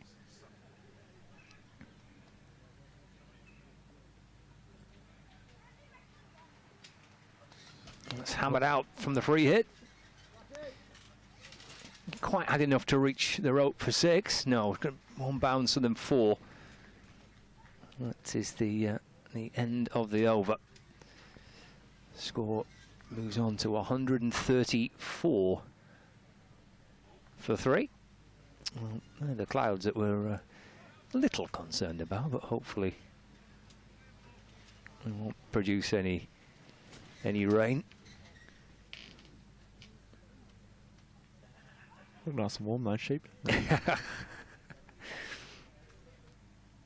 You don't fancy having a hike up to the top of that fell, then, do you not? I think Keats asked me that once the game's finished if I wanted to. He's looking to go for a swim somewhere, so I said I'd think about it. Get back to him next month. Yeah. Down the pitch comes JJ Fielding. And through they go for a single. 135 for 3. Doing well here, Cumbria. Just 3 runs off the Duckworth-Lewis score at the moment. Sort of suggests that it's a relatively close game.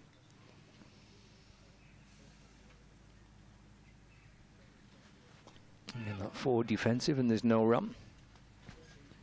Saw the explosive hitting from Lancs at the back end of their innings as well, so you know that you can score quickly towards the back end, especially with wickets in hand. Played off the back foot by Slack out towards point for a single.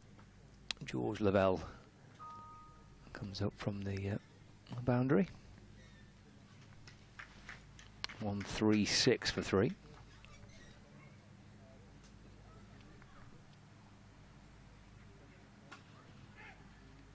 Another sharp single. Oh, great work. Pick up and throw. Direct hit from Tom Aspinwall. But they made their mind up early to get through for 1.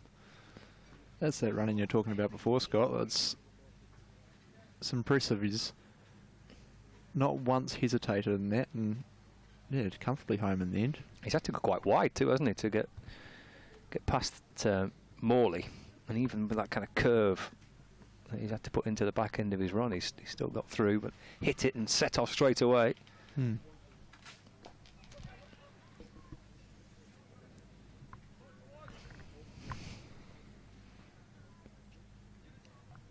One ball to go of the 21st over. Slack on 25, Fielding on 43.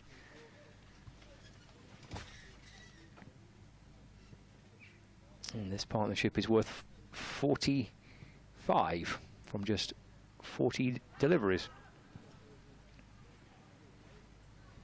4 defence to complete the over, so done well. Michael Slack, who's the captain of Cumbria, missed this game actually last year. I think he was injured, so wasn't able to feature in it, the skipper of Cumbria, but he's kind of picked off from where Ben walked and left off. It was a good partnership.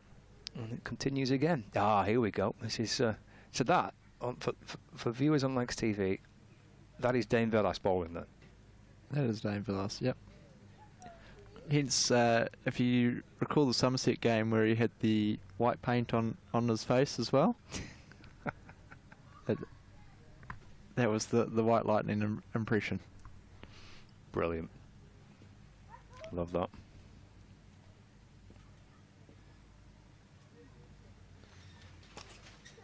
That's a good looking shot at 6. Handsome looking sweep out towards Lakeside boundary. Kind of halfway up the hill too. He's played that shot really well today, Fielding. third time he's done that? Fourth time?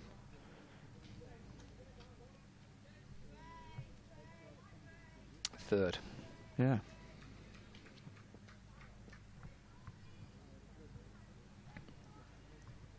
So this Dingville's playing the part of Alan Donald. What was the film called again, Will?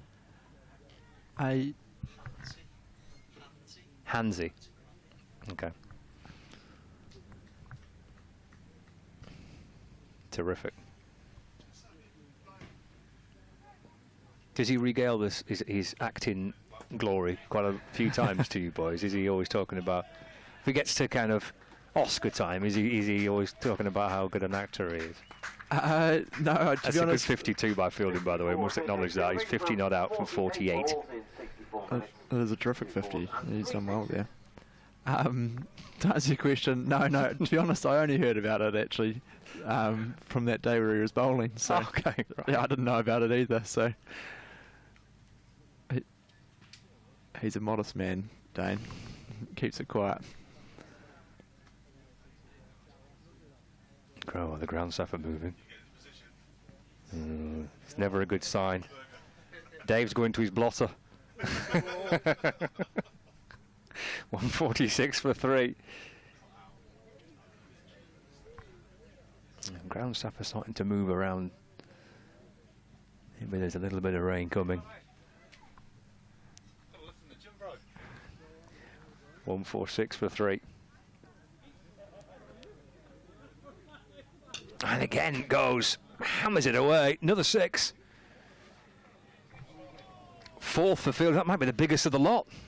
Yeah, that was well up the bank, that one. Just a little bit short from Bell, and he's made a great connection there. It's a terrific knot, this. JJ Fielding, 56 from 49 balls face. It brings up the 150 as well for Cumbria. So 152 for 3. 2 balls left for the 22nd over. It's down the leg side. Signalled as a wide by the umpire. Just looking at what he did last year, JJ Fielding for Cumbria in their trophy competition. Reaching 36 with the bat. Top score of 70 not out for Cumbria last year. He's quickly approaching that at the moment. 153 for 3. Takes a single here to complete the over. 22 gone. Fielding on to 57. Slacks on 26. And it's 154 for 3. By 22 overs. Looks an absolute belter of a pitch here. To go with the surrounds. I know we didn't quite get the game on last year, but we had training the day before, and the wicket, well, obviously not the one we were playing on, but the wicket beside it was absolutely top notch. It's got some good pace and bounce in it, and as you can see today, obviously it's been coming onto the bat quite well too. Well, fingers crossed on Tuesday we get better luck than we did last year. It's Morley's going to continue. Oh, there is a suggestion that there's a bit of rain potentially heading in our direction.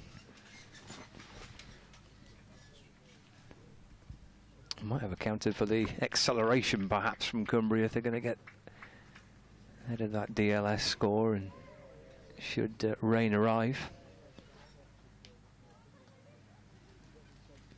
Yes, this is where it can become a bit of a game of cat and mouse, where you're around the target, you know that there's some on the way, but you also know that you can't really afford to lose a wicket, because obviously then the target jumps up again.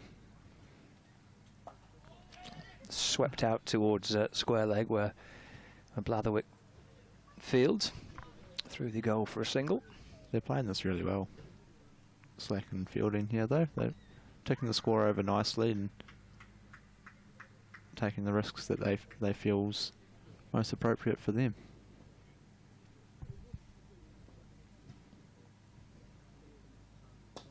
through the leg side. Another big hit in towards the trees, I think. It's 6 more for Fielding. Another big hit, swatted out towards the leg side. I wouldn't be surprised to see a little bit of seam come back on next over here. Fielding's been playing the spin well here.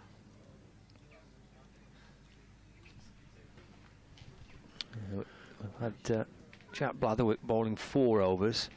Josh Boyden 5 overs, 2 for 24. Tom Aspinwall 5 overs, 1 for 26. Someone's gone after the ball. Oh, good effort, George Lavelle.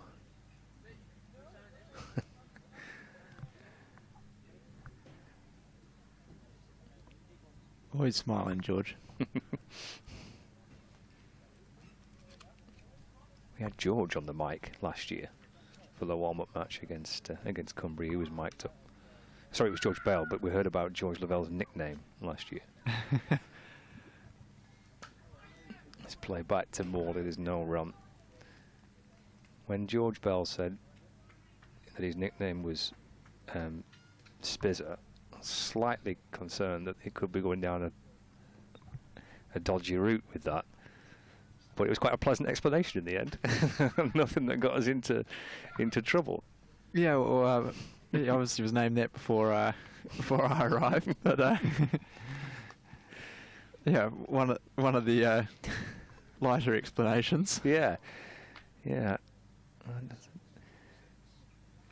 I was a little concerned. We were going down an avenue that might get us into bother, but no, it was all. It was. And the explanation was that Spizzer after spirit level Lavelle. So that was quite creative, actually. It's the end of the over. 23 gone, 162 for 3. It's a terrific partnership and a super knock by JJ Fielding, and you've called it spot on. And going back to a bit of pace. Josh Boyden's going to return to the attack. Yeah, he was impressive up top, Josh. So, yeah, see where he goes coming back here, but he certainly hit a good length, swung the ball up top, and asked some really good questions. So, it was exciting to see. Yeah, left arm seam of 19-year-old Josh Boyden. From Chorley, went to the same school as the former Lancashire captain, Tom Smith, actually. Went to Parklands High in Chorley. He's gone on to represent England's under-19s in the World Cup. Took 15 wickets in that competition. And he's picked up 2 so far today. LBW appeal from his first ball down towards slack. Not out, says the umpire. The ground staff seem to have retreated away from the covers, so maybe imminent threat of rain maybe just subsided a little bit. They obviously know something we don't. There's a darker cloud above us. Yeah, yeah. It does look a bit threatening, doesn't it?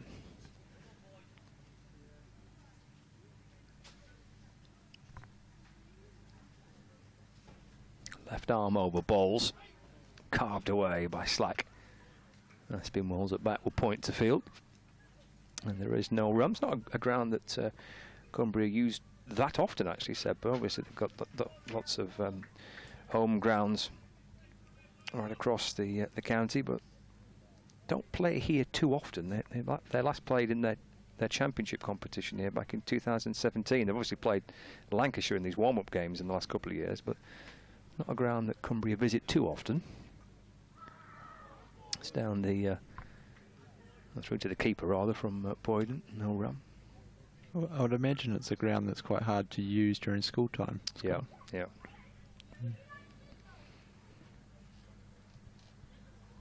Yeah, they played championship match here. The first was in 2006. They've not played here in the championship in 2017. Played 12 games here in total in that period of time. Winning 2, drawing 5, and losing 5 as well. Boyden left arm over, nudged away into the onside by slack. Through they go for a single, but they've got some beautiful grounds that they play at. I was just about to say that. Yeah. Play Kendall and Cockermouth, Millen, Keswick. Some nice parts of the world where they can play some cricket. They've done well to find enough flat land around here as well. Yes, fair point, yeah.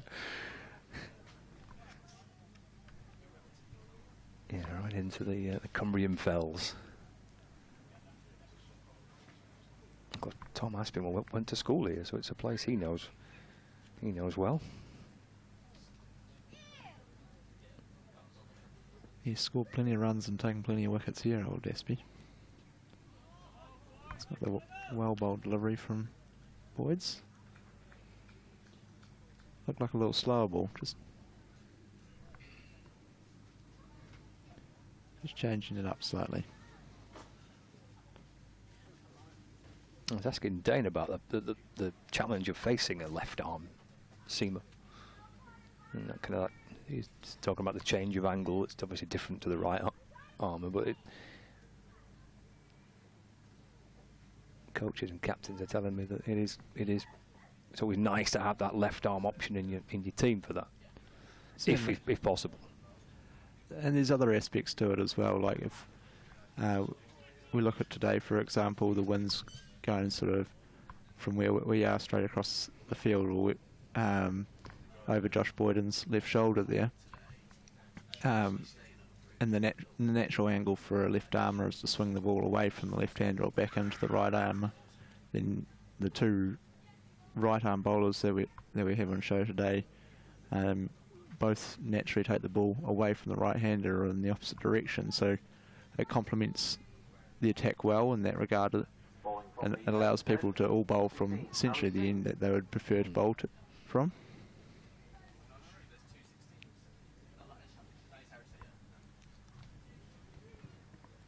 Harry Singh now into the attack. He's another one that, like George Bell, that works really hard on his bowling. He's got a nice high release with it, and gets a bit more on the ball than most. So Singh replacing Morley. Morley's bowled 6 overs for 39.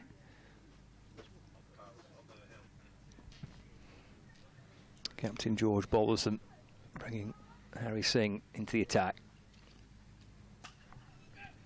Cracked away into the offside again, through for a quick single. Nice pick up and throw from Balderson. Good running again. Fielding moves on to 66 not out.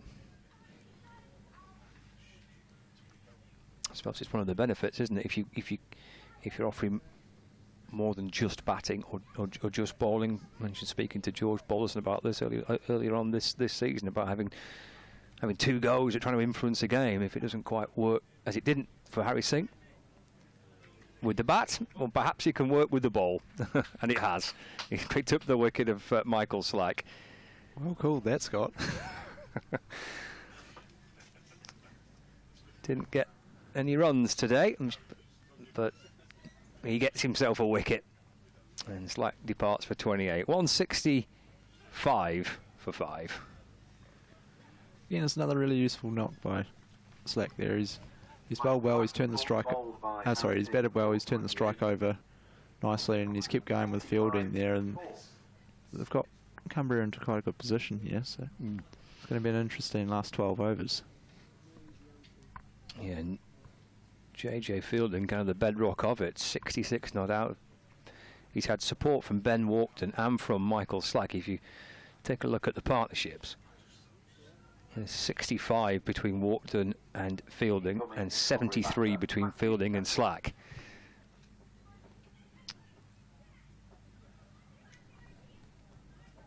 And out comes Matthew Semple.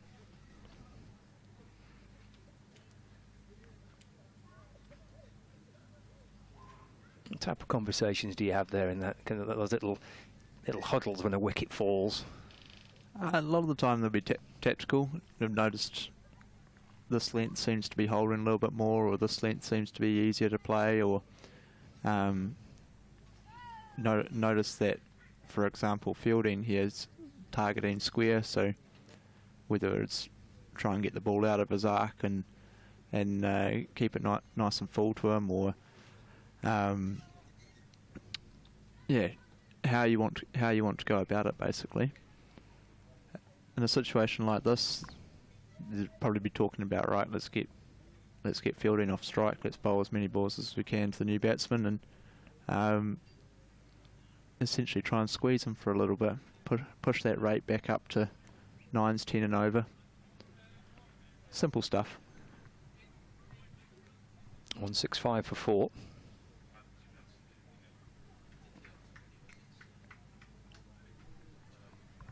So 108 more runs required for Cumbria. 70 balls remaining. 6 wickets in hand. Simple, the new batter, plays forward and defends.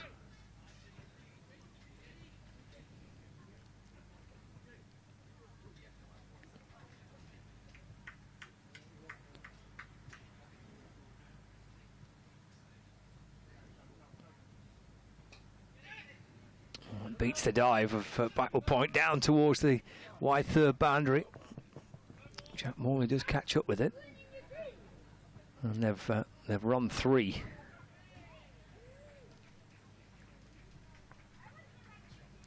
Simple off the mark with that. The score moves on to 168 for 4.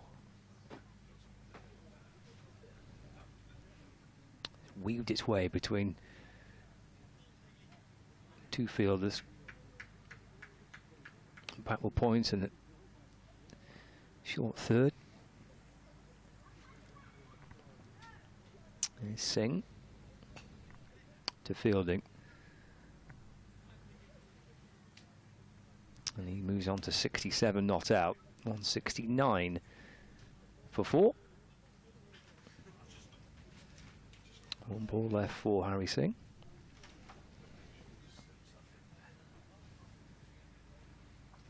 The perfect start for him. Wicket in his first over. Yeah, he started well.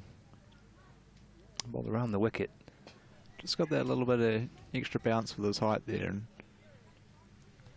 it's helped contribute to that first wicket there. Just combined with a little hold in the pitch, and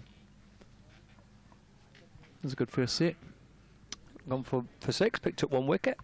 170 for 4, 25 overs gone.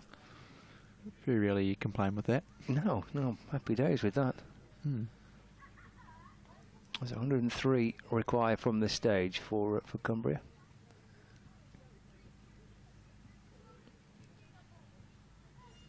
There's the pavilion here. It's a grand-looking building, isn't it? It's a great pavilion, that. A lovely place to go to school, wouldn't it? It would, wouldn't it? Yeah, it would.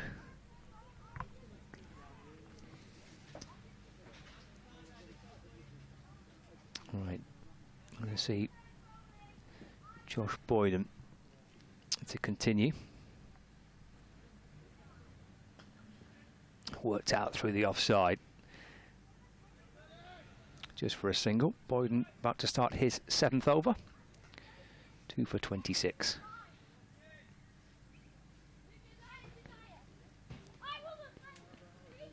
So it's a kind of ideal build-up, isn't it, for the start of the One-Day Cup? All gets underway on Tuesday here against Essex. Yeah, it's great to be able to have a hit out beforehand, especially on the ground that you're going to be playing at, and sort of learning the dimensions as well.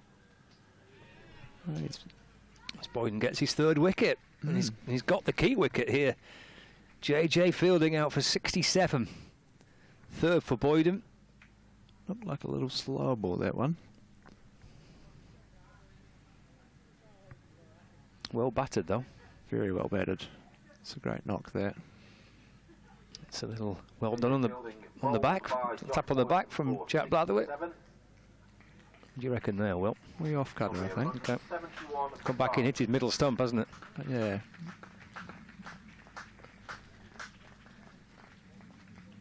Clever ball in them from Josh Boyden. 171 for 5. And Ed Moulton, the new batter for Cumbria. These games can change quickly, can't they? They can. This is where you're always happier when you have the score on the board, because you suddenly put a couple of wickets on it and 2 new batsmen, and all of a sudden the game feels completely different. Duckworth Lewis is still saying 171. Still very close then. I know. Oh, it's just pushed up, hasn't it, now? Just as I've said that. 4 runs. Oh, it's shot up now. It's up to 189 now. They must be listening.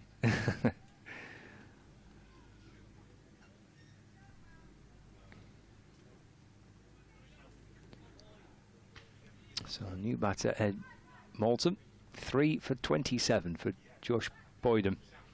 He's been impressive today, boys. Let's run down to third man for a single.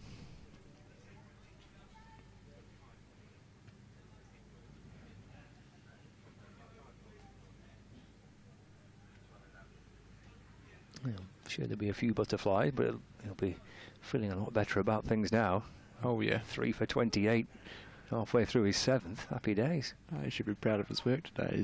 He's running hard at a good length and bowled really well here. Done exactly what George has asked of him. Stopped at mid-wicket this time by Aspinmore. Get a little extra step, don't they? A little extra buzz amongst the fielders, and you're across the ground a bit quicker, and everything is a bit sharper and snappier, isn't it, when you take a couple of wickets? And Yeah, you can certainly see that there. Aspie was very quick off the mark and shut down what could have been a potential one very quickly.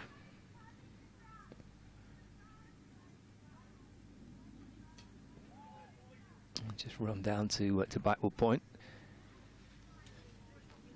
172 for 5. Have a little look at what's happening in the Test match. I think they sell off. In fact, I think there's close of play. It is. Yeah, they've closed for the day on the 4th day. So Australia are 135 without loss. So they've got all 10 wickets to play with tomorrow. They need to get 250 runs to win the Test match. Step down the pitch by Simple and worked away to square leg for 1. That's the end of the over as well. Boyden 7 overs, 3 for 29. So Warner on 58, Khawaja on 69. So looks set for a belting day tomorrow. You couldn't have written a better script for this morning, could you, with the news last night? Yeah, that was a guard of honour by the Australian players for Stuart Broad, and he came out to bat with his old mate as well. You say it was the whole thing was perfect, wasn't it? Really, it was emotional. it was yeah. I was thinking they're going to get a second over. Hit firmly down the ground. Dane's done well there. And stopped the ball. They've run 2. Said to Dane, when he was on mic a little bit earlier on, it's nice to see some of these young lads get a game. And he's like, oh yeah, it's great, it's the future of the club. And he's in business again here, Velas. Out towards the long on boundary, it's a big hit. And it's made a lot of ground there. It's gone for 4.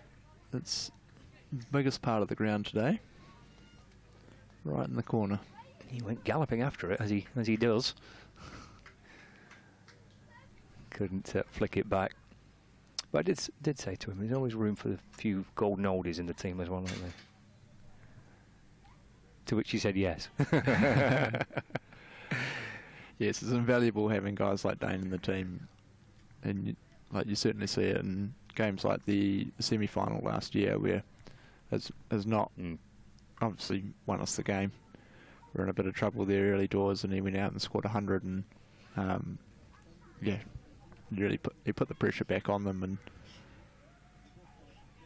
well, ultimately it got us up to a competitive score and allowed us to defend it when it came time to bowl. Yeah, it was a fantastic recovery, wasn't it? It was a brilliant innings from Villas. Because it could have all unravelled pretty quickly, couldn't it, in that game with the wickets that had been lost earlier on. It was a pretty quiet changing room for a while there. I can imagine. Well, again, that's one of the beauties about the slightly longer format. If you have a period like that in a blast game, you're pretty much cooked, aren't you? You're done for. But with the 50 over format, you do have time to rebuild, don't you? Absolutely, yes. The ability to soak up pressure and small spells as well is key, and that goes both ways with, like we saw before, Fielding and Slack going so well, and actually being able to soak up that pressure, find a way through, and then being able to actually put the pressure back on Cumbria here. The rate's quickly gone back up over 10 and over now, so. Yeah, DLS has pushed up to 194, so a couple of wickets, and I guess that captain feels a little bit more comfortable with where his team are at the minute. 92 to win, 54 balls left. But JJ Fielding, who looked like the key man really for Cumbria, he was no longer there. We see Jack Blatherwick coming into the attack. Just looking elsewhere across these showcase games. We've been quite lucky. There's been loads of matches that have been washed out. No results for the Essex taking on Bedfordshire in their warm-up match. Essex batted for 20 overs but couldn't get out and have a ball. Nothing between Warwickshire and Wales National County. No result between Shropshire and Worcestershire. Nothing between Sussex and Oxfordshire. Kent are playing Hertfordshire. Again, no result. Glamorgan are at Herefordshire. No result. It's through to the keeper. No run. Gloucestershire taking on Wiltshire again. No result. So there's no Middlesex are at Berkshire. Nothing there. Yorkshire at Cheshire. Couldn't get out to have a ball, Yorkshire. So in terms of preparation, they've had a bat, Lancashire. They've had a bowl. So it's gone pretty well. You can't complain with that. Not sure if we've got any shock results. I think we have one or two results flashing. The national county side beating their first-class neighbours. It's dropped into the offside by Ed Moulton. There is no run, but I think we're in for any surprises.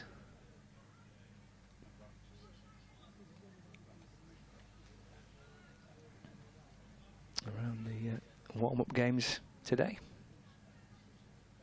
Could be a close finish in the Northumberland Durham there. Yeah, that's true. Yeah, they need 46 from 8 overs, Durham, but only 2 wickets left. It's helped down to fine leg for a single. Yeah, Northumberland making 290 for 8. And Durham in reply, 249 for 8.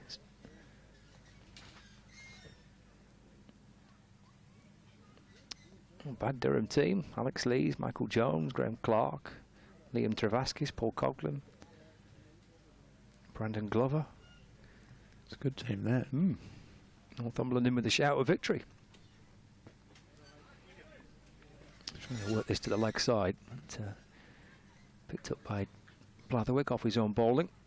Went for 35. Jack Blatherwick off his first 4, so coming back into the attack, but from the other end.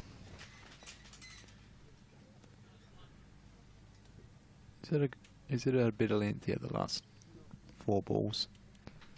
Sorry, a little bit unlucky. He did hit a good length to start with. It's probably just unlucky with a few slashes through point for 4, but again, that's sometimes the way that cricket does go. Run down to backward point, but for no run. Yeah, Freddie Fallows came out swinging, didn't he, for Cumbria at the start of their innings.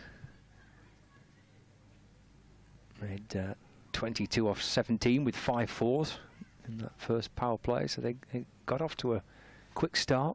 Ben Walkden alongside him, having lost the wicket of Sam Dutton for naught. One of 3 victims for Josh Boydham in this match.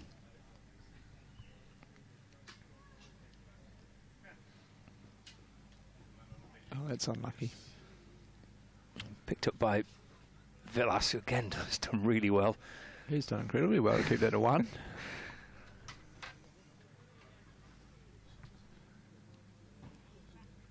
$183 for 5.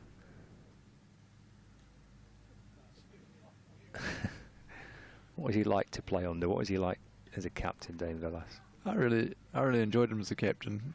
Yeah, we would have a lot of chats at mid-on, mid-off when he was there, and half the time they would be tactical, and the other half was probably more how's the weather sort of conversations. But no, like, he's got a good cricket brain on him, and there's a reason that he's been really successful for a long period of time. And yeah, that's where he's a good man to bounce ideas off.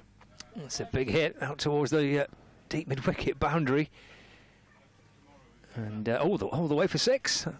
That is a fair roll hit, that. It is. It's that big corner again. 6 for Semple, 189 for 5, so 84 needed, 47 balls left.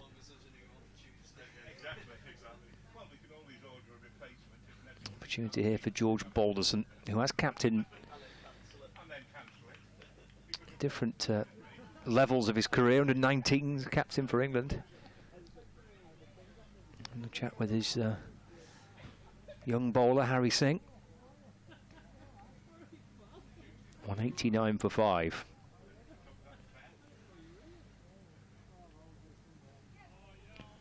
It's well bowled by Harry, that. Just taking the ball a little bit wider, trying to get it out of the swing path.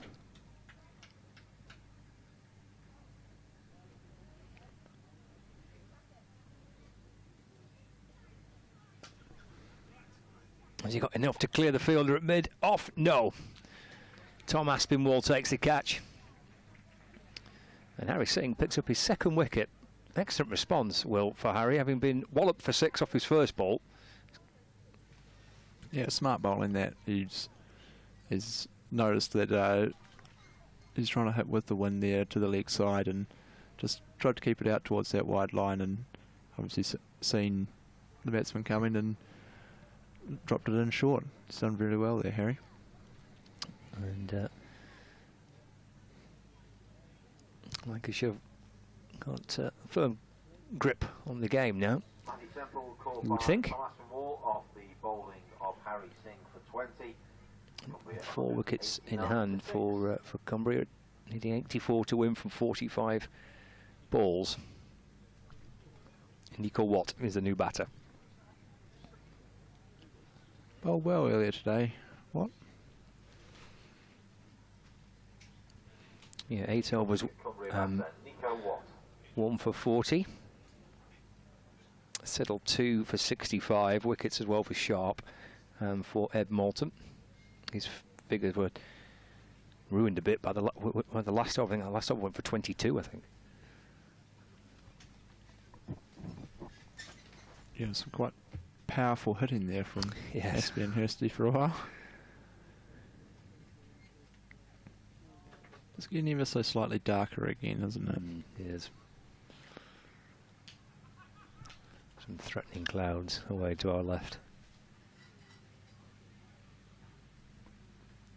So Watt on strike. And there's Harry Singh. That's just nudged back down the pitch.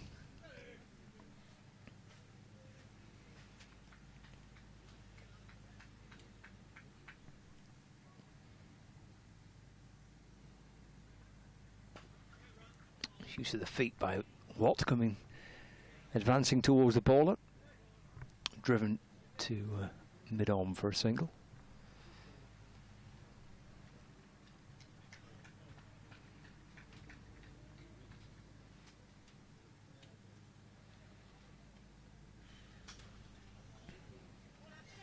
Might think of 2 here. Yeah, they are going to come back for a second.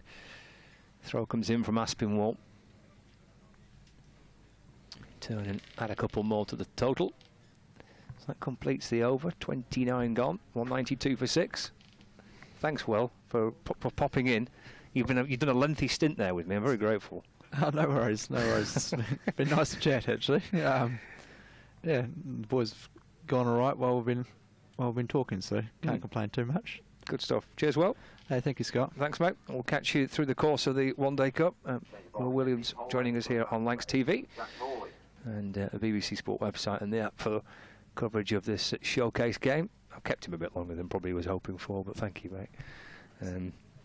Nice to hear from Will and from Stephen Croft and Mark Chilton a little bit earlier on as well. Those clouds that we were referring to are a bit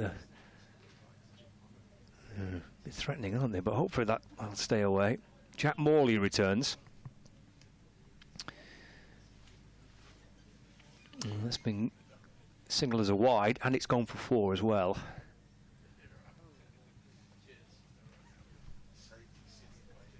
So it's 197 for 6.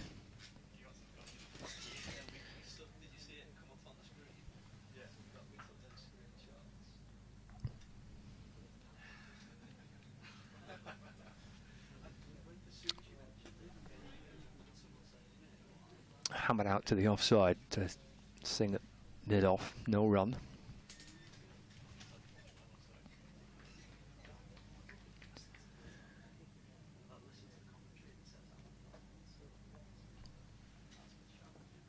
Ramp attempted by Watt.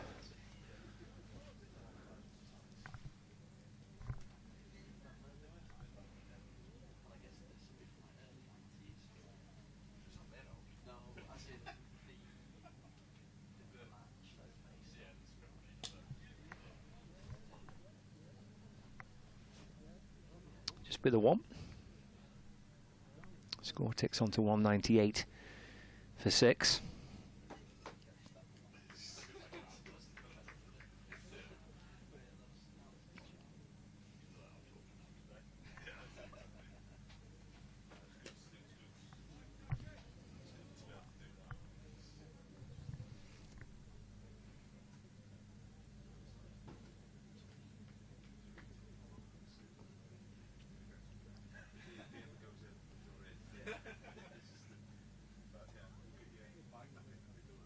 Moulton works his ball out towards the leg side. Again, Velas is tumbling away to complete the fielding, coming up from the boundary. Well, probably just behind square, wasn't he, Velas there?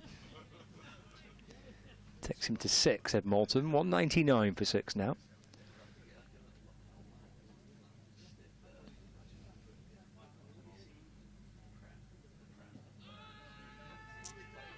Oh, he's giving it. What's gone? LBW for 2. Morley picks up his first wicket, so Cumbria lose their 7th.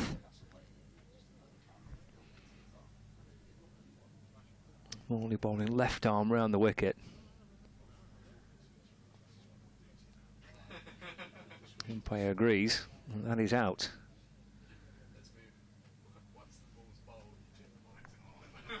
So 199 for 7. So Watt out for 2, LBW of the bowling of Jack Morley.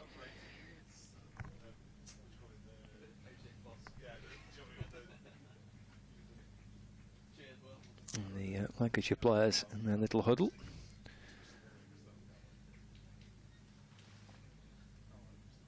Picked up a 7th wicket. Still needing 74 to win. 36 balls left. That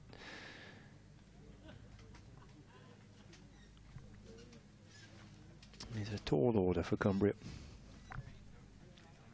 Wickets of Fallows for 22, Dutton for 0, Walkden for 29, Fielding for 67, Slack for 28 and Simple for 20.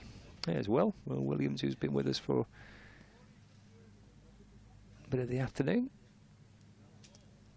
Saying hello to the coaching setup there. All 3 of them, Graham Onions leading that with Carl Cricket and Stephen Croft helping him out through the course of the One Day Cup. All 3 there sat together. And this will bring up the Cumbria 200.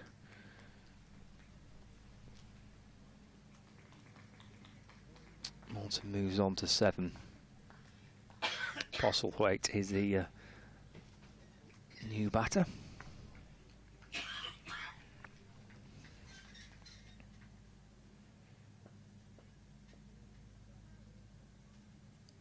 We're seeing in balls driven away.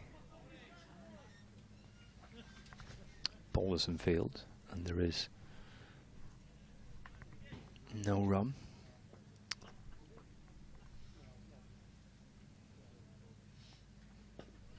It's played off the back foot.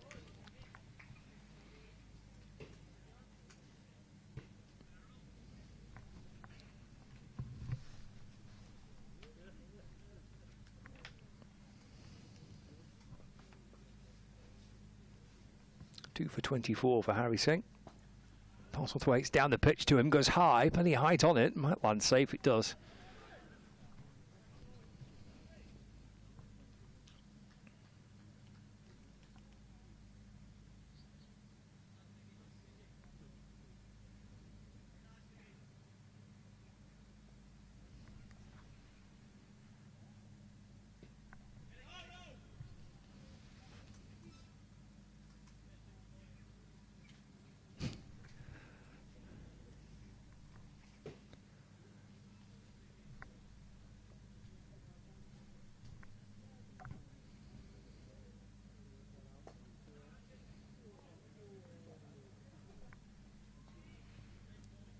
Final ball of the over. He's worked away for two.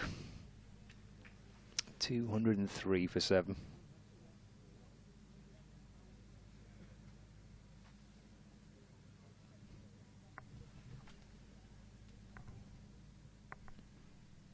$202 for 7.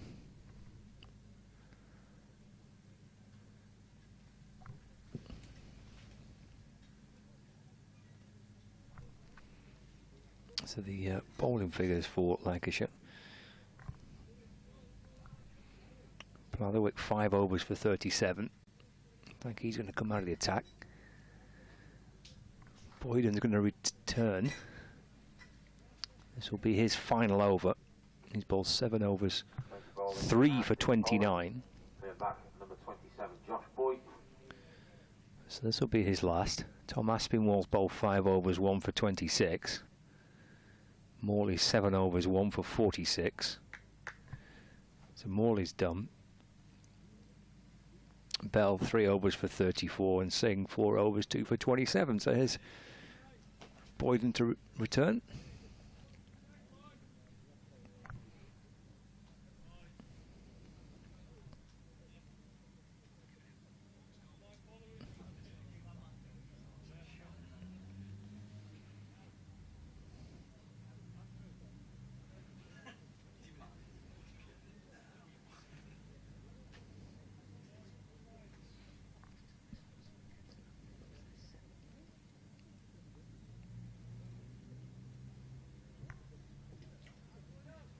Playing a miss from Postlethwaite, taken by the keeper.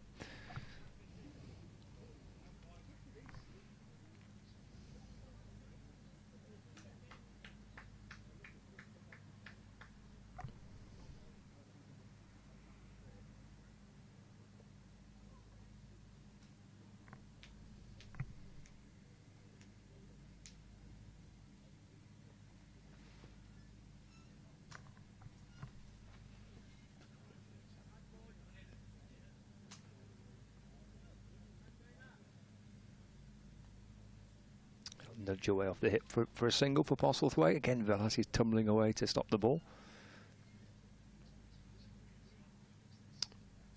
Score moves to 204 for 7. I think he scraped his knee.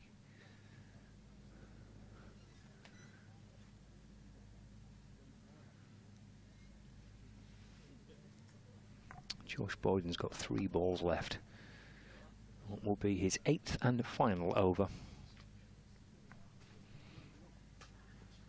Pulled in front of square. Throw comes in by George Lavelle. They take a single, 205 for 7 now.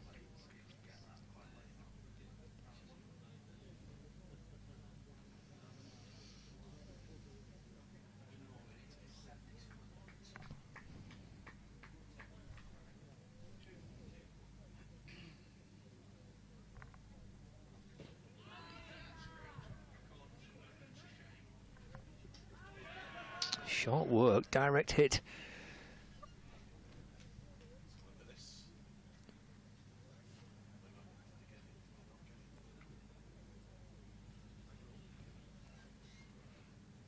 And loops away. Slight delay from the striker. Pick up and throw towards the bowler's end. He's in, but only just.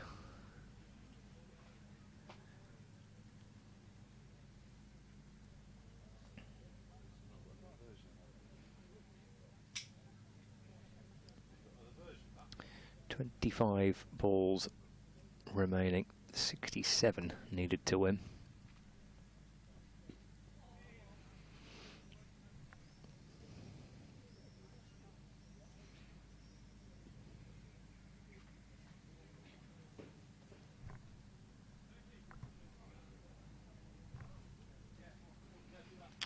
Well, that's the end of Josh Boyden for today. As Will Williams was saying, he'd be mighty pleased with his performance with the ball. Have another look at this run-out chance. Even with a direct hit, and I think he's okay.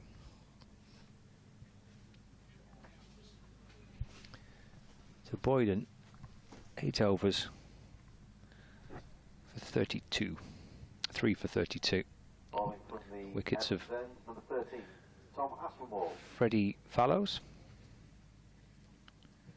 And it's Sam Dutton and JJ Fielding. That was the big one because Fielding batted beautifully. Terrific knock from Fielding today. 67 from 60. And with his wicket, you felt that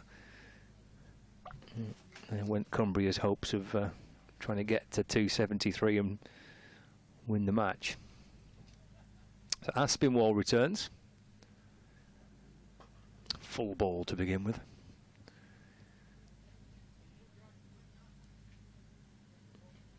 One run taken. 208 for 7.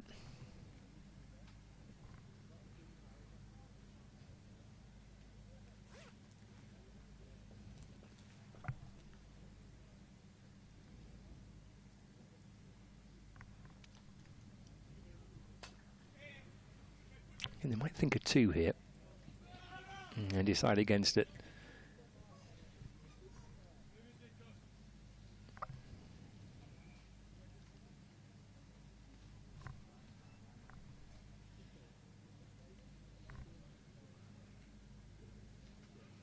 .209 for 7.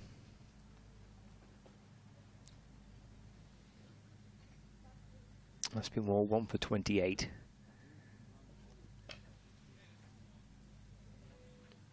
Pull off the hip, nicely timed. 4 runs down towards the backward square leg boundary. Helped on its way. Moves on to 15 not out, 213 for 7.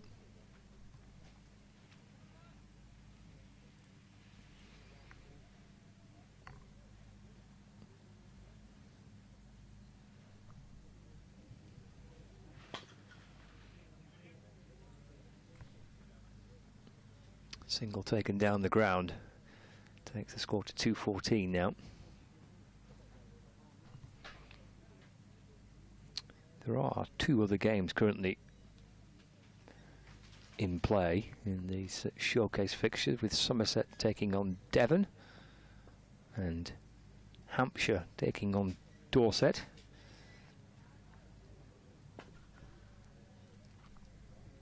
That'll be 1 to long on by Postlethwaite.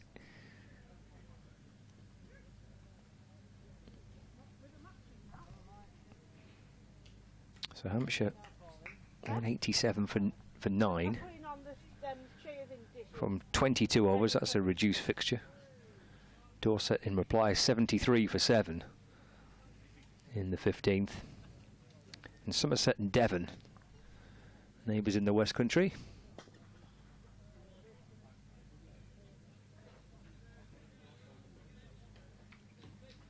End of the over that. 216 for 7 with 18 balls left and 56 required to win. Yeah, so Devon 192 for 4. From 27 overs, that's been reduced as well. And Somerset a 159 for 5 in reply. So needing 30 runs to win Somerset. 5 wickets left, 12 overs to get them to beat Devon. Elsewhere, wins for Surrey, beating Suffolk by 101 runs.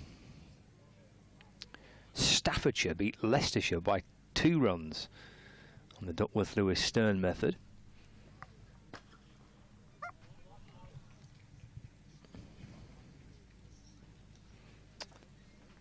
As Blatherwick comes back into the attack.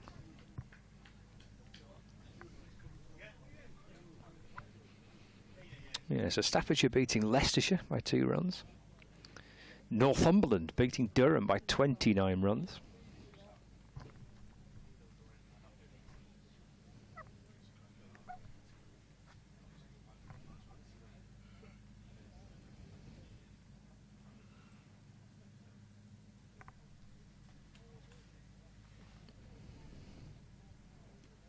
Through to the keeper.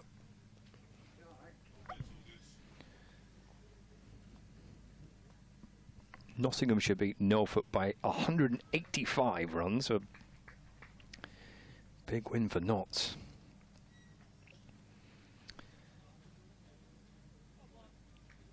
A pretty strong team. Ben Slater, Matt Montgomery, Hasib Hamid, Liam Patterson-White, Calvin Harris. Strong looking Notts side. Big win over Norfolk. Derbyshire beat Lincolnshire by 6 wickets. And Northamptonshire beating Cambridgeshire by 51 runs. So a couple of surprise results. Staffordshire beating Leicestershire. Northumberland beating Durham. 2 standout results. Quite a few no results through the course of the day as well.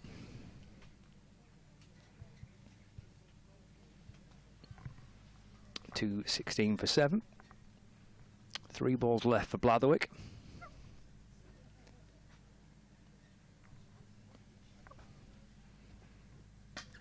And that's hammered away towards the onside. Good catch coming up by Lavelle. Super catch from the long on boundary. A lot of ground to make up. Going for the big hit. Excellent work by Lavelle. 8 down now. 2-16 for 8. And Blatherwick with his first wicket.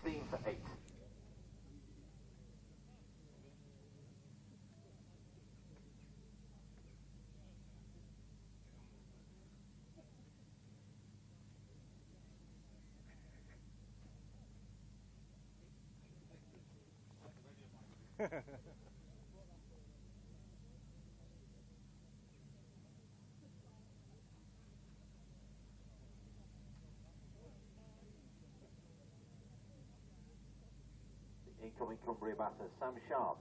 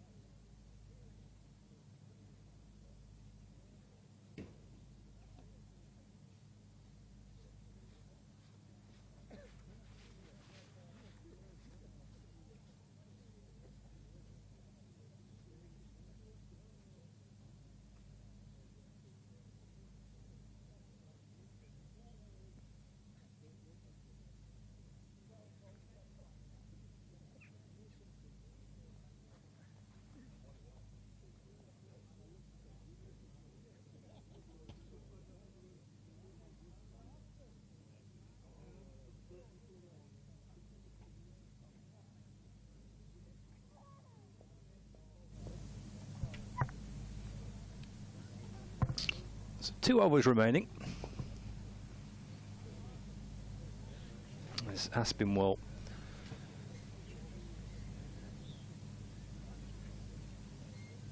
to start his 7th over.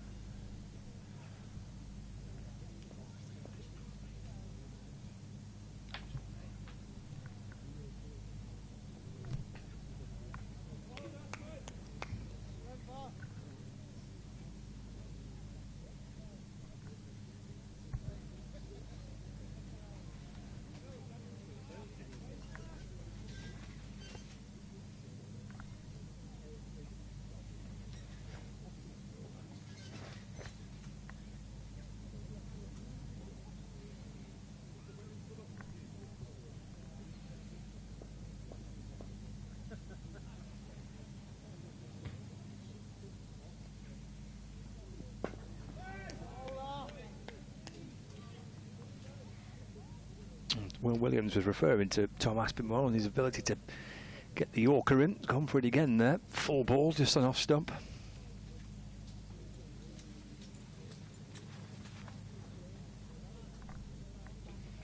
So 3 dot balls to start the 35th over.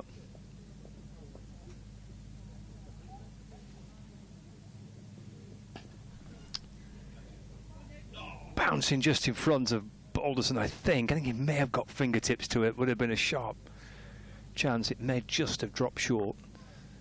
As Balderson comes up, reaching for it. Yeah, may have got fingertips on it. Can you went for that Yorker? Didn't quite get it right. And low full toss in the end.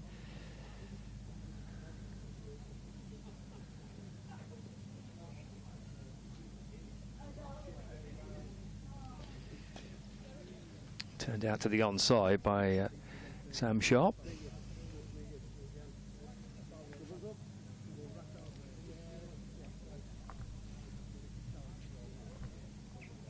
Score moves on to 218 for 8. I suppose the Lancashire captain here game, obviously he's won for Lancashire, but we'll be looking at how his bowlers are bowling here at the death, and certainly the coaching staff, how they get through these final few deliveries. Slashed away by Postlethwaite. Quite where he was aiming, but he'll take the runs.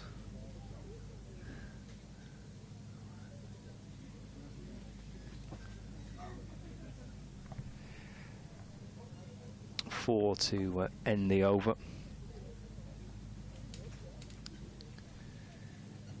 So that's 2-2 for 8. So this is the final over of the match. I guess a pretty ideal day for Lancashire. And a decent bat, 36 overs is a decent game. Reduced from 50 overs, but only had the 22 possible in the game between these two sides last year. So 36 overs is a good run out. Blatherwick to start the final over. Scamper through for a quick single. So 223 for 8.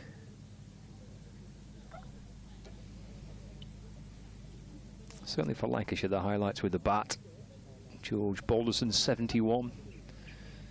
And the 69 not out by Matty Hurst, and 43 by Tom Aspinwall. Driven down the ground by Sharp, just for a single.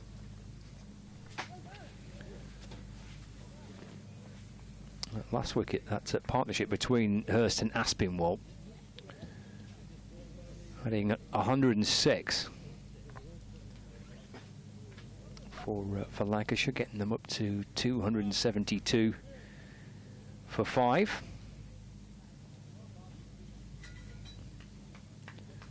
Two wickets for Siddle, one for Sharp and Watt and Moulton.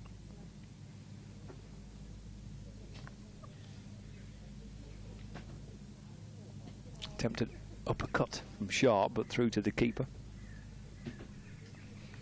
And then with the ball, Certainly Josh Boyden 3 for 32 from his 8 overs, bowled beautifully. A couple of wickets for Harry Singh. One for Morley, one for Aspinwall, and one for Blatherwick, who is completing the game here. 3 balls left. Sets off again. Sharp on strike. Hammers it down the ground. And he's caught. Sharp's gone for 2. Second wicket for Blatherwick. Nicely caught by George Lavelle. And for a big hit back over the bowler's head. Wicket keeper Lavelle, safe pair of hands, even without the gloves, takes a catch. And certainly Jack Blatherwick's ending the game nicely here. They got after him a little bit in that power play. His first 4 overs a wee bit expensive, but he's come back nicely. Maybe on the wrong end of a couple of slashes with the bat for Cumbria. Certainly Freddie Fallows took him on in that power play. But he's going to finish with at least 2 wickets, 2 for 39. Settle the next batter out.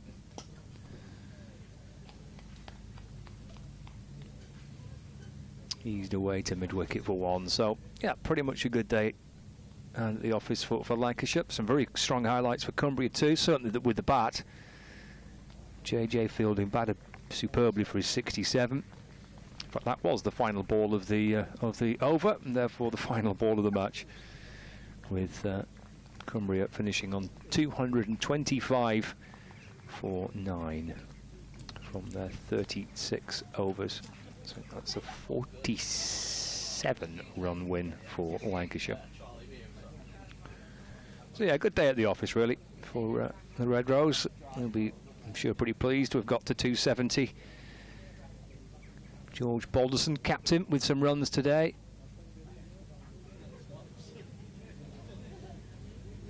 Oh, hang on. I think there's 1 ball left. I think they've miscounted.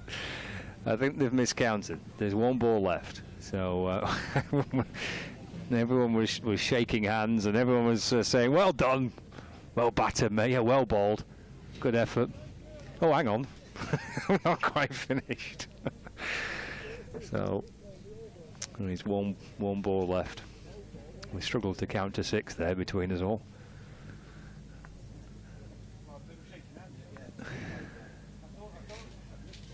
Here we go, bit of off spin maybe from Jack Blatherwick to finish it. Might finish with a wicket. Does. I think he enjoyed that. Are you watching Tom Bailey? Anything the Bale dog can do, Blatherwick can do as well. That's Cumbria all out then.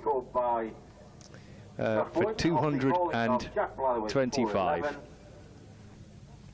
With the last ball of the match. So Cumbria are all out for 225. Lancashire clinching a victory here. Lancashire win by 47 runs. 47 runs was indeed the margin of victory for Lancashire in the end. Blatherwick finishing with 3.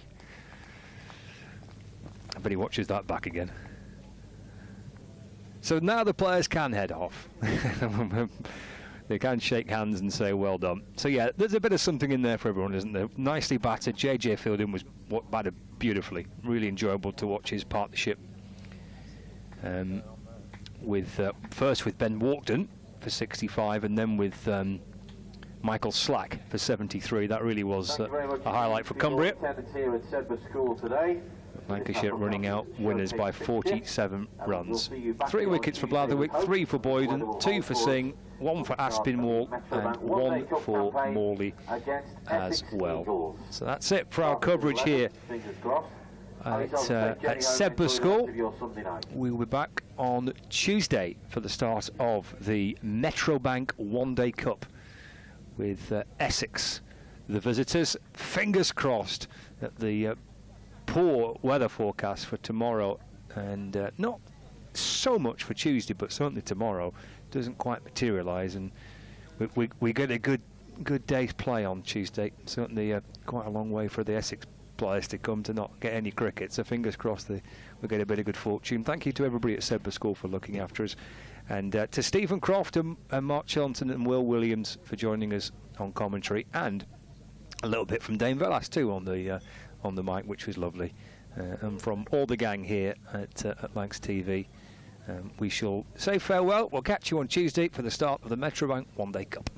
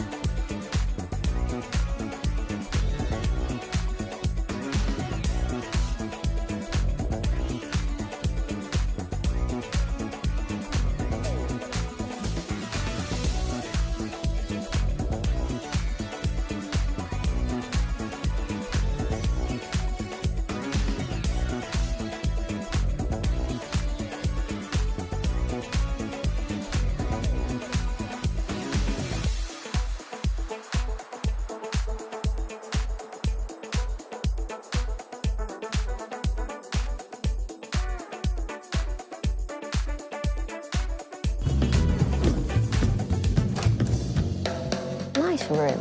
How's that? How's that?